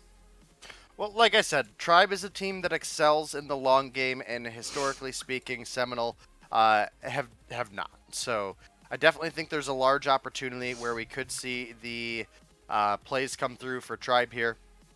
But, I mean, Seminole by no means is out of the running, right? Like, this is still an incredibly, incredibly strong team that if you sleep on, they will punish you for your mistakes. So definitely a pretty big factor here, but, you know, it could go either way. You're absolutely right. As we're going to get geared up, I think we are ready to go. Game number 1 is about to start off, and Gil, it's us. We're up. Our time has been called, and we got this hardpoint, bro, in the bag. Let's go. Yeah, the moment of truth continues. These grand finals are on the go. The bracket reset has happened, and that's no more second chances for Seminole, no more second chances for Tribe. The one that wins this best of 5 wins it all, takes it home, and both are going to be playing as strong as they have been all day long. I'm sure of that. The initial point is heavily contested by both. Tribe initially takes the hold of it. I see that oh wait, no, this is not Tribe. That's, oh, they switched sides. I apologize. It is Seminole gaining control in here. Merely are now planning on to defense. And pretty well executed so far. So far, so good. P1, 20 seconds in, 20 seconds going in favor of Seminole, who have played this hardpoint so far so good. They're going to be able to get a completely uncontested P1. Granted, Envy doesn't make the rotation all the way around. Forget Envy, dude. He's toast. Out of the picture there, as I do see Tribe spawning out. They're going to be making the rotations over to this P2 kitchen area. Slothy there on the drop is going to be able to get some kitchen time. And now we're looking at a potential, wow, this is actually getting way out of hand here. P1 early, Seminole starting off super strong. Tribe on the back burners. This is not what we saw on the first time on this first best of 5 grand final scenario. But it is the case here is 57-0. This is a feel bad moment for Tribe. Yeah, they got to make sure that they get on track soon, because Seminole are on a rampage right now. 61 points and counting up. I do see that Ambi is once again trying to go through money room onto the hill, but not working out that great for him. Gets taken out. Now that's gonna be Childs, the next player from Tribe, trying to get inside. They finally gain some control. Bowler remains in the kitchen using this MX9. Eventually gets taken out. Tribe are struggling here, and Seminole looking pretty strong right now. Big has a few nades, a few score streaks. So does Lothy. So does Jess. I'm looking at Hi and Rivalo. Almost all of the streaks are available for Seminole right now, baby. Yeah, dude, they're streaking up. They're absolutely dominating this Tribe team. They're going to have a hard transition on the third hill, but the good thing is I did see Band actually spawn out, wins one gunfight that might have not have been the move, as I do see Slothy, the player that dropped, actually spawned right outside of this garage hill, and it's a 95-12 ordeal. Marcy on the 1s and 2s is going to be able to pick up nobody. Raballo finds him. He finds his knife. He's got plenty of streaks to go along with it. The retake comes through. It's short-lived. But again, Seminole getting the second opportunity as Raballo spawns right back in. The lightning strike comes through, and I think Vague might have killed himself. He did. 110%. Yeah, it happens with airstrike. It can be a bit confusing. And the thing is, the next hard point, it is heavily open. That brings a lot of room for the side of Seminole to just drop cluster strike after cluster strike, a few airstrikes as well. They have a Goliath in place for Hi. Like, I don't think I've ever seen a team with almost everybody holding on to their streaks, just waiting to be used whenever they feel like it. And right now, Seminole, with 130 points, are going to be in the lead, rotating towards the next hill. The side of Tribe definitely try to go there early, just making sure that they get a defense, some of them inside, some of them outside of the hill, just avoiding the entrances for the opponents. But at this point, Seminole needs 17 points, and like I mentioned, they got all their utilities to be used. Yeah, if they coordinate these cluster strikes perfectly, they will not only wipe all of Tribe out. As a matter of fact, one cluster strike comes through, but I don't think they're going to be able to get in the point. Hi tried to make his way in, is concussed, is absolutely obliterated. Bolu maximizing the most out of this Sparrow and this P4. Might be giving life to the guys who are Tribe, but the inevitable is right around the corner. That's Seminole have plenty of streaks to use. They only need about 15 seconds. Tribe might not even make it to that 50-point marker now, as I do see points are just coming in. Hi might be taken down. Ban on the contest. Ban going to be taken out, but Seminole again only need 2 points. Cluster strike going to seal the deal, and that's game number 1. 150-45. Good God. What a game 1 for performance there from Seminole. They started it off hot, and they literally did not give anything to Tribe to work with. Yeah, they rolled with it all over. And now as we look at the leaderboard, Yes was almost onto 4 times positive. It's gonna be 19 kills. Only died 5 times. Was inside of the OVJ for 1 minute and 19 seconds. Just so crazy to me. The only player that may not have the greatest KD could be Hi being on neutral, but of course being over 1.5 minutes inside of the OVJ. That's great. I think I hear a lot of noise, Verdict. Oh wait, is that you? Yeah, I'm here, but I don't think maybe that's the... Okay, that's better. Okay, you're good. You're good. Oh, okay, perfect. I know we've had a little bit of bugs in Discord earlier, but I'm glad we're not having too much as we're going to get geared up for our second game day. Give me a breakdown, dude. What did Tribe not do, and what did Seminole do best? Seminole's rotations were just absolutely on point that game. They definitely came through with a bit of vengeance, obviously. Not wanting to be in this second best of 5 in the first place. I mean, again, they didn't even want to have to play Tribe in the finals. So you have to imagine they're ready to get out of it at this point. They put their best effort forward there, and they came through with a very, very dominant win. Again, they made their rotations over early. They were able to find a lot of ground and really start to run away with that advantage that they built. There you have it. We are getting geared up for this second game of the second best of 5. It's going to be a search and destroy. I can't remember what map it was on. It's search and destroy on firing range. I had Vade come into chat earlier. He's like, "Give me all the maps that favor us, and we'll take it." Of course, you'll take it. But we did play the raid game earlier on Hardpoint and didn't pan out in your favor this time around, bro. You guys look absolutely like you didn't take a single L tonight. As a matter of fact, that first game to start this best of 5 was just probably the most dominant performance on a Hardpoint against a Tribe team I have ever seen. And I don't know if we'll be able to see anything like that moving forward. With the search and destroy up ahead, it's going to be on a firing range map. We'll see how it pans out. Now, we're going to give Gil a break, and Day and I are going to take the 1s and 2s. I think we're good to start. Predictions. Before we let you go off the hook, man, what do you got for me? What do you think? Well, I think I haven't seen the side of Try being able to take a game of Seminole on Search to Destroy, so I think that might repeat. That might be just us repeating history once more, because all of the time it's been Seminole on top, and I wouldn't be surprised if it's the case again. Guys in chat, if you think we scripted this tournament, you're so wrong, bro. I'm so ready to go. Imagine. You know, I as much as I love the excitement, bro, I also love my bed. You know, this is the stuff I live for. I will go to sleep happy tonight, regardless of the outcome of this tournament. I promise you. Just making. I promise you, guys, I will be out like a light here as soon as this tournament's over with. So, if you thought we wanted the second best of 5, you were wrong. But here we are, and guess what? We're bringing the heat just as like. You know, we were in the first best of 5, bro. It's nothing different here, as we are going to get ready for this second game. Fire it up! Start it! Let's go! Oh, get it. Okay, I don't know what Jess is up to. Come on now, Jess. Ready it up. We got this. Not too sure what the inconvenience might be over there. Oh, boy. Please don't tell me you have to restart the lobby. Come on, Show or Esme.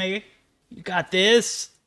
Easy work. Like I said, yes is. I mean, yeah, neither of them are cooperating. What's going on here? We're waiting on it. I'm trying to figure that out. Drive Seminole. What's the deal here? Where are the Fry players at, Coach Zim? Tell us. You know where they are at. Come on. Okay, now we have it ready. Come on, Esme, let's go. There we go. Gilmania, we're talking about the predictions. I don't even know if I got a chance to hear it, as I might have spazzed out there and just completely lost train of thought. But bring Day on. I wish we could get Day on, but Day on, Day off. Doesn't matter. He's always working, right? Always, bud. Always. Here we go. Gil. See round 1 defense on Tribe here. Bolu opting to snipe. Interested to see how this plans out as we are getting geared up here. Full 4-5-man push on this back alley from Seminole. Yeah, definitely a very aggressive push for both of these teams. It is going to be Jez picking up the first blood, but Childs there to refrag almost instantaneously, and it is going to be right now at least Seminole winning out on those trades. As you can see, actually Bolu just narrowly missing a shot, could have made it a lot closer. Definitely still obviously have that big opportunity, and with Childs coming through with 1, it does bring it at least down to a 2 versus 3. Makes it look a little bit more doable. And Seminole, they do have the bomb planted, so now they're forcing Tribe to play against the block. This is a great opportunity where they can capitalize on the mistakes. They already find 1, and now Bolu gonna fall to those mistakes as well. And a little bit unfortunate for Tribe, but I think, as you mentioned, Verdict, you're pretty much ready for the night to be over. I mean, hey, my phone's over here buzzing for like the 30th time that I have snoozed my go-to-bed alarm. You know what? And then on top of that, you wanted the stream after this? No dice, bro. I'm not jumping on Dude, VR if it tonight. would have been over an hour ago, absolutely. Yeah, no dice still. 11:30 is pretty late too. Well, we started playing last night pretty late too, but we didn't end up finishing until 4:30 in the morning Eastern time. Good God, I will never. Yeah, that was my mistake. I was feeling pretty tired leading up to Mobile Mayhem the other day, and we decided to go grab a Red Bull, and that was a dumb idea. Mistake number 1: when you're our age, don't drink caffeine after 5 p.m. It's not a good move. You'll be up for the remainder of the night, but I know who did take some Red Bull that, you know, at least something of the energy sort. That's Seminole. They came off a big first game. They have a massive first round here in the Search and Destroy, and maybe too much JuJu in the mix. Child's actually going to be super cracked there as he finds Robalo. Top side of this 10 is covered completely. We're going to see the push come in. 4 players in. Oh my God. Players dropping left and right. Band takes down 2 before he goes down. Bolu finds another, and that's going to leave Slothy, who is also taken down. Envy going to get credit for that kill. And just as I was saying how the advantage and The momentum was shifting over to Seminole. Tribe find a way to even things out here in the search. Defend the objectives. They have the bomb. Yeah, definitely still anybody's game. It's 1-1 right now. Still quite early on in this series. But we are definitely going to be keeping our eyes on the likes of Childs and Jez, at least in my opinion here, just because they've been the most consistent snipers for this lineup. So it absolutely makes sense, but unfortunately, on the side of Tribe, they are sitting down a player right now as Jez comes through with a big pick onto the band, and I'm actually surprised that Jez isn't sniping. That's been his like go-to tonight, and it actually looks like nobody on Seminole is sniping. A Holger for Jez and MX9s across the board for the rest of the team. Yo, Jez peeked that quarter as if he knew Band was right there. He took shots to fire off on that A-long area and slid perfectly right into line of sight of Band, who just got absolutely dumpstered. Oh, Childs! Childs. With the under the trailer shot coming through, picks up Jez. Not gonna be enough for them to make the break though. High picks up Bolu. Vague takes down Envy, and another round going in favor of Seminole as they pick up the 2-1 lead. Enemy has dropped the bomb. Bomb spotted. We have climbing to do, that's right, Mercs, but I ain't climbing tonight. I am climbing my ass in bed after this. I'm gonna be honest with you. Yeah, as much as I'm digging the action, I'm loving the back and forth affair, I'm so out of it, bro, but this match is the only thing that's keeping me up. Not because I have to cast it, but because I'm getting into it. Marshy gonna be almost taken down. Child's actually gonna be taken down, so no tricky shots for him this round. Vay gonna find one, and now the push towards his A site is absolutely open. Envy gonna be trying to trade some shots there. Band on the push-up is gonna get called out. High gonna be a casualty.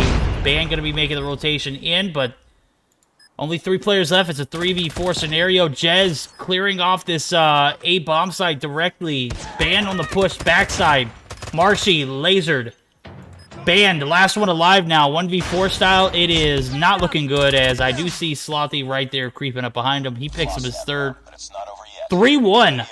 Seminole playing pretty decently. Both the hard points starts off with, and now this search and destroy performance, I am digging it here. Could very well close this series out if they can win this search and then find a dub here in the third game. Yeah, you guys can hear the pain in Verdict's voice, just praying for this night to be over. And, definitely been a long one, but hey, at least the games have been pretty solid. It's not often that you get to see the likes of a Tribe Seminole face-off and being a second best of 5 in a grand finals. So definitely been a fantastic night. Octane says, Verdict bussin' watch hours. Yo, facts. Look at this dude here, just cranking them out. Yo, you know what? You guys asked for it. We delivered, and I'm so glad you came through for the support. Absolutely love hosting events like this, regardless of watch hours. Obviously, I'm in this to, you know, grow as a caster, and giving me the opportunity to do so on a platform like this. Childs coming through hot, picks up 1. Marshy picks up 2. They get the 2-for-2 trades. The initial advantage that Seminole had is now gone. Jez gonna make the push up, is gonna get the smoke down. Bomb's gonna get planted here. Fake bomb plant. Joke's on you. Childs goes for the bait. Childs is taken down. Marshy. Oh my god, Marshy got played like a fiddle. Raballo with the 1-2 strikes, and Jez gonna easily get this bomb plant down. Bolu opted not to snipe this round. We'll see if it pays off. Targets in sight.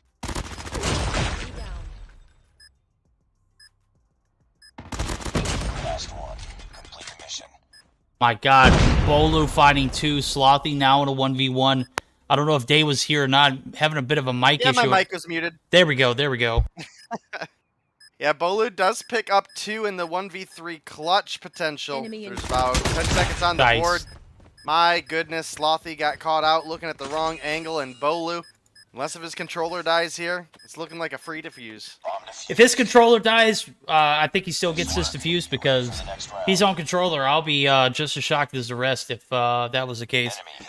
Nah, it's a joke. I know it. I was trying to be. I was trying to be that guy. Days. I had that happen to me a few times, and my controller died. My controller. Yeah. Yeah. Been there, done that. We actually. Oh man, who was it at one point? Whoa! You saw it? Please tell me you got that. I got that. You see, that was hilarious. You know what? It was banned. It wasn't. It was not banned. It was whoever threw the nade. The smoke just botched. I saw it bounce back, and I was like, "What the hell? He's not gonna die from his own nade. He did it. It was somebody else's." But it was just so funny the series of events that happened to it. Now the series of events have came down to a 1v3. Ban doesn't have the bomb in hand, and I don't see his chances for a 1v3 being clutchable, as I do see Vague trying to pounce on the parade. Jez actually going to be there for moral support. Is going to go ahead and get the push up. They're going to get the go ahead. Falls back. Band needs to find a way to get this bomb, and there are 3 players that are looking to grief him. Very well could do it. Vague going to hit some shots. What is Band's health? What was that? Was that like half of HP? What was that? -5. Negative. Might as well be. He's dead. Hi picks up the frag. We're now 4-2. Things are getting interesting. I thought he killed himself too, Tectonic. Thank you. Someone reassure me. Well, it's looking solid for the side of Seminole right now. If they're able to close out this search and destroy, they'll be sitting up 2-0 in the series. But it's not the first reverse sweep we would have seen Tribe pull off. Obviously, they were able to pull it together against 11T earlier. And that's what got them here to this situation. So definitely a lot on the line. Bunch of bragging rights, some cash prizes. Bomb has been planted. Honestly, mostly between these two teams, the bragging rights. Paulo picking up a nice 2-piece of trailer. Bolu doesn't miss. Picks up 1. Make that 2. Slothy's down. Oh my god, just feed the man. Feed the man! Bolu, massive! Trailer time clutches Hi and Vague. Are you going to be the next casualties? I think Hi is. The push going to come through. Hi going to eat some bullets. Vague going to drop as well. Oh my god, Bolu. Whatever you're doing, stop it, dude. It's disgusting.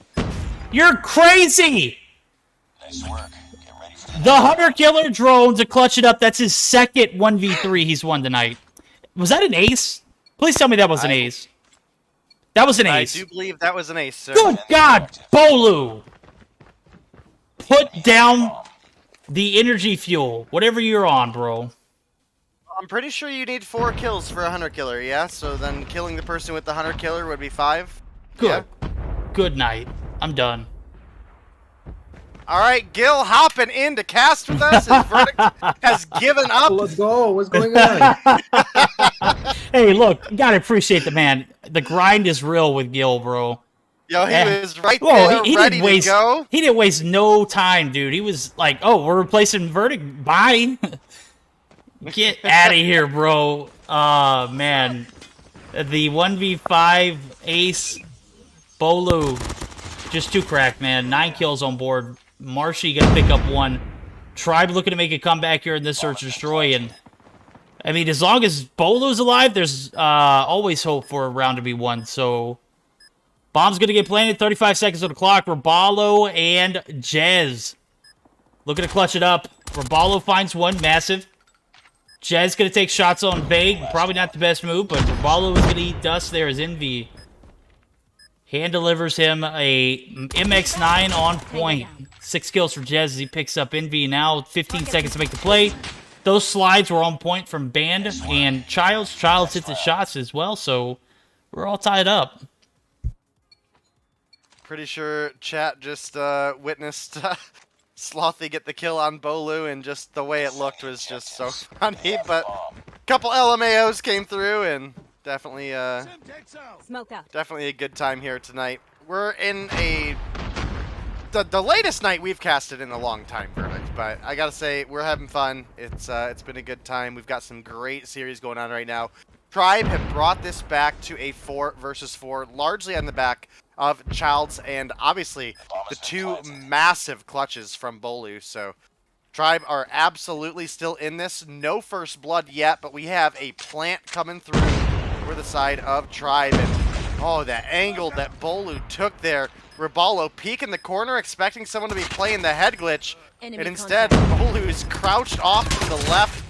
Gets him the second he enters the doorway. Finds another as well onto Vague. And now Slothy in a 1 versus 4. We saw Bolu come through with the clutch earlier. No, that ain't Bolu. Yeah. That's sad boy hours.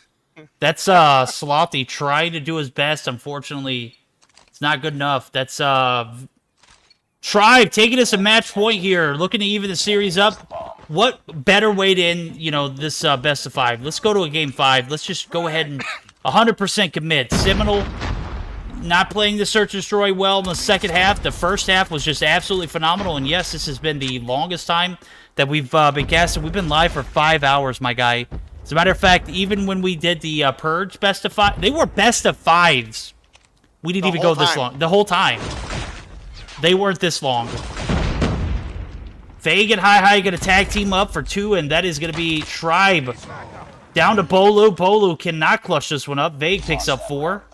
Now we're going to a round 11. Tides have turned. Momentum shift.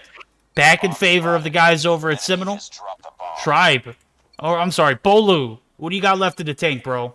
Defend the objectives. They have the bomb. Well, 5-5. Round 11. And Childs get up. Slothy finds Bolu with another grenade. Oh my goodness. Bolu exits American, and there's a grenade falls right in the middle of his screen. Boom, dead. The 2-for-1 trade in favor of Seminole. Childs taking quite a bit of damage there. He's able to duck behind and get the smoke down. That's going to allow him to slide on out. But with the bomb planted and the 4 versus 3 advantage and Bolu being down, Tribe might have dropped it. Oh! Did you Please just... tell me you're watching. I was! Yeah. I swapped over at the right time. My 6th sense kicked in. It's like, is that Childs about to hit a nasty shot? It was. However, he does not hit the easier one. He does follow up with a decent shot there. Even things up, but as soon as I say that, here comes Slothy and Vague. They tag team up for the last kills. 6-5 win for Seminole. I was afraid that we were going to see, Seminole take this 2-0, and here we are. Match point now. I was hoping we see a best of 5 play all the way out, but now Tribe, who are no strangers again to the best of 5 reverse sweeps, gonna have to play their hearts out here. Take a look at the scorecard. Loading up, loading. Vague top frags, bro. Of course he does. We win those. 15 kills for the guy. 11 on the board for Bolu and 12 for Childs. Well, that was a hell of a matchup, but I think we got a little bit out of hand there, to be honest with you. It's a little late. We're having a good time. Gil, what'd you think? Well, that was most definitely not what I was expecting. Like, I was most definitely rooting for the side of not rooting for, but expecting Seminole to have a great performance. But Tribe definitely, great. Like with the last couple of rounds, they were definitely on a good streak for themselves. I'm looking at the leaderboard right now, and Bolu and Childs definitely performed quite all right. And I feel like the biggest issue this game was Bolu and grenades, 100%. Oh my god. Vague coming in chat to spoil. Vague, come on now. Alright, you're the COD Mobile champion, you're the best in the world, you're not a respawn warrior, you're still a red magic warrior, but GG's. Now we're getting geared up for a domination on Summit. I am interested to see how this series pans out from here, because if Tribe plays something very well, they do it exceptionally well, and that's domination. And this map alone, we saw the devastation on, I believe it was 11D. Now they're going to get an opportunity to go up against an OP Seminole team. So if Tribe, obviously if they don't take this game, they're going to be knocked out, and Vague is going to be, forced into another situation where he's going to come and spoil it for chat. But If Tribe doesn't take this game, I'm going to be surprised. Yeah, I mean, at this point is the moment of truth, right, Day? Yeah, absolutely. And honestly, Jez and Vague have been popping off for the side of Seminole, but I gotta tell you, for Search and Destroy, those grenades were absolutely on point by Slothy. I think he had like 4 grenade kills that game, so my goodness, came through with a phenomenal performance, and now we're getting ready to come on into Game 3. If Seminole can pull it together, they might be able to close things out in a 3-0 victory. Vague thanking Verdict. Yo, hold on, Vague. Hold on, Vague. I took it for like 10 seconds and gave it back. What the heck? All right, guys. You knock yourselves out. I'm going to mute up. You guys got this. Last game, potentially, if Seminole can close it out, Tribe. Looking for another reverse sweep here? I don't know. We'll find out. Yeah, we'll find out. Indeed, game number 3, as we previously mentioned, the 2-0 lead is for Seminole this time around as we are on Domination Summit. El inicio de esta partida va a ser crucial para ambos equipos. Como ya sabemos, el equipo de Seminole ganó 2 partidas al hilo y están intentando cerrar esto en un 3-0, pero está claro que el equipo de Tribe no se los va a poner nada, pero que nada fácil. Pero sin embargo veo a Seminole que inmediatamente está yendo no por la doble, sino por la triple captura. Terminaron por no poder capturar ni Alfa ni Bravo y pierden el control de la zona media del mapa, donde parece ser que al final sí fueron por la doble captura entre Alpha y Charlie. Vamos a ver si logran defender estas banderas, las rachas que ya vuelan por todos lados. The side of Tribe Gaming definitely trying their hardest. Now, it's been both times back-to-back that teams try to capture B, but they just lack that extra second to actually capture B. Oh, it's me and you. All right, let's roll with it. We have Archie sliding on through, finds 2, getting big progress for the side of Tribe on the B flag. Shorty in hand, however, goes for the challenge on Vague and Hi. A little too much. Does take him from behind. And now, B progress coming through from the side of Seminole. They're able to get that cap. Does look like the AC in favor of Tribe momentarily, but C flip coming through for the side of Seminole, and you know that's definitely what they're looking for in this matchup, is maintaining that C flag for as long as they possibly can, getting an advantage before we go into the second half. And they do got about 10 points right now, but it's nothing that Tribe can't overcome if they bring it back together. Dude, it's been like, what, 2 minutes, 3 minutes? How many recaptures have we gotten so far? Like, all over the place, just moving left and right, people rotating between Alpha and Charlie, then going to Bravo, then just going back to their own home flag, losing it, capturing again. What even is going on? But the thing is that it continues to be in favor of Seminole. They are currently with a hold over at C and B, and they are strong. I did see Marsha trying to get inside, not gonna work out. I also see Ambi trying to rotate all the way around, currently being sneaky, trying to maybe spot some enemies that are unaware of his presence. He's gonna find the first one. That's gonna be Revival, and takes the key onto Revival. Immediately wants to capitalize, wants to go somewhere, but doesn't really know where to go. Tribe are not in a good spot. This first round seems to be going stale for Seminole. With a lead of about 20, a little bit over 20 points, they are continuing their reign of terror here. Yeah, about 25-point lead for the side of Seminole right now. They maintain the C and B cap, so looking at the scores, it's likely to go into about a 33-point lead into the second half. So it's going to be really dependent on. Oh my goodness, Marshy comes through with one onto Hi. That grenade, I don't even know where it went, just over the building and came through. But the A triple cap coming through for the side of Seminole, and the 34-point lead goes into their favor. They might be closing things out early if they're able to have this kind of performance in the second half. But Tribe, they do have the C-side start, so they have a big opportunity where they can easily regain this 34-point loss they have going. Vamos a tener el inicio de la ronda número 2, donde claramente la ventaja sigue siendo para el equipo de Seminal. Están ya tan cerca, lo anhelan, lo están visualizando, lo tienen en sus mentes, quieren lograrlo, están a punto de hacerlo y van a querer hacer todo de sí mismos para cerrar esto en un 3-0 totalmente contundente. El problema está en que enfrente siguen teniendo al mismo Tribe que los terminó costando muchísimos problemas en su primera ocasión en la que se enfrentaron. En esta ocasión parece ser que hay que lograr retomar la bandera de los chicos de Tribe Gaming, y ahora se están quedando un poquito atrás los de Seminal, pero siguen intentándolo. Y más aún, acabo de notar, Hi tiene listo un Goliath. El Goliath está listo para Seminal. Seminal are gonna have this Goliath in place. Hi with it, gonna try to go take some good value, but Marcy with the Sparrow immediately gonna blow it up, Dave. Yeah, the Sparrow from Marcy just came through and took that Goliath out of existence, and that was really a potentially big play for the side of Seminole that just gets absolutely ripped out from underneath them. And now, here we have Marcy maybe over pushing a little bit here. You got to be pretty careful not to flip the spawns. Obviously, that C cap did come through momentarily for the side of Seminole. Now, the triple cap comes through for a split second for Tribe. Seminole back on A. Only about 20 points separate these teams right now.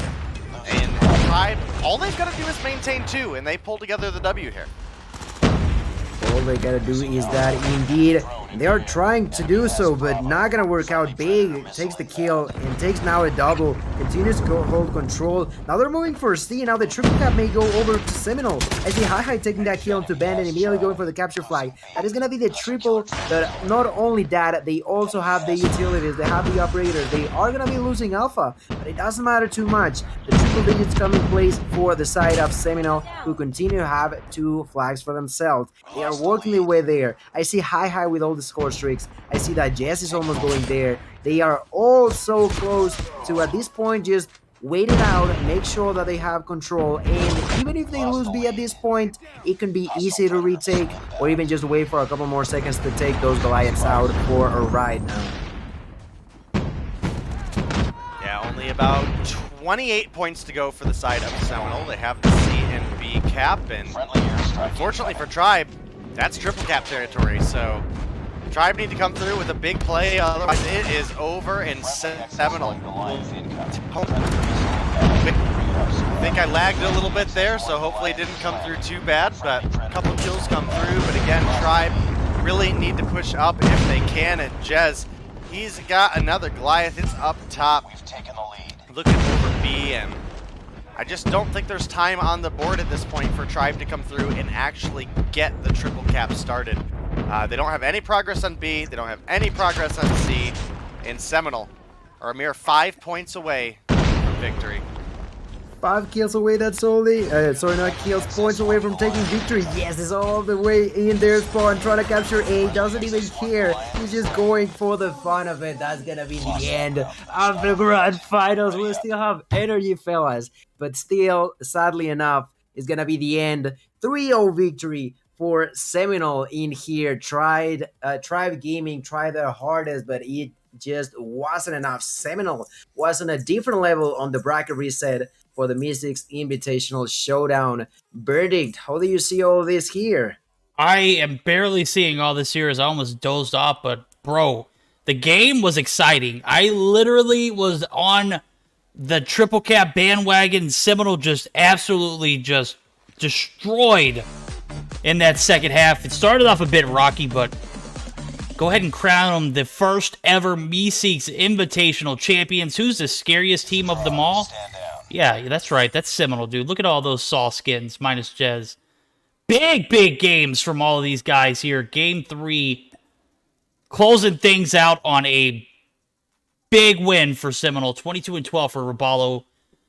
22-8 for Jez. He has been probably the highest KD of this best of 5 series. Just absolutely dominating.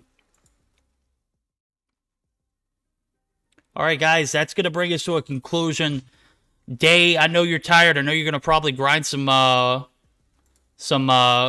Royale. If you do, bro, let me know. I'm not going to join you, but I might hit you with that raid just to show some support. And Gil, I absolutely love the energy you brought it to the table, dude. Very, very unique set of skills, bro. You're just crazy with it, man. You do it a lot. You do it often, man. I appreciate you for coming through. And that is going to be it, guys. Game 3, 3-0 fashion. Seminole take the dub. They take the Meseeks Invitational Championship. That's going to be where we end our night. Got to give a shout out to HyperX, JuJu, SXC Finger Sleeves, and of course Trovo for making this possible. And all of you guys that stuck around. It's like 12:30 Central Time, 1:30 Eastern. I'm literally about to pass out. You guys are too OP. All right, guys, I'll go to where we're going to get ready for a raid. Day, did you confirm that you were playing or not? No, dude. I'm the only thing I'm grinding tonight is Z's, bud. Oh, get out of here. You're a lame. Who do we raid, chat? Who do we raid? Also, oh, you're not muted, Echo. You're not muted. Oh, give a shout out. Oh, I got you. Got to give a shout out to the mods, dude. You guys are way too OP for this, because if I was modding, bro, absolutely. I would have passed out after that first best of 5 was over, just to be honest. But huge shout out to you guys who made it possible, obviously. Echo, Esme, Showburn when she was available. Absolutely love you. Guys, appreciate you showing the support for the Meseeks Invitational Showdown. Don't go nowhere. We're going to get ready for a raid. But until next time, take care of yourselves. Love you all. Bye.